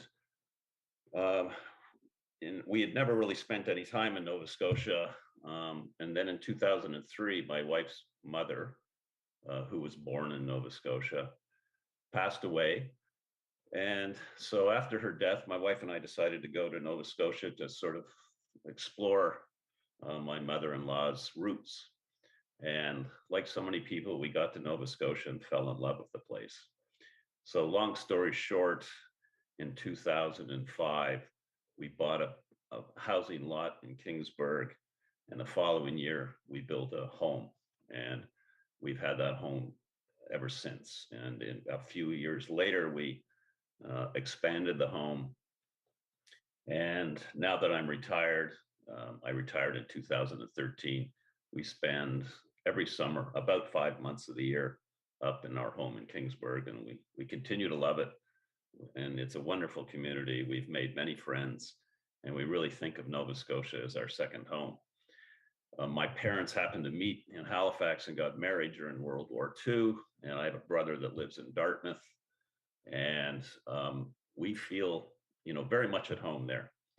We've invested probably close to $800,000 in our property, and when we come every summer for 5 months, we contribute strongly to the local economy. We obviously shop at the grocery store in Lunenburg, in Bridgewater. We eat in the local restaurants. We host dinner parties at our home. I'm very heavily involved. We have the Kingsburg Community Association, which I was a founding board member of, and I continue to serve on. I'm also a member of the board of the Lunenburg Documentary Festival. And we feel that even though we don't pay any income tax in Nova Scotia, we do feel like we contribute significantly to the local economy through the investment in our home and the maintenance of our home, but in our general spending on a day-to-day basis. So when the bill that's in front of us was proposed, I must admit we were shocked. We felt that the tax proposal feels very punitive. We utilize very few government services. We obviously have no access to the healthcare system. We don't utilize the education system. We feel that we're strong contributors. We do pay close to $7,000 a year in property taxes to the municipality, the District of Lunenburg. This proposal would take our annual tax bill to roughly $21,000, which is untenable for us. And if this legislation was to pass, I'm afraid my wife and I would seriously have to consider, and would probably lead to us selling our home and exiting the province. 1 minute. Thank you. We think that's bad for the province. This home is not in a location that would be convenient for young people coming to work, trying to build a career, living in Nova Scotia. I mean, I think a lot of the housing problems exist in Halifax and the surrounding areas. And the community of Kingsburg will be greatly impacted by this because we have many non-residents. I've heard from many of my neighbors that feel the same way that we do. And we think that the loss of our presence coming every year to the province is far outweighed by whatever benefit that the province may feel it is getting from collecting these additional taxes. That's my story in a nutshell. So at this point, I'll turn it back over to you. Thank you. So much, Richard. We have any committee questions? MLA Nickel. Hi, Richard. Thanks for your presentation. Sure, thank you for your time. I know Kingsburg very well as also, and there's beautiful homes there, and I'm envious of the. But that being said, you like others have mentioned about the taxes possibly going to help younger people or people in Halifax with the housing issues. I just wanted to ask, just theoretically, if you feel the taxes stayed in Kingsburg, if that would be something more palatable for you. I mean, I suppose because we could possibly see a more direct benefit. It's hard to imagine how that could work, but I guess that's your job, not mine. But I think that, there's not a lot of government support that's needed in Kingsburg. I think it's a very self-sufficient community that is populated by a lot of people with means. And I think tax dollars probably are better suited to go to other needs around the province.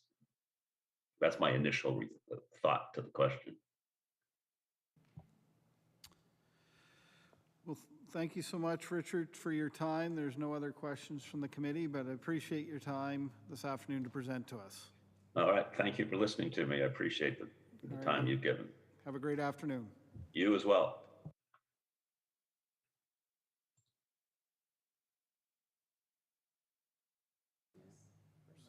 Bring Margaret back. Hello? Hi, Margaret. Hello? Hey, who's this? Hi, it's Dave Ritzie. I'm the chair or vice chair of this committee, the Law Amendments Committee. Okay. So you're good. Okay. So yes. So I just want to have a chat with you first, and then we'll get you started. So, okay, perfect. So welcome to Law Amendments. Thank you. And if you could you please state your name for the record and where you reside, and advise the committee members how you would like to be addressed when we get into the questions. Okay. My name is Margaret Brown. I live in Toronto, Ontario, and I own a home in Chester, Nova Scotia. And I could be called Margie, if that's how I'd like to be addressed. Okay, Margie, that's great. Well, thank you so much.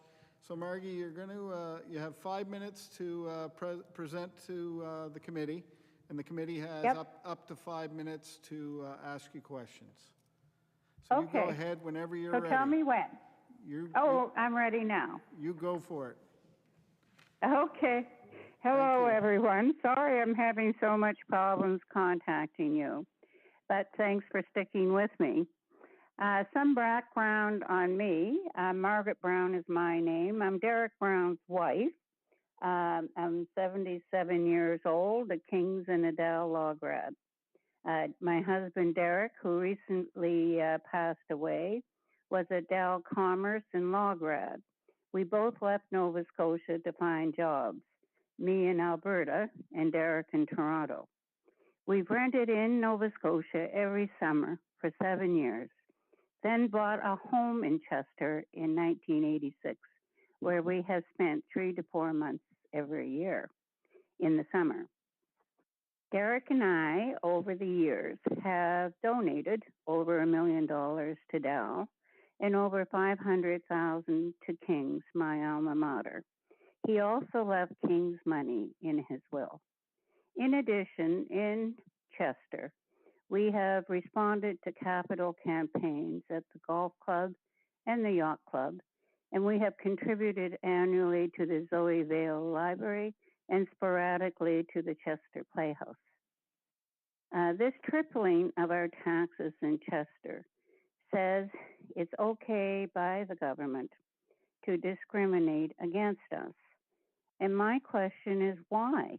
What have we done wrong to deserve such a treatment by our home province? This unfair treatment says we're not wanted. Give your financial support elsewhere. I will certainly do so should this law pass. So while you are trying to solve a housing problem or a health problem by discriminatory taxes, I will be exploring how to fund efforts to save the lovable manatees who are dying by the thousands in the Indian River Lagoon in Florida. That's all I have to say. Thank you, Margie. I'll go to my committee members to see if there's any questions. MLA Hanson has a question. Thank you, Ms. Margie. Thank you so much for your presentation. I really do. I ask the same question, why?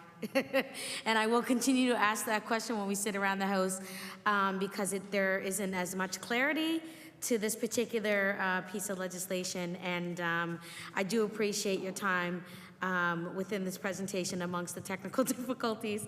And I think saving the manatees is actually a really good thing. So you keep doing what you're doing, Ms. Margie. Thank you. Okay. Thank you. There's no other questions, Margie, so I'm going to let you go. Okay. You have a great afternoon, and thank you so much for presenting. Oh, you're most welcome. Good luck with it. All right, thank you. Cheers. Bye-bye, everyone. Bye-bye.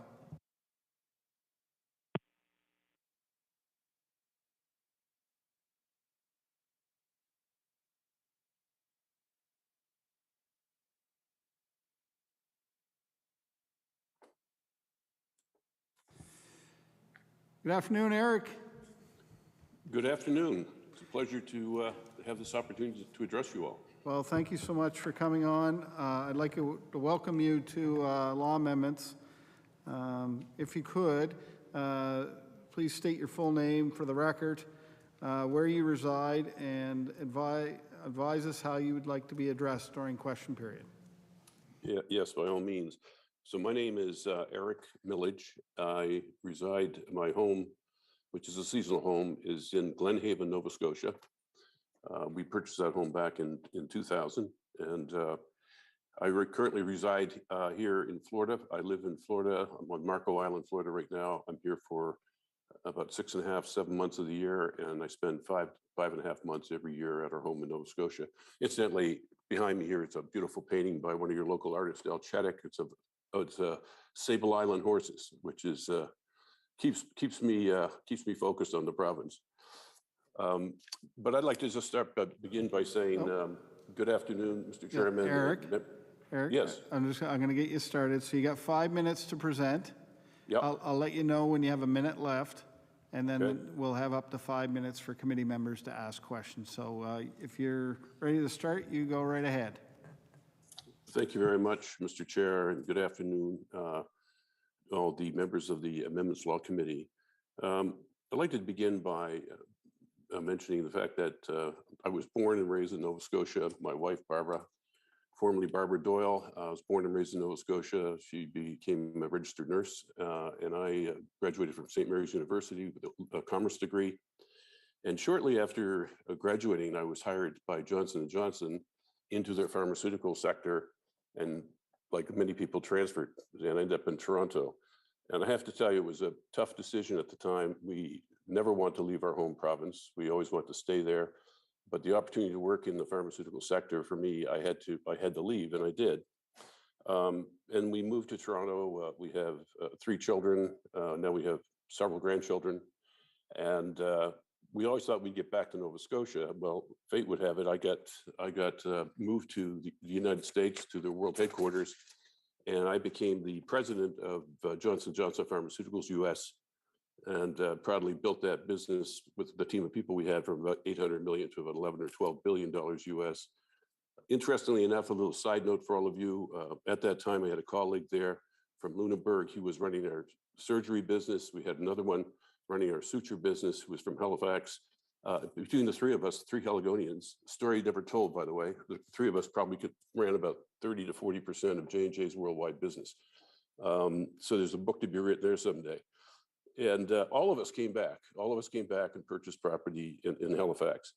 But it became clear to me very early on that the odds of me getting back and living there permanently was getting more remote as our children were getting older. They went off to schools. My daughter went back to Canada to graduate from St. Mary's University. But later, the children got married to people here in the US. And I decided that what we had to do is we had to go back and buy a piece of our home province so that we could get the family there every summer. And so we bought this home. It was kind of a teardown at the time. It had been vacant for 2.5 years.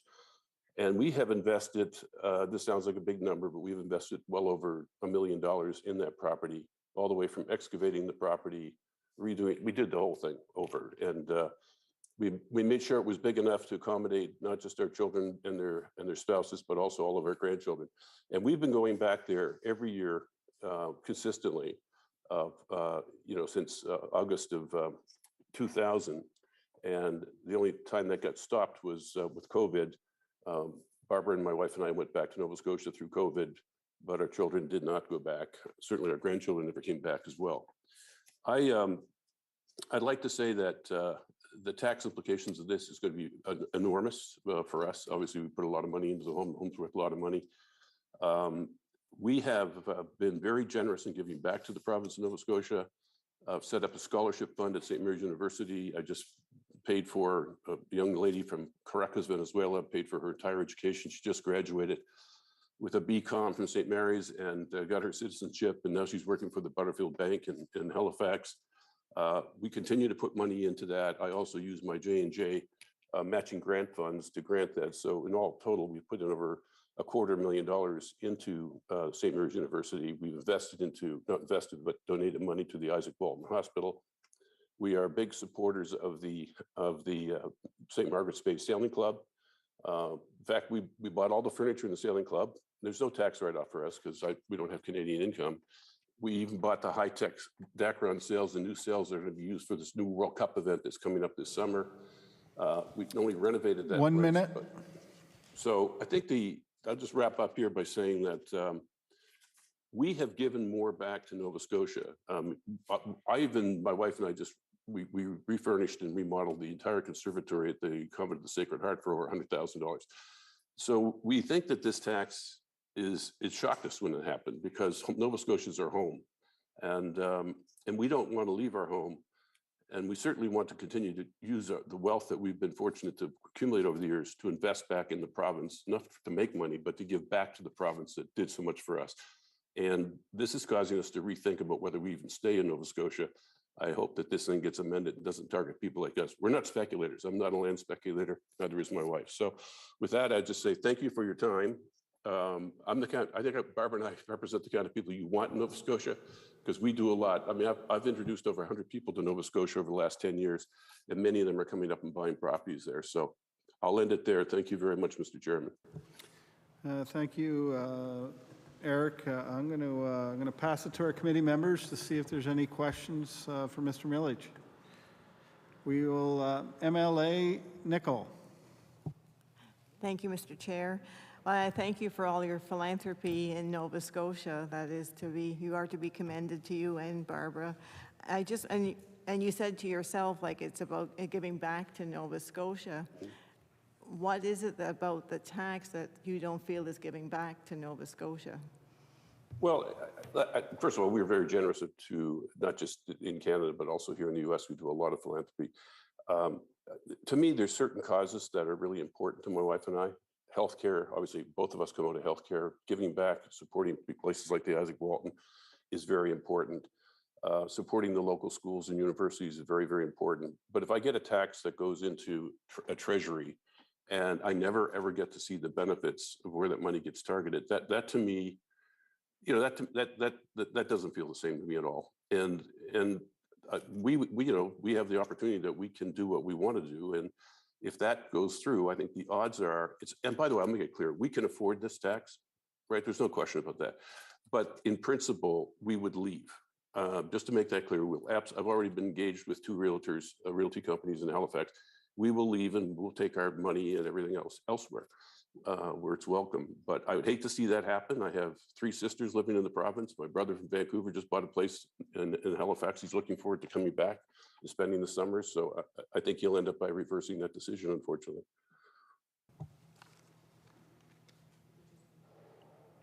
Okay, MLA Nicol. Thank you, Mr. Chair. And it was just to clarify, so your concern basically is the fact that it's the accountability that's lacking as to where the revenue would go? Well, I don't think it's, you know, people use the word fair. I don't think it's a fair tax to take people who are native Nova Scotians. I am not a land speculator, right? I can understand if I was a land speculator, I'm in this business for making money and flipping properties. That's clearly, as far as that's a fair target.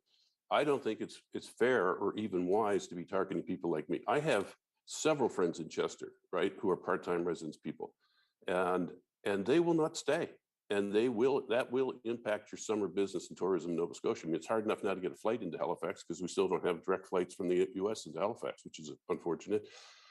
But I just don't think that tax, that feels like to me like a penalty.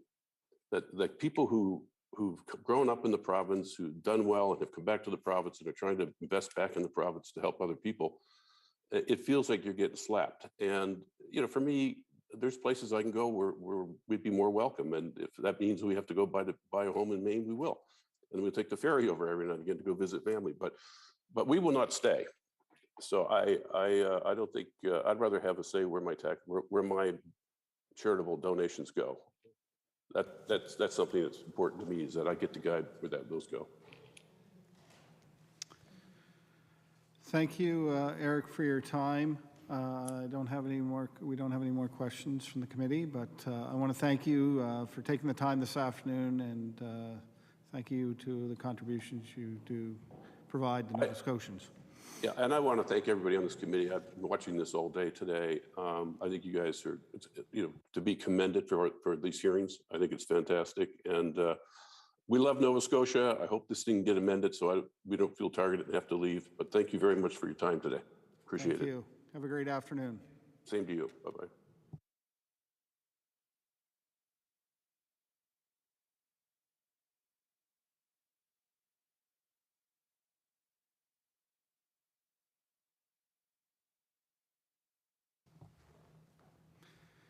Good afternoon, Mr. Cooper. Hello. How are you today? Fine, thanks. Apart from a little touch of COVID, which hasn't nailed me yet.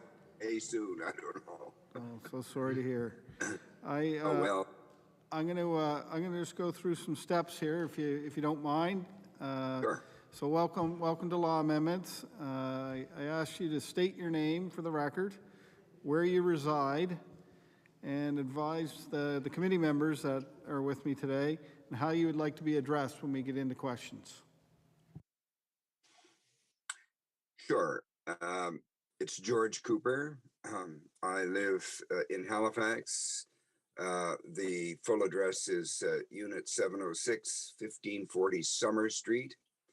And you can address me any way you like, George, Mr. Cooper, witness, whatever suits you. Okay, well, thank you, Mr. Cooper. I appreciate that. So we'll provide you with 5 minutes to present, then another 5 minutes of follow-up questions that the committee members may have. I will let you know when you have 1 minute left in your presentation time. Okay? So you can works. You can start anytime. Sure. Well, thank you very much for the opportunity of speaking. I've been to the Law Amendments Committee a number of times in another life, and it's good to be back. I'm here not to express the views, as I understand them, of the non-residents. They are fully capable of speaking for themselves. I want to talk about why I think this legislation is bad for Nova Scotia and the million Nova Scotian residents who live here. I want to begin by saying that, in my opinion, the government's desire to fix these two problems, a broken healthcare system and an acute housing problem, is completely admirable. I support that. The problem is in the method that you're going about, or the government is going about, the business of getting there. These tax proposals are going to be seen by key decision makers in Canada and maybe elsewhere, for all I know, as highly discriminatory, and they will be seen as unworthy of any modern and open and democratic and welcoming market-based society, which Nova Scotia has been able to establish extremely well over the last 30 or 50 or more years that I've been observing it, and has a great reputation as being a good place to do business. I think that reputation is at serious risk if we go ahead with this legislation. Here's the point. Business confidence, financial confidence are very fragile things. We risk, I think, a great chance that investors will pass us by, and that will slow the province's growth trajectory, and the result will be injury to our economy and finances generally. I think more particularly, it could impair our ability to solve these two problems, the healthcare problem and the housing problem, in a timely way, or maybe not even at all, if the bad things that I envisage could very well happen do go ahead and happen. I had a chance to be co-chair of the Forefront Atlantic Conference, which was a private sector conference in the early 2000s, well, when the heck was it? 20, I guess about 10 years ago. Kevin Lynch and I were co-chairs, private sector, 3 conferences in 3 annual successions for a day each. 150 of the senior business people in Atlantic Canada were there, and they made it very clear, in my mind, how governments can conduct themselves in order to get business going. And of course, Nova Scotia, the province of Nova Scotia, set out the Ivany Committee to look at the proposals that came out of the Forefront Atlantic Conference. And of course, they made their own changes quite properly. And that report was more or less adopted by Nova Scotia, and that was a very good thing for us, in my opinion, that the government did all of these things. I think we have to take a step back here and look at what I call them time-tested principles of good government actually are. One and minute. I've listed them there. You got to have consistent laws, reasonable taxes, and security of property. You have to be open to citizens of the world, especially to your fellow Canadians.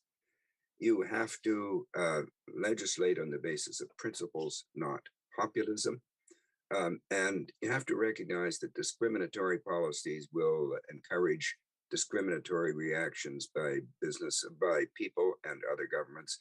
And I go back to my point that business and financial confidence are fragile and they need constant care. So I end by saying that whether the role of politicians is to try to take account of these long-term problems that face us and the risks. And that is what I'm asking this committee to do. Perhaps the best thing to do, because a lot of work has to be done on both of these problems before we know where we're going. Maybe the best thing to do is to shelve them and take a really deep dive into the problems that I'm suggesting confront us if we go ahead as planned. Thank you very much. Thank you, Mr. Cooper. I'm going to bring it to the committee to see if there's any questions. MLA Hanson. Thank you, Mr. George. I really appreciate, and I've read your submission as well, and your knowledge behind legislature is super valuable, and I really do truly appreciate that. I am a believer that we do have a long road ahead of us, so we shouldn't be rushing a number of pieces that are in front of us over the past few weeks, but I will continue to voice my concerns over a number of things that are affecting all of our Nova Scotians, and this will be one of them. So I do appreciate your presentation, and thank you so much for your wise wisdom. Thank you. MLA Nickel. Hi, George. I was just wanting to ask, because I did read your letter in its entirety as well, and I just noticed that you mentioned that you feel that this will hurt the province's brand. As we know, PEI introduced such a legislation and a tax, and I just wondered if, in your opinion, do you feel it hurt PEI's brand? Well, you can't prove a negative. That's just a rule of nature. So it's hard to say whether PEI is doing well. No question about it. It's doing well. But would they have done better had they not had this? I don't know. But the most important point about the PEI situation is, first of all, they don't regard it as a tax at all on non-residents. What they see is that everybody who has a house in PEI, resident or non-resident, they get exactly the same bill.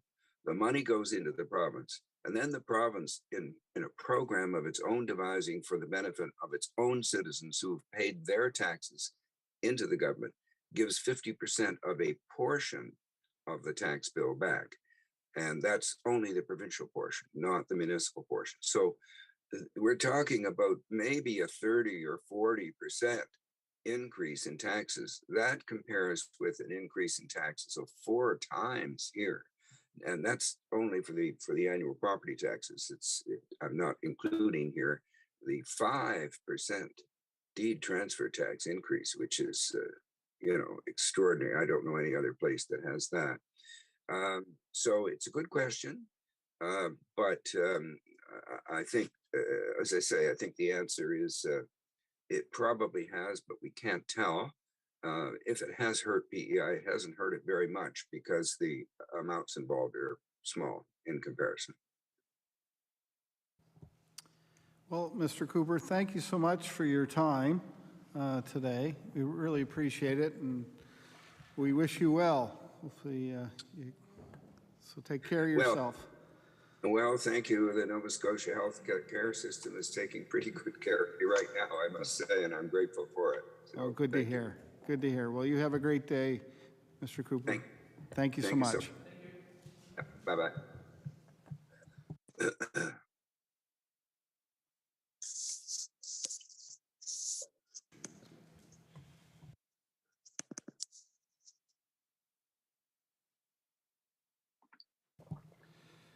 Good afternoon, Mr. McIntosh. How are you today? Good, thank you. How are you? Good, thank you. Welcome to Law Amendments, our Law Amendment Committee. If you could you please state your name for the record, where you reside, and advise the committee members how you would like to be addressed during questions.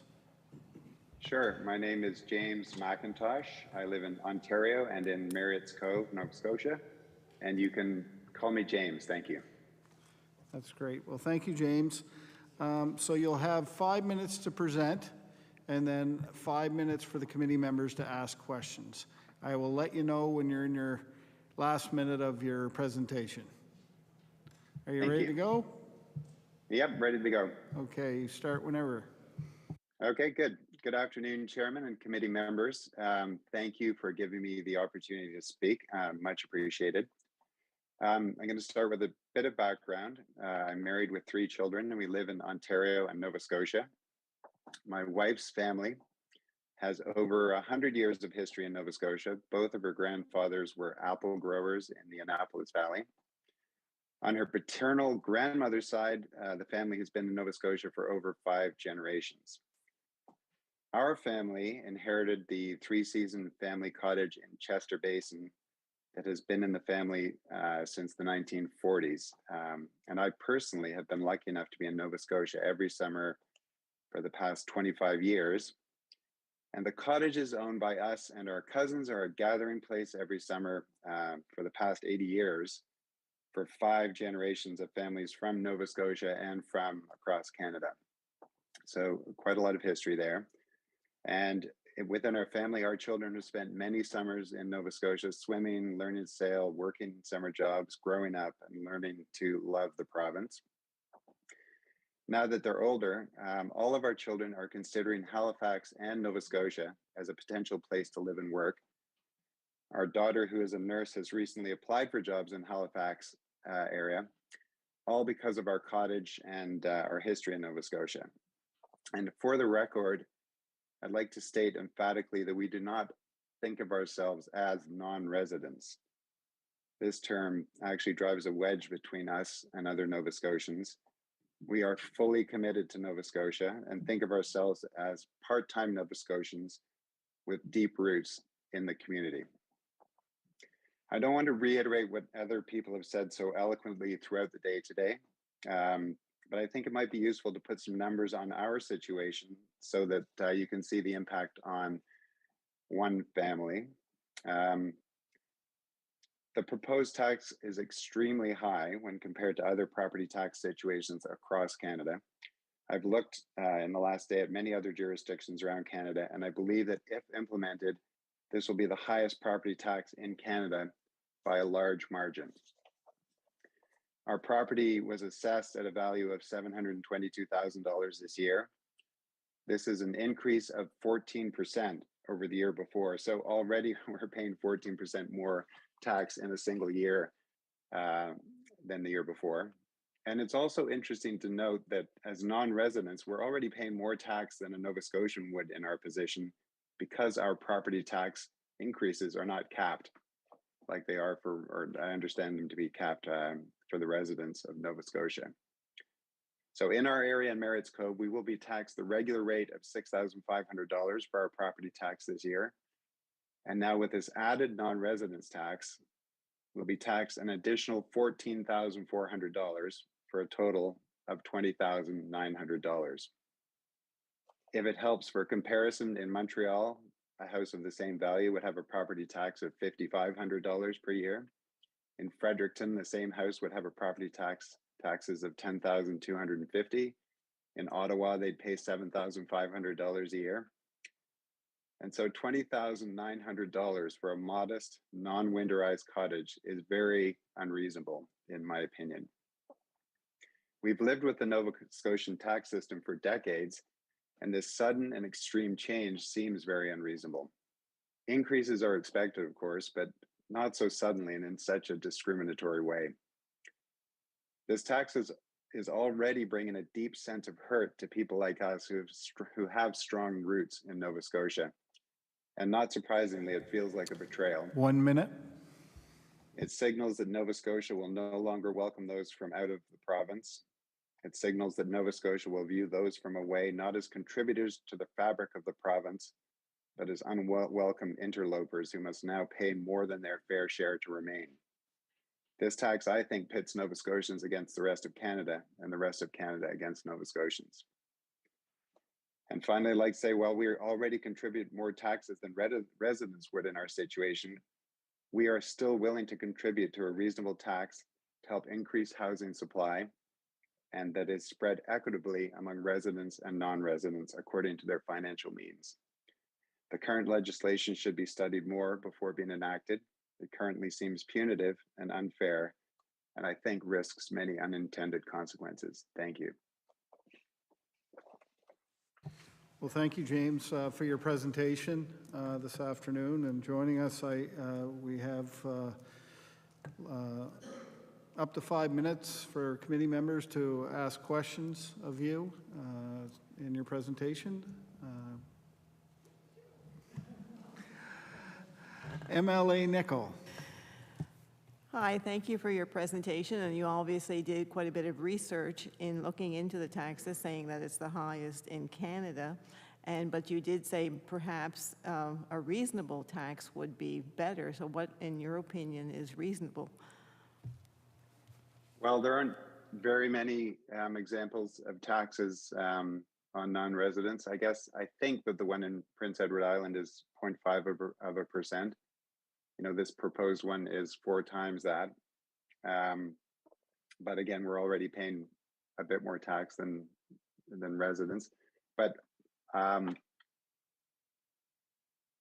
sure, 0.5%. Why not? It's at least something that could be dealt with financially, possibly, unlike the proposed tax. Oh, MLA Hanson. I just want to say thank you so much for your presentation, and I'm glad to hear that your children would be looking to move back to Nova Scotia or move to Halifax. And I noticed you mentioned that your daughter is a nurse, and we are in need of more healthcare workers. So I would definitely encourage her to be down here in Nova Scotia. But as well, I did hear about, you know, your family history and the generations and the many years that were instilled here on Nova Scotian soil. So I really do appreciate your presentation today, and we will, I know many of us will be discussing this issue across the floor. Thank you very much. Well, I see no other questions from our committee members. James, I just, again, want to thank you so much for taking the time this afternoon to present to us. And thank you for listening. I appreciate it. Thank you.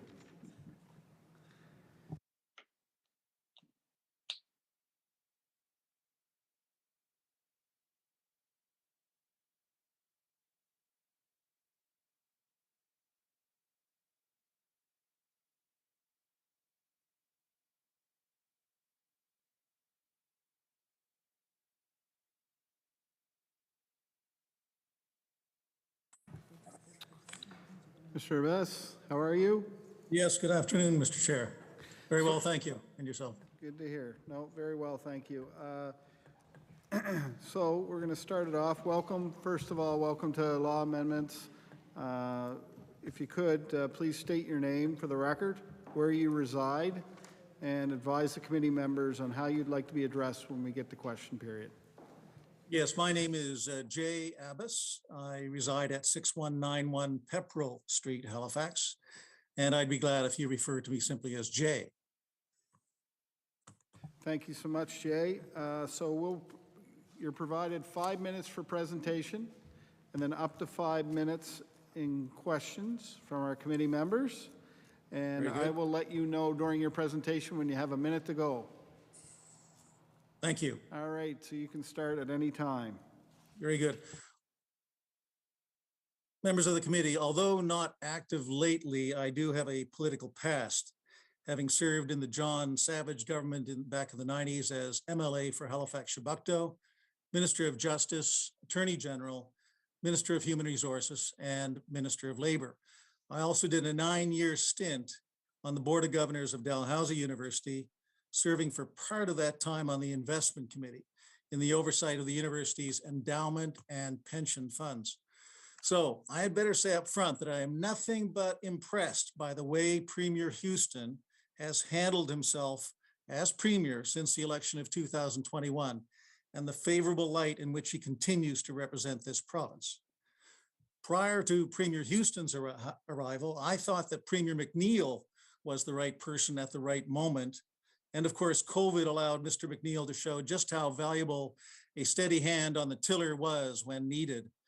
But the two gentlemen have something in common.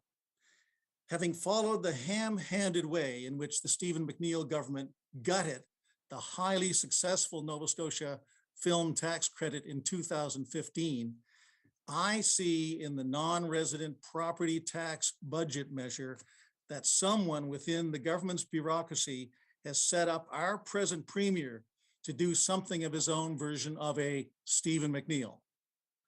With the non-resident property tax, some hopefully well-intentioned bureaucrat somewhere has pulled out of their bottom drawer a bit of a political hand grenade, handed it to the premier or the finance minister, selling this not quite ready for prime time dud of a measure as being in the name of housing affordability and a clamping down on speculators.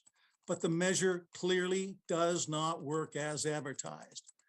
Someone has missed this particular measure's potential for disrupting and aggravating a long-standing segment of the summer tourism industry, underpinned by individuals and families who have been coming to the province, not just recently, but for generations, unnecessarily insulting Nova Scotian-born individuals who have had to move elsewhere for work reasons, but who have maintained their links with the province of their birth by purchasing a summer home many, many years ago.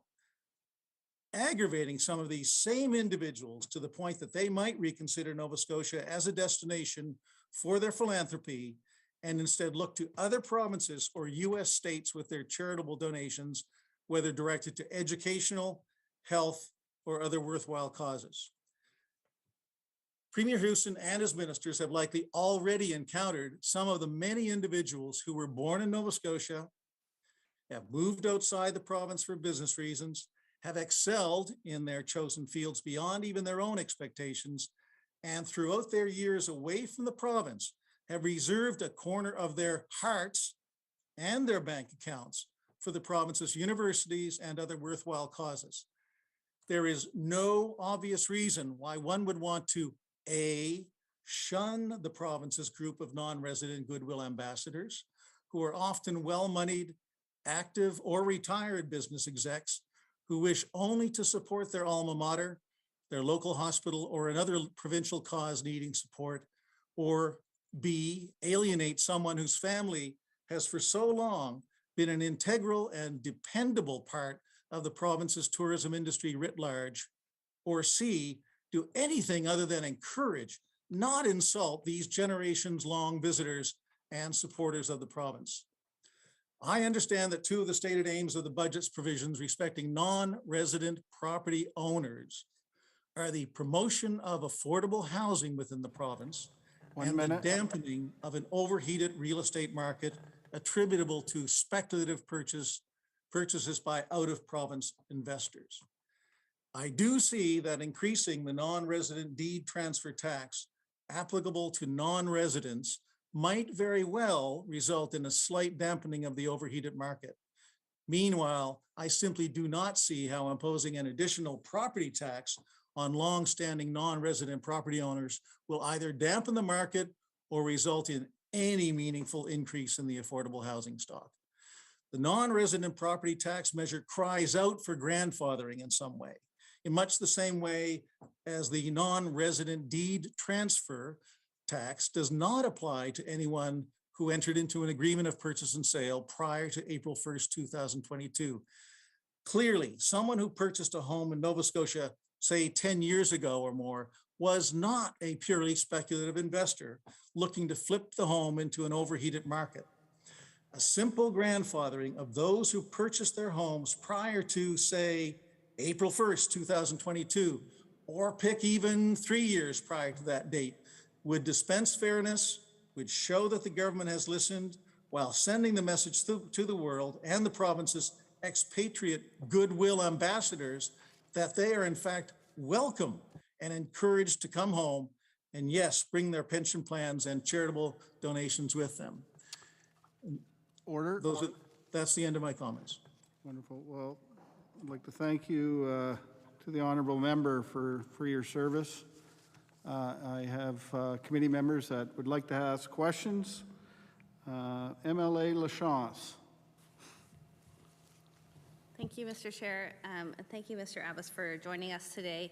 And, you know, obviously you have a lot of experience thinking about, you know, decisions for Nova Scotia. I just have a comment before my question. I was a little bit concerned, actually probably just concerned by the assertion that someone in the public service presents these tax ideas as a way to trip up politicians. You know, I think I have a great deal of respect for the folks in the Nova Scotia Public Service. I have a great deal of respect for the folks and the expertise at the Nova Scotia Department of Finance. And I don't think that anyone who works on tax policy is trying to trip up bureaucrats or trip up ministers. I do think it's, you know, important that politicians have to be clear that when we put our name on something that we agree with it. So I just, you know, I couldn't let that comment stand. I guess one of the things that we've talked about is, you know, and another decision-making tool in government is jurisdictional scans. So we've talked about PEI at 0.5%. Do you think that that would be a reasonable option? No, there's just no one has demonstrated that there's any connection between the levying of a non-resident property tax, which is in addition to existing property taxes, and an increase in affordable housing or a suppression of a speculative overheated real estate market. No, so the answer is no. MLA DeConstanza. Stanzo. Hello, Jay. How are you? Lovely Very to well, see you thank you. again. It's, we both have gotten much older since the last time we've spoken. I do agree with you in the fact that this bill was brought in very fast and very hasty without realizing the total impact this. And we've been hearing from many residents who are Nova Scotians who have moved out just to find better jobs and have done so well, and they're returning and contributing and encouraging their kids to come back. So I truly believe that this will have much larger consequences than what the government has proposed, and they're rushing it, and it's truly a tax grab instead of solving a problem of housing. So I just wanted to share that with you. I totally agree there. Thank you. Thank you. I'm not sure that requires a response other than to say, yes, that sounds just right, Rafa. But I would only second the comments by George Cooper, who has been at politics and government and the analyzing of issues of this sort much longer than many of us. And I think he gave good advice in suggesting that the government and all of us, I guess, step back from this particular issue and give it time to stew a bit and for it to be studied a bit more than it has been. I see no other questions from committee members. I want to thank you so much, Jay, for your time and your comments, and we'll close it off from here. Thank you very much, and to all the committee members as well. Thank you. Bye now. We will take a 2-minute recess.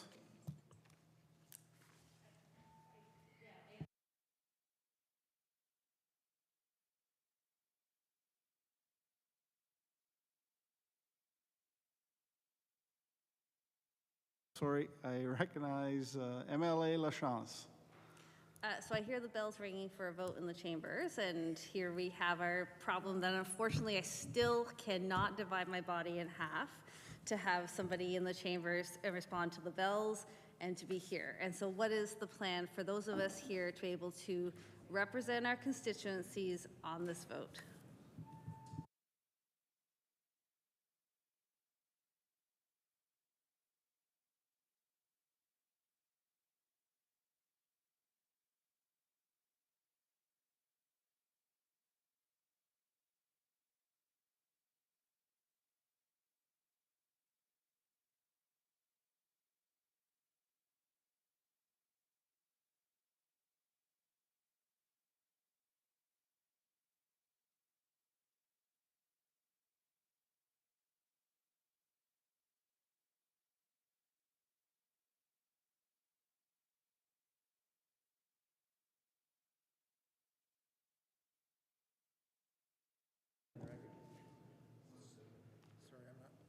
He just wants you to say on the record what you just said. Sorry? Just once.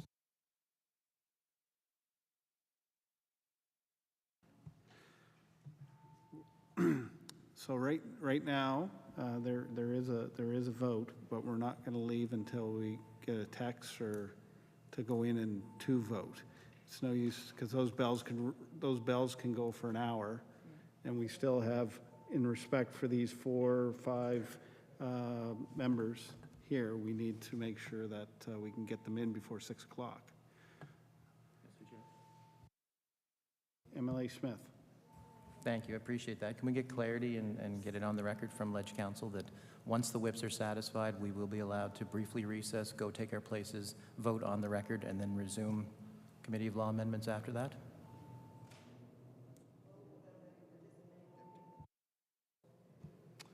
Oh, sorry, Mr.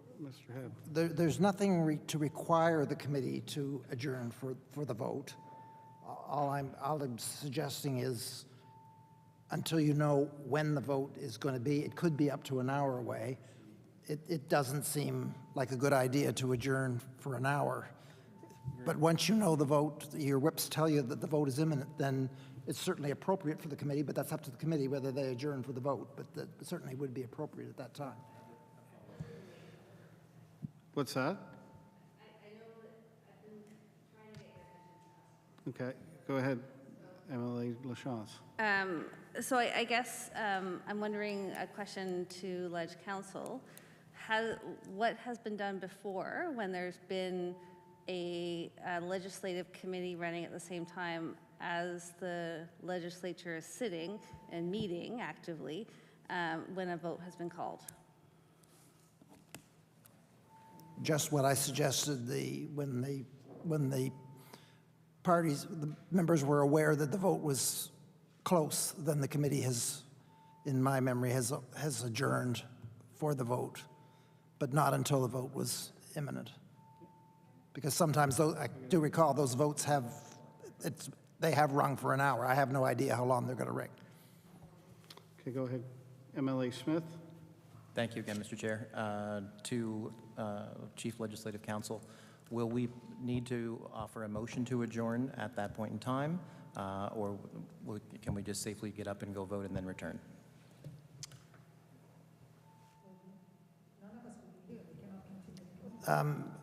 Any member is free to leave at any time to go to vote without a motion. The only problem there is we could lose quorum. So a vote is preferable, or it could be, are you all agreed? Yes, we're all agreed. I mean, it could, or you could have a formal vote. I mean, either's acceptable. MLA Nickel, we have members here waiting here. Yeah, no, it was just for a legal question to that point that I just wanted to say. So there is nothing in the rules that say you have to be present for the debate in order to be allowed to vote. That's always been the normal practice with any other government. Mr. Hebb. The rule in the House is when the vote is actually called, you must be present in the chamber, but you don't need to be there for the debate. No. Okay, we'll proceed. We'll proceed and go from there. All right. Yep. Mr. Clemens.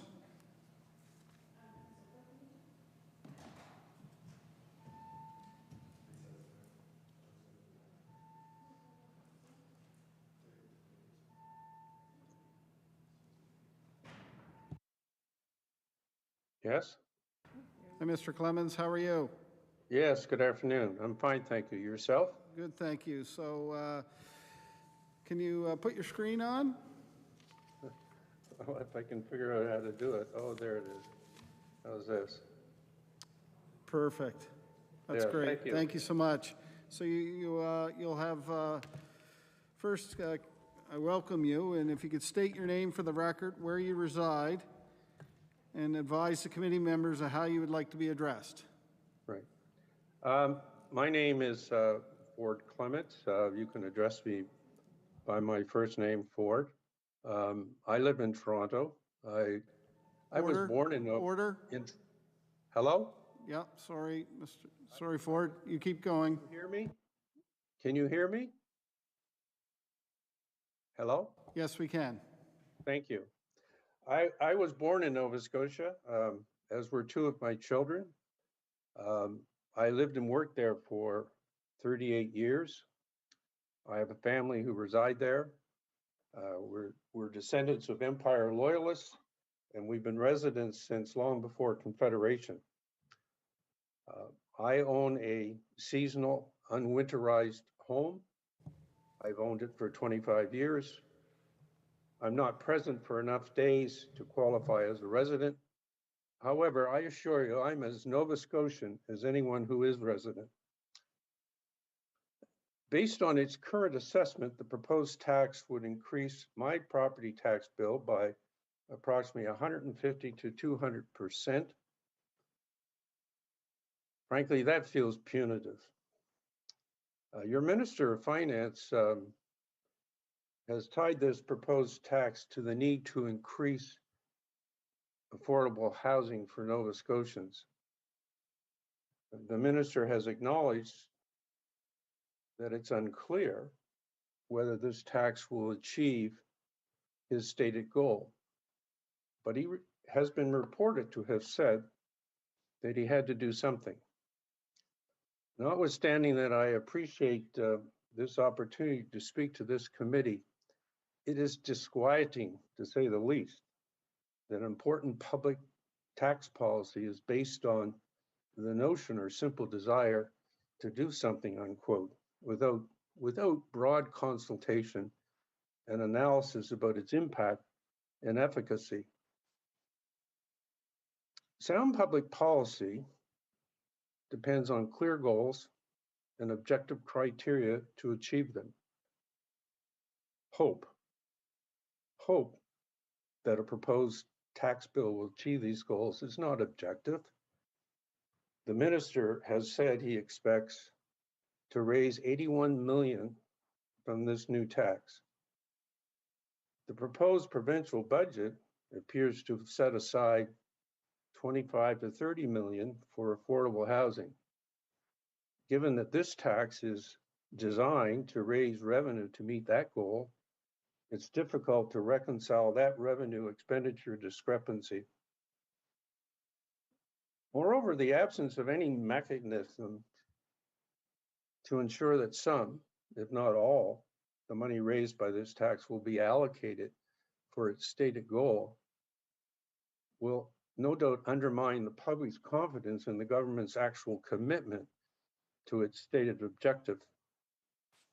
Fair public policy objectives, such as affordable housing, can only be justified if the means used to fund those objectives are equitable. It's incumbent, in my view, upon the Nova Scotia government to devise an equitable formulation to support tax discrimination between residents and non-resident citizens. While the legitimacy of such discrimination is in the first instance clearly debatable, the implementation of a differential tax of any kind raises other important issues of fairness and equity. There is no evidence no evidence that all non-residents are equally able to afford this extraordinary tax hike.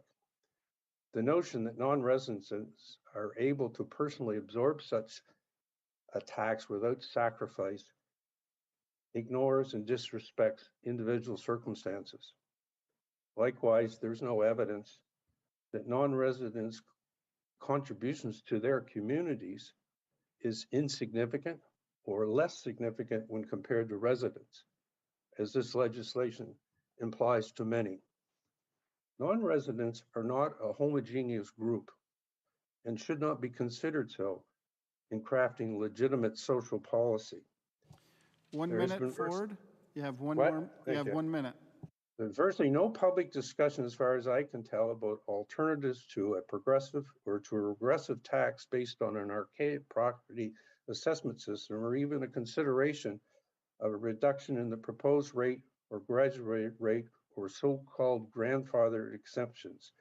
The failure to consider income, retirement, employment status, citizenship, or indeed the importance, if any, of one's birthright undermines the legitimacy of a public policy requiring non-residents to pay more tax than residents. Surely a more equitable and less punitive tax model could provide not only additional revenue, but some measure of equity and fairness that the current proposal cannot achieve. Order. Well, Order. Your time for presentation is up. We have we have 5 minutes for questions from the committee, should there be questions. So I will ask committee members if they have any questions, please raise your hand. I'll acknowledge you.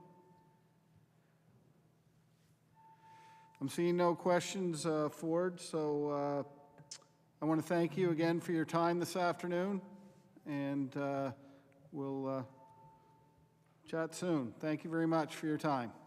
Thank you.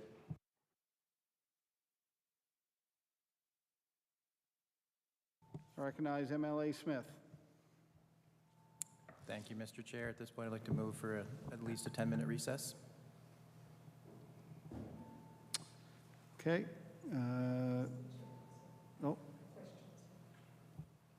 Okay, MLA Constanza? What we did, Di Costanzo. Di Constanzo, there you go. In the past, we allowed the presenter to take the 10 minutes. If they, if there's no questions, the presenter he has a choice to speak the whole 10 minutes or leave time for questions. So you should let him know that. Yeah, no, we've gone 5 and 5. 5 and 5? Yeah. All right. Yeah. I know that's what we did in the past as well. Okay. Thank you. So we'll take, new information leads to new decisions, Mr. Chair. I'd like to hold off on my motion and retract it, please. Okay, motion's retracted. All right, we'll go to the next, next person, Mr. Nichols.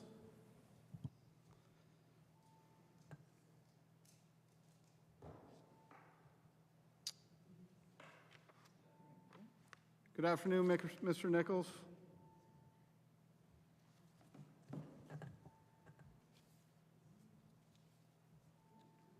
Do you have volume? We can see you. Oh, you're on mute, Mr. Nichols. Okay, thank you. How am I doing now? You're good to go. So great. If you could state your name for the record, where you reside, and advise committee members how you'd like to be addressed during questions. Okay, so thank you very much for the opportunity to speak with you this afternoon. I'm Tim Nicholas. I'm a physician who resides in Thornbury, Ontario. I would ask that one not proceed with the $2% per 100 of assessment property tax for those who are considered non-resident. I have always considered myself as an ambassador to promote Nova Scotia. My family has extensive ties in Nova Scotia. My mother was born in Kirkhill, just outside of Parsbro in Cumberland County. As a physician, I did training in Dalhousie, and I practiced for a period of time in Mahone Bay in Lunenburg County. Every summer throughout my whole life, we would come to Nova Scotia. We contributed financially in Parsborough to the Ship's Theatre, local stores, restaurants, the local golf course, and the Fundy Geological Museum. The summer residence was only a summer residence and could not be lived in as a yearly residence. In fact, it's not even accessible during the winter. In 2021, I sold the cottage and purchased a similar one in Kingsburg. The question I have for the committee is, why should you not proceed with this tax? The number one thing is that it is perceived as discriminatory, as well as the perception that outsiders are not welcome. In my own province of Ontario, there is a 20% Landford tax for non-Canadians. The residential property tax is the same for all. In the rural areas of Nova Scotia, this will particularly affect that. Many of the skilled trades, small businesses, and the construction industry and the entertainment industry will all be affected. Cultural events and restaurants will be affected, as those like myself often invite friends and family throughout the summertime to visit. And this has occurred yearly throughout my life. In my particular case, construction requirements will be put on hold for the seasonal residence that I purchased in Kingsburg last summer. Whatever increased tax that the province will obtain will be short-lived. If the province is sold to a Nova Scotian, it would be seasonal. It would not increase the housing supply, and the increased tax will evaporate. It is also likely that the province of Nova Scotia will be termed discriminatory, insular, and will be perceived as arbitrary and unfair, as that this tax applies to seasonal residences only to those who do not have who have what is considered a primary residence in Nova Scotia. It may be a politically astute move now in some quarters, but this will become temporary as business and others like myself avoid the province. This proposed tax on an ongoing basis is well over 200%. 1 minute, Mr. Nichols. Thank you, of the existing tax. I urge this committee to amend the bill by deleting this tax. I would suggest that this be reviewed. A cost-benefit analysis regarding housing and future economic development need to be done. Thank you for allowing me to present to the committee. Thank you, Mr. Nichols, for your presentation. I'll go to the committee members for any questions for Mr. Nichols. MLA Hanson. Thank you so much for your presentation, Mr. Nicholas. I just want to say, I just want to make a comment, and you mentioned it earlier that you practiced here in Nova Scotia. I'm curious, and I mean, maybe this is just off the topic, but why did you leave Nova Scotia to practice in Ontario? This was very early on in my practice, and at the time I felt that the opportunities were better in Ontario, as well. My family which was originally from Nova Scotia, was living in Ontario at that time. MLA Hanson. Do you think you'd ever come back? We do need more physicians in Nova Scotia at this moment, and then you could truly be a Nova Scotian in your home. I didn't mean it in that way, but I'm saying, you know, we do need more physicians, and we do appreciate the work that you do. So just think about that.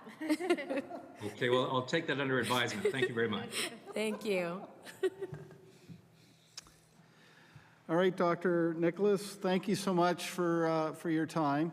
No more questions from the committee, but we really appreciate your presentation. Thank you so much.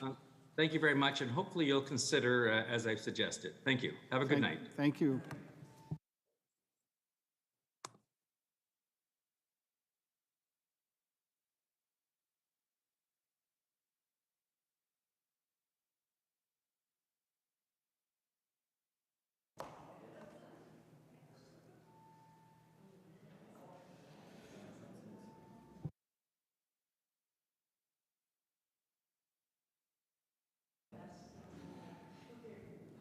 Susanna?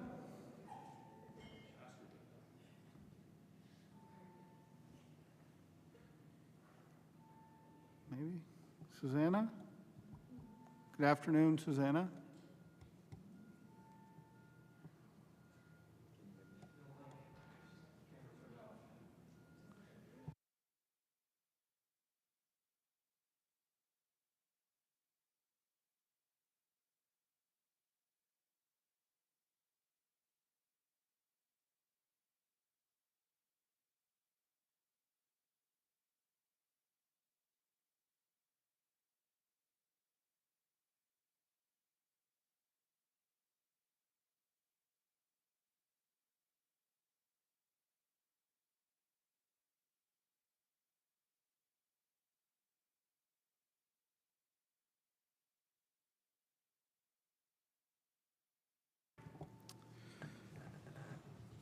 Good afternoon, Mr. Beliveau.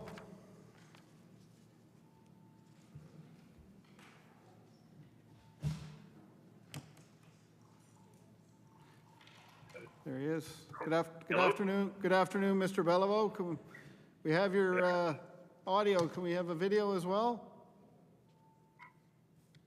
Hopefully. All right, there we go. Thank you so much. Welcome to Law Amendments. If you could you please state your name for the record, where you reside, and advise the committee members of how you'd like to be addressed during our Q&A. My name is Bob Beliveau. I reside in Halifax and Chester, and you can address me any way you like, although I don't prefer hey you. All right, well, thank you, Mr. Beliveau. You have 5 minutes to present. I'll give you notice when there's a minute left, and then up to 5 minutes in questions from the committee members. Please proceed. Thank you. I'm counsel at McGuinness Cooper in Halifax. I'm a born and bred Nova Scotian, having worked here all my life. I'm a former chair of the Board of Governors at St. Mary's University and a former president or chair of many other organizations in the city. My family, my direct family, arrived in Nova Scotia here in 1631. The opinions I express are my own and my own alone. There are many logical reasons why this bill should be deferred until a further detailed study and analysis of the housing crisis in Nova Scotia, which is not unique to this province, but nationwide. This proposed bill does nothing to address that problem other than to just simply raise discriminatory taxes on a particular group of non-resident property owners who have no representation or voice. You have received many well-written and compelling letters and presentations which describe in detail the shortcomings of this legislation and why this bill should be deferred. I hope the government will take those presentations into account. I'm going to take a little different tack and attempt to discuss this a bit politically. I have an extensive background politically, as I was heavily involved in federal politics for many years in the Liberal Party.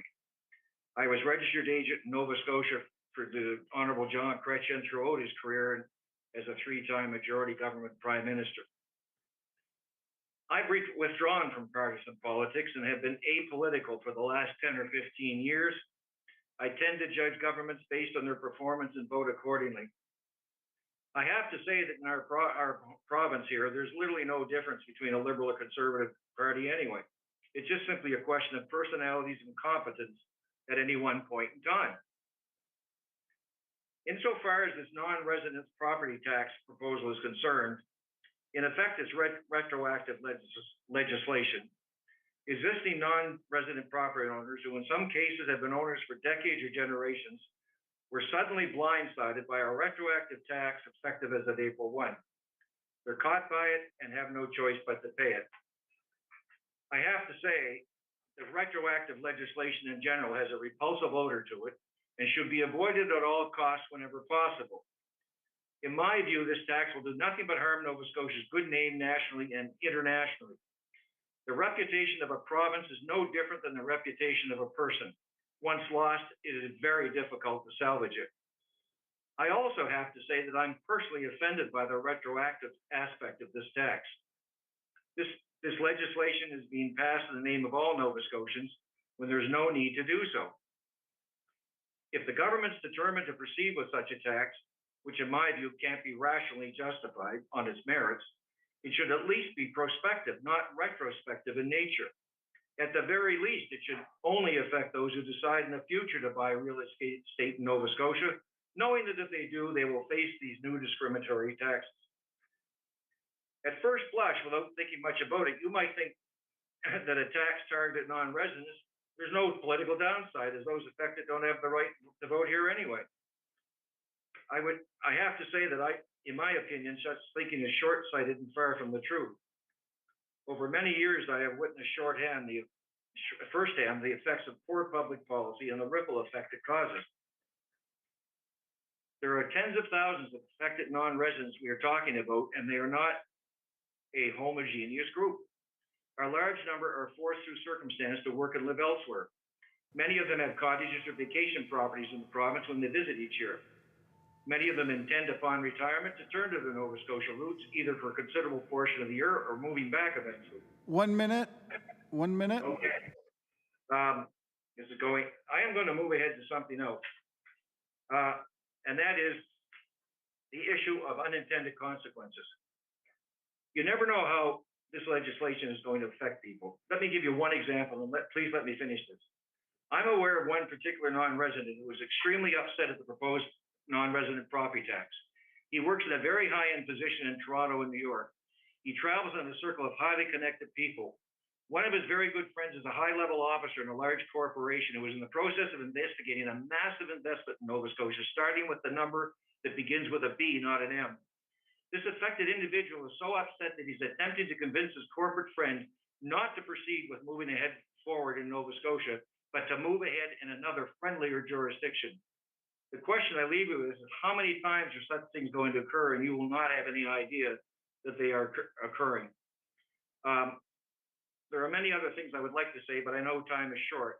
I just hope that this proposal will be deferred and given proper study, and what should be done is include the effects of the large number of Airbnbs in the metro area, the effect of REITs, and the large number of investment properties in secondary homes. Order. Thank you, Mr. Beliveau. We'll go to committee questions. That's the quickest 5 minutes I've ever seen. MLA Di Costanza. Stanzo. Yeah, there's no N at the beginning. Di Costanzo. Okay. Mr. Bob, I'm sorry that we had to cut you short. And I've tried actually to say that maybe some of the time for our questioning can be given to the people who want it. So, and we have done that before. Just wanted to, no, it's all right.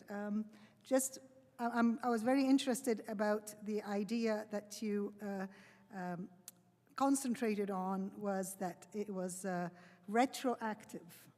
That was, I didn't hear that from many before, but to me, this bill was brought in and it's retroactive to a date shows how ill-advised and how unprepared they are with this bill to go back and do that for April 1st.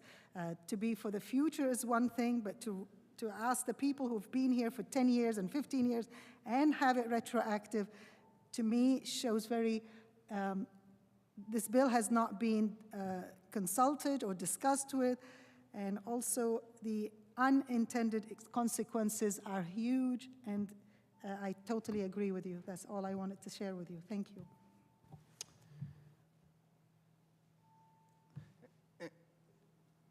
MLA Nickel. Just a question to you, Mr. Chair, because I know that earlier MLA Smith allowed this time to be given since he felt his 5 minutes went by so quickly. Could we have done the same thing for this gentleman? Who? Sorry, who? Who? Mr. Wynot was given an extended amount of time, so I just wondered. If you feel Well, then let him just finish the last paragraph that he was into. this presentation under the 5 minutes, absolutely. Okay. Yep. Mr. Beliveau, you can continue with your presentation if you wish. You have 3 minutes. Well, let me just, I sort of skipped over the last paragraph and truncated it. So let me just tell you what I was about to say toward the end. I think the best thing that could be done here is to table this legislation so that the issue of housing in Nova Scotia can be properly studied and addressed with meaningful proposals that are not seen as punitive against a non-represented group of people who have done nothing but good for Nova Scotia and who have promoted Nova Scotia nationally and internationally. And you've heard that today. You've heard what these people are saying. I've listened to it. I've been online. Listen to what they're saying. So they are hurt by this and through their soul. They just can't understand why they're being treated like this.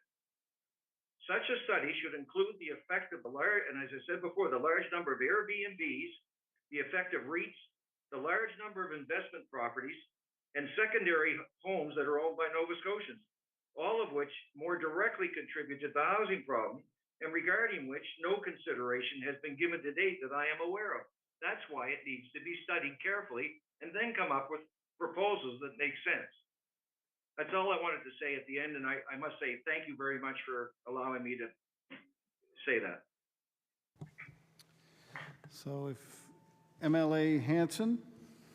Mr. Beliveau, I thank you so much for being a presenter today. It's been a long day for every one of us, and I truly appreciate the fact that, you know, you were able to give us some insight, especially on other people's situations that may not have been able to speak today. So I'm always going to speak on what this means when we're sitting at when we're in the House and when we're sitting around the table, because a lot of us and my colleagues still don't have any clarity on what this bill is proposing and how it's going to affect all Nova Scotians. So we will definitely have discussions about that, and we take law amendments and the people that come in front of us, all of their concerns very serious. And I just wanted to let you know that some of us are actually listening, and we will definitely put these issues forward.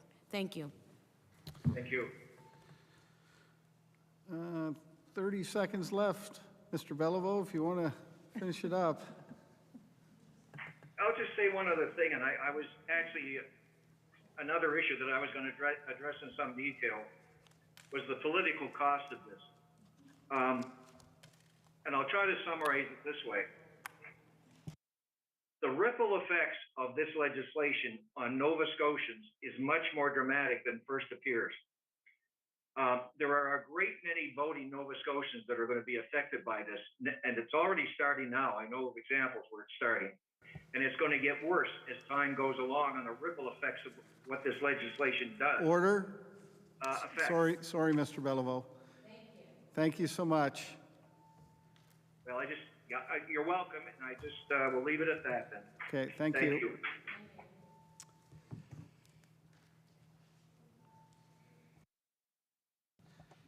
Is Ms. Hoffman on? Susanna, you're on the phone? Yes. Okay. So, Susanna, welcome to the Law Amendments Committee. If you could, please state your name for the record, where you reside. I'm going to try to. And okay, I was going to try to. I think it was meant to go through on Zoom, but I can say it on the phone. It's fine. My name is Susanna Hoffman. Yes. And I have a home in Ascotaugan, Nova Scotia, and in Toronto, Ontario. Okay. Please, and you have 5 minutes to present, and then there's up to 5 minutes for questions from the committee. And I'll let you know when you have a minute left in your presentation. So please proceed. Okay. Thank you. My late husband, Maury Chaikin, fell in love with Nova Scotia. He bought a home there over 30 years ago, and we spent as much time as we could. He spent as much time as he could before his passing in 2010 with our daughter. Since then, we've worked really hard to keep the house and spend as much time as possible in his favorite happy place, juggling school here and work in Ontario, but making it out as much as we can to our beloved spot. We chose to not subdivide or change its natural beauty. It's a pretty unique spot. It's not an easy rental spot. It's pretty rugged. It's not that far from Nova Scotia, from Halifax, but because we didn't want to change the landscape and the trees and the lake with no one on it, because we both felt very strongly that that's what drew people to Nova Scotia and its beauty. The land next door to us sold about 15 years ago, and they clear cut every single tree and subdivided it, and it sat empty until about 5 years ago. And now I think about 6 of the lots have been sold. Sadly, mostly to Ontario, and I don't think it had to do with pandemic or overbidding or anything. I just think it's who wanted to build on those spots. But back to my story.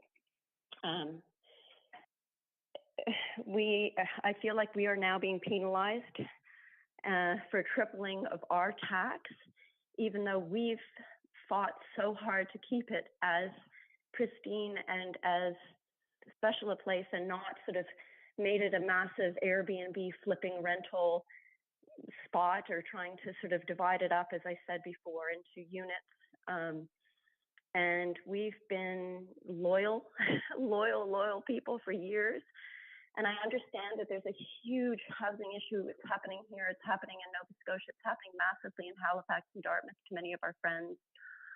But penalizing longtime lovers and owners of Nova Scotia for this sort of mad feeding frenzy of buying and outbidding, et cetera, that's been going on in the past couple of years just seems so just really cruel and unfair. It's going to actually make me have to rethink what to do with the property, and I feel very emotionally tied to it because it truly was his favorite place in the world. And again, even the little fish house that sits perched on the water there, it's not habitable at the moment. And I've always felt that if I sort of tore that down or built a big road to build a big new property, it would ruin the coastline for all those wonderful drives that tourists and Nova Scotians take along their bike rides on the Ascotoghan Peninsula. But because of this, it's sort of making me think I won't be able to afford to maintain it in its natural beauty. And again, I'm extremely sympathetic to the issue of housing being massively needed. But I just feel like this is blanketing everybody under the same, I don't know if blanketing is the right word. It's basically looking at everyone in the same bunch. And I think it's much more of an individual situation. I agree with the crazy sort of pandemic buying, feeding craziness from other provinces coming. And I feel for any Nova Scotian trying to buy a place and having their 1 minute left. Bid, all of that. I'm 1 minute left. Pathetic, but I am feeling like we're being penalized for something that we're not a part of. Hello? Yes, Susanna, you have 1 minute left. Well, less than 1 minute, 45 seconds left. Okay, it's kind of hard to hear you guys. I don't know what. That's basically it. I feel very passionate about Nova Scotia, and I just feel like we are being sort of lumped into all in one, all these horrible out of province people coming in, and there are a lot of us who've actually been extremely loyal. I try to spend at least 4 or 5 months there if I can a year. And I also, there's another part with mine. I mean, I offered my home when the Afghani immigration crisis was happening and looking for homes. And honestly, I put my house into a plot there, and we had one taker for a month. It's too rural. It's too out there. Order. It's not the kind of thing. Order. Time for presentation has elapsed. We'll go to the committee for any questions. Sure. MLA Nickel. Hi, Susanna. I just wanted to say I've got Mark's email in front of me, and he's asking for confirmation that that your letter and the following points copied have been received and will be acted upon. Oh, that's the wrong person. I'm sorry. Well, I just want, at this point in time, though, it would be good for the chair to maybe give the process to the people as that I don't know, like anything that's coming forward that is in written format, that it is logged and kept in, in that regard. Mr. Hebb, can I address that? Just for future callers. Yeah, we're distributing to anybody that's presenting, we're distributing it to physically, and if it's just a person's not appearing but has sent in something, you're receiving it electronically, and they'll all be on the legislature website. Right, so it's on public. Okay. Order. Is there any more questions for the member? Okay, or the witness, sorry. I see none. Susanna, thank you very much for your time.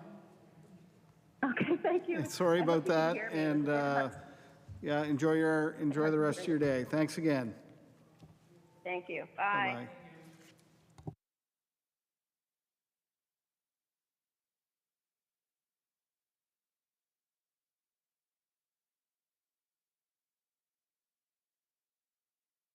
The Northwood. MLA Nickel? MLA, this is the Northwood.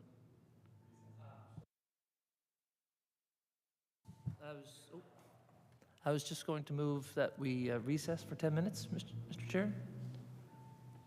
Okay, we have a motion on the floor to recess for 10 minutes. All those in favor, say aye. Aye. Those opposed? 10 minutes. 5:37. I'm going to let you. Mr. and Mrs. Northwood. Okay, perfect.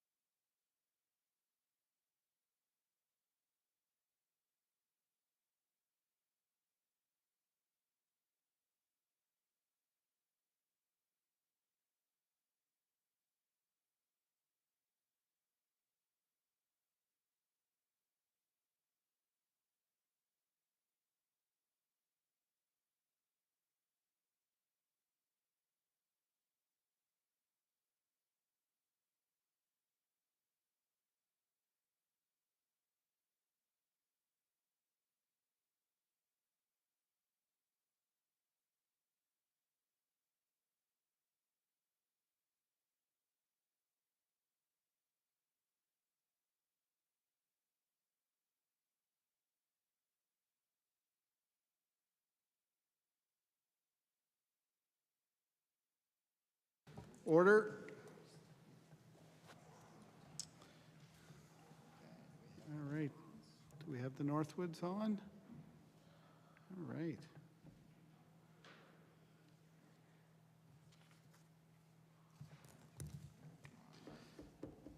Good afternoon, Mark. Afternoon. So is Linda with you? She is. She's just sitting off camera. Okay, no problem. Do you have could you put the video on? Would that be possible? Sure, I thought the video was on. Hold on. Oh. First of all, we apologize for the delay, but I just want to welcome you and Linda to Law Amendments. And if you could state your name for the record, where you reside, and advise the committee members how you would like to be addressed during questions. And then you'll have 5 minutes to present. I'll provide you with a 1-minute warning when you're coming down to the wire on your presentation. Then you have 5 minutes of questions from the committee members. So right to you, Mr. Northwood. Thank you.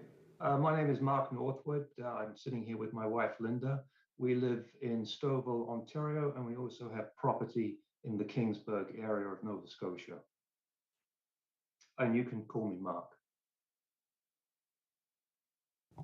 Okay, Mark, if you want to proceed, please, and I'll start your 5 minutes.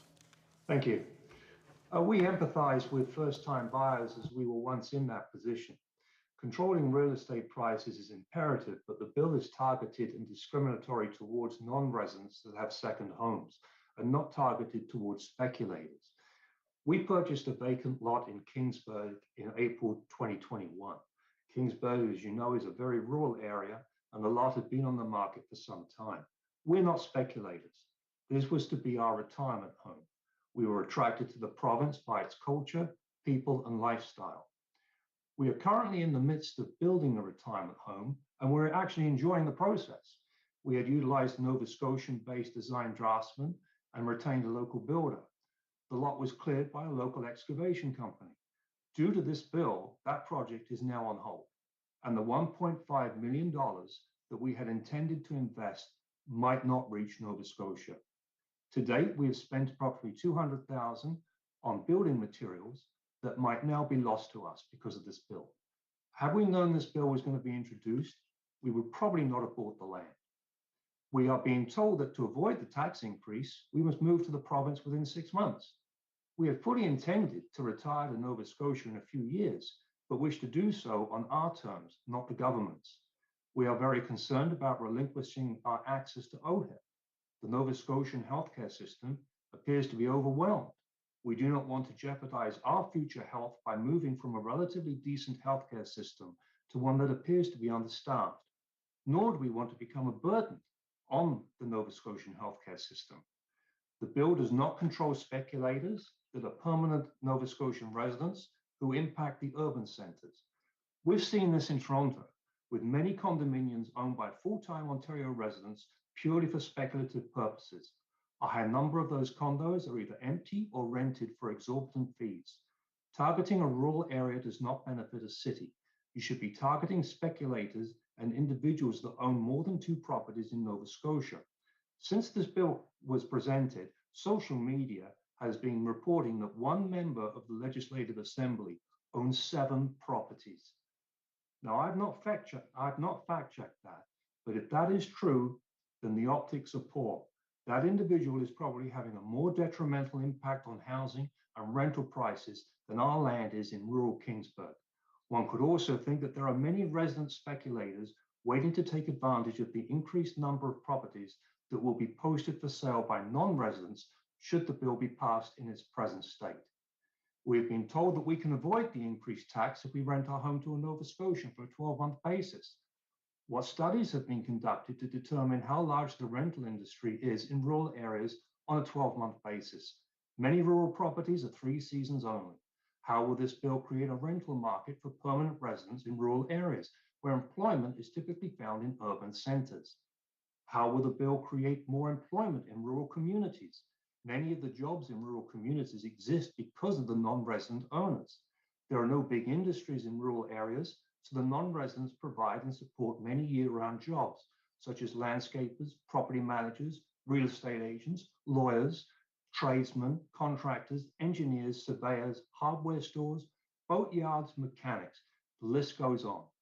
These are not low-income wage earners which are at risk with the potential loss of out-of-province property owners. Is it correct and fair to penalize fellow Canadians that do not live in the province and who are not speculators? Perhaps have a tax that targets how long a person owns a property. For example, if they own it for less than 2 years and sell it, they pay a large deed transfer tax. The government should pay more attention to the speculators, both non-resident and residents, that are buying up properties to simply flip them. If this bill is passed, you will see that many non-residents, including those who have deep roots in the province, will be forced to sell their properties. Is this how Nova Scotia treats fellow Canadians or our neighbours to the south that have owned property in Nova Scotia for decades and have had a positive impact on the Nova Scotian economy? Your own finance minister has been quoted recently saying that there are too many unknowns at this point to say whether this property tax will be successful. Should you not do more research before passing the legislation? You are elected by your constituents to practice responsible government. Responsible government comes with extensive research and due diligence before passing legislation. I do not want to see my wife and I's hard-earned retirement savings being used for what appears to be a fishing expedition, as there is no statistical evidence that what you want to achieve will work. Let us all move forward with a well-thought-out plan that achieves the objectives set out in your political platform. Affordable housing with an increase in housing supply, and 2, improved access to healthcare. Both admirable goals, but the plan of action in Bill 149 will not achieve these objectives, not by a long shot. Order. Your time for presentation has elapsed. I will pass it over to our committee members to see if there are any questions for Mark. I'm seeing no questions, Mark. I want to thank you so much for your time. Appreciate your time and presentation. If there's no questions, can I add a few more points? What do you say?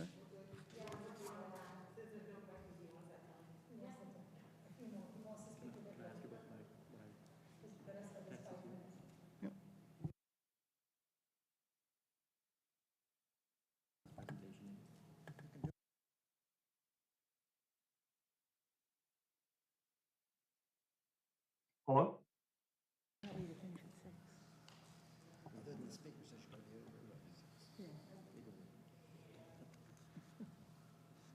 Okay. Oh, sorry.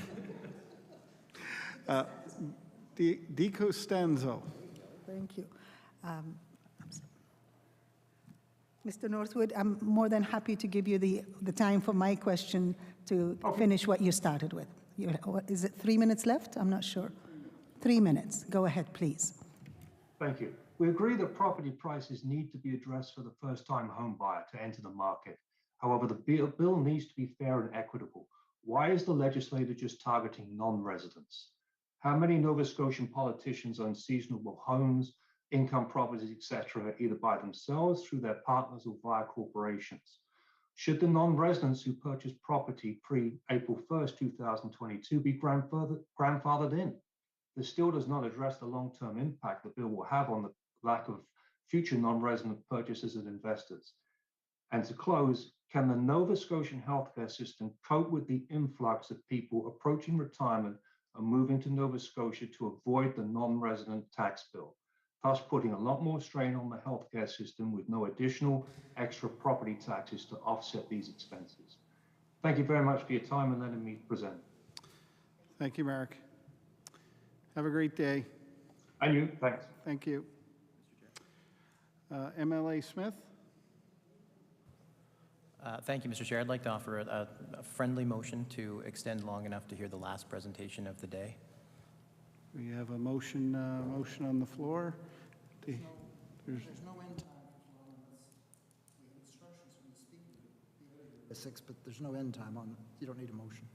I retract my motion, Mr. Chair, and happily finish up.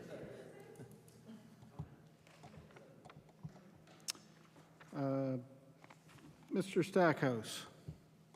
Oh. want to turn it off? Hello. Hello, how are you? Good evening, Mr. Stackhouse. How are you? I'm well, thanks. I'm well. Good, good. So, listen, apologize for the delay. I just want to welcome you to Law Amendments. Please state your name for the record, where you reside, and advise the committee members how you'd like to be addressed.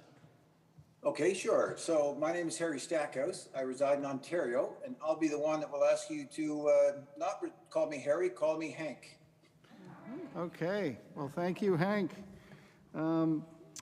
So you'll have 5 minutes to present, and then 5 minutes follow-up questions from the committee members. Super. Okay, a little background. My wife and I purchased property and constructed a cottage in Pictou County nearly a quarter century ago, while we were both full-time residents in Bedford. While we lived in Nova Scotia, we formed lifelong friendships and created family memories while at our cottage on the weekends and throughout the summers, just like so many other Nova Scotians. Since moving away from Nova Scotia, we've been using our cottage between 4 to 6 months a year. In fact, we wanted to maintain our connection to Nova Scotia so much, it's our only owned residence, and it has been that way for the last 12 years. We'd like to move to Nova Scotia, but at our age, the massive waiting list in Nova Scotia for family doctors is just too daunting. We do, however, feel like our backs are to the wall as a result of this new tax. So I'm going to speak on some of my key takeaways from today's excellent and I would say thoughtful presentations, which also reflect my views. First, why shouldn't we expect thoughtful policy analysis and review? Yet there's no evidence of thoughtful research on the social and economical impacts. You heard today that there has been no evidence of consultation with business, municipalities, associations, or key stakeholders. In fact, we learned today that the Minister of Municipal Affairs and Housing has just announced a $400,000 contract to, quote, assess current and future housing needs in urban and rural areas to pursue reliable and up-to-date information about where and what the needs are so that the province and municipalities can make smart policy decisions, end quote. The other topic that has been a lot of discussion today is the punitive and discriminatory tax. So we've heard comparisons to PEI and New Brunswick in terms of their non-resident tax. So here are the additional non-residence property and transaction taxes paid by PEI in New Brunswick as compared to Nova Scotia. The property tax, PEI, is 0.5%, New Brunswick is 0%. Nova Scotia is 2%. Transaction tax in PEI is 0%, New Brunswick is 0%, Nova Scotia is 5%. So there are only 3 provinces that tax their out-of-province non-residents with additional taxes: BC, PEI, and Nova Scotia. And this new tax will place Nova Scotia, you heard just there recently, as the highest additional non-resident property and transaction taxes in Canada for out-of-province Canadians. We also heard about the deep passion and connection towards Nova Scotia. You heard firsthand how people feel about Nova Scotia and their communities. We feel the same way. But you also felt all the other emotions that we share as well: anger, sorrow, embarrassment. I cannot begin to imagine that any Nova Scotian government would find these feelings being shared anything but disturbing. So let's talk a little bit about the democratic process and fairness that's been referred to often. 56 minutes of government debate in the second hearing, 36 hours for those affected to prepare for this session, highly discriminatory in nature, pitting Nova Scotian residents against fellow Canadians, not to mention 27,000 homeowners with whom I have to think a majority will learn of a tripling of their property tax for the first time when they open their mail and read their tax assessment bill, which, by the way, will be retroactive, as you've heard, with no chance of having a voice. So lastly, the Minister of Finance recalled an anecdotal interaction in Inverness with the owner of a Cadillac with Ontario plates snapping up properties and taking them off the market, which was, by the way, in a response to a question from a member on what the genesis of the tax was. So in my opinion, this is the exact reason why this bill should be revisited. The minister's example of targeting speculative buying is what I believe they intended all along. My understanding is that with the original messaging to communities in the early conception of this bill was to do exactly that: identify, target, and put a stop to speculative buying, which I believe is something that non-resident homeowners who care about Nova Scotia could and would rally behind. Some of this bill lost its way when the revenue. 1 minute. Somehow this bill lost its way when the revenue became the main driver versus real and quantifiable root causes being identified and addressed. So, if advice to government, if you were to ask, hit the pause button. Don't create two classes of residents. Do your research first, not after.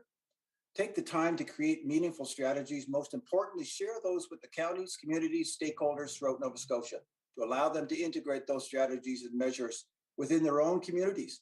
After all, they're the ones on the ground who will be integral to addressing and solving the housing issues facing Nova Scotia. Thank you for your time. Thank you, Mr. Sackhouse. Is there any questions? MLA Hanson. Thank you, Hank. I really appreciate the presentation and the energy behind it. And thank you for the suggestions, because I truly believe that we need to continue to consult and make sure that we're listening to those that this bill and this piece of legislation would affect. I just want to say that I'm glad to hear that you're listening to Ledge TV, or you're actually listening to what we're saying in the House, because there's a lot of relevant things that are being said around the table, and we're hoping that all Nova Scotians are listening. So once again, thank you for your presentation and the energy behind that, and we will continue to push forward when we sit in the House in the next little bit. Thank you. I hope that the listening continues. MLA Nickel. Hi, Hank. I just wondered, in all of your research and the comments that you've made, you say about stopping land speculators. Have you come across a method to do that?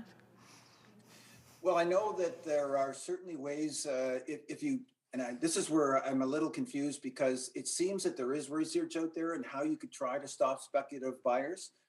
But and BC is a good example. I did a bit just studying the overall kind of reaction to their new laws they put in place in 2018 and 19. And there is a good study there that talks about how you can stop multiple owners who are just flipping properties. There's a vacant house tax that Vancouver alone is implementing. They've been specific in saying that they're going to apply taxes where the problems exist, not just, as I've heard it, using a blunt instrument where you would then just hit everybody in a massive wide net. So I think there is documents out there, there is research out there that I think would guide the government. All they have to do is look. No other questions there, Hank, from the committee. So I want to thank you so much for taking the time to meet with us this afternoon and present. My pleasure. Thank you very much. Have a great afternoon. Thank you. You too. That concludes business for law amendments for today. The meeting on law amendments for April 14th, 22 is now adjourned.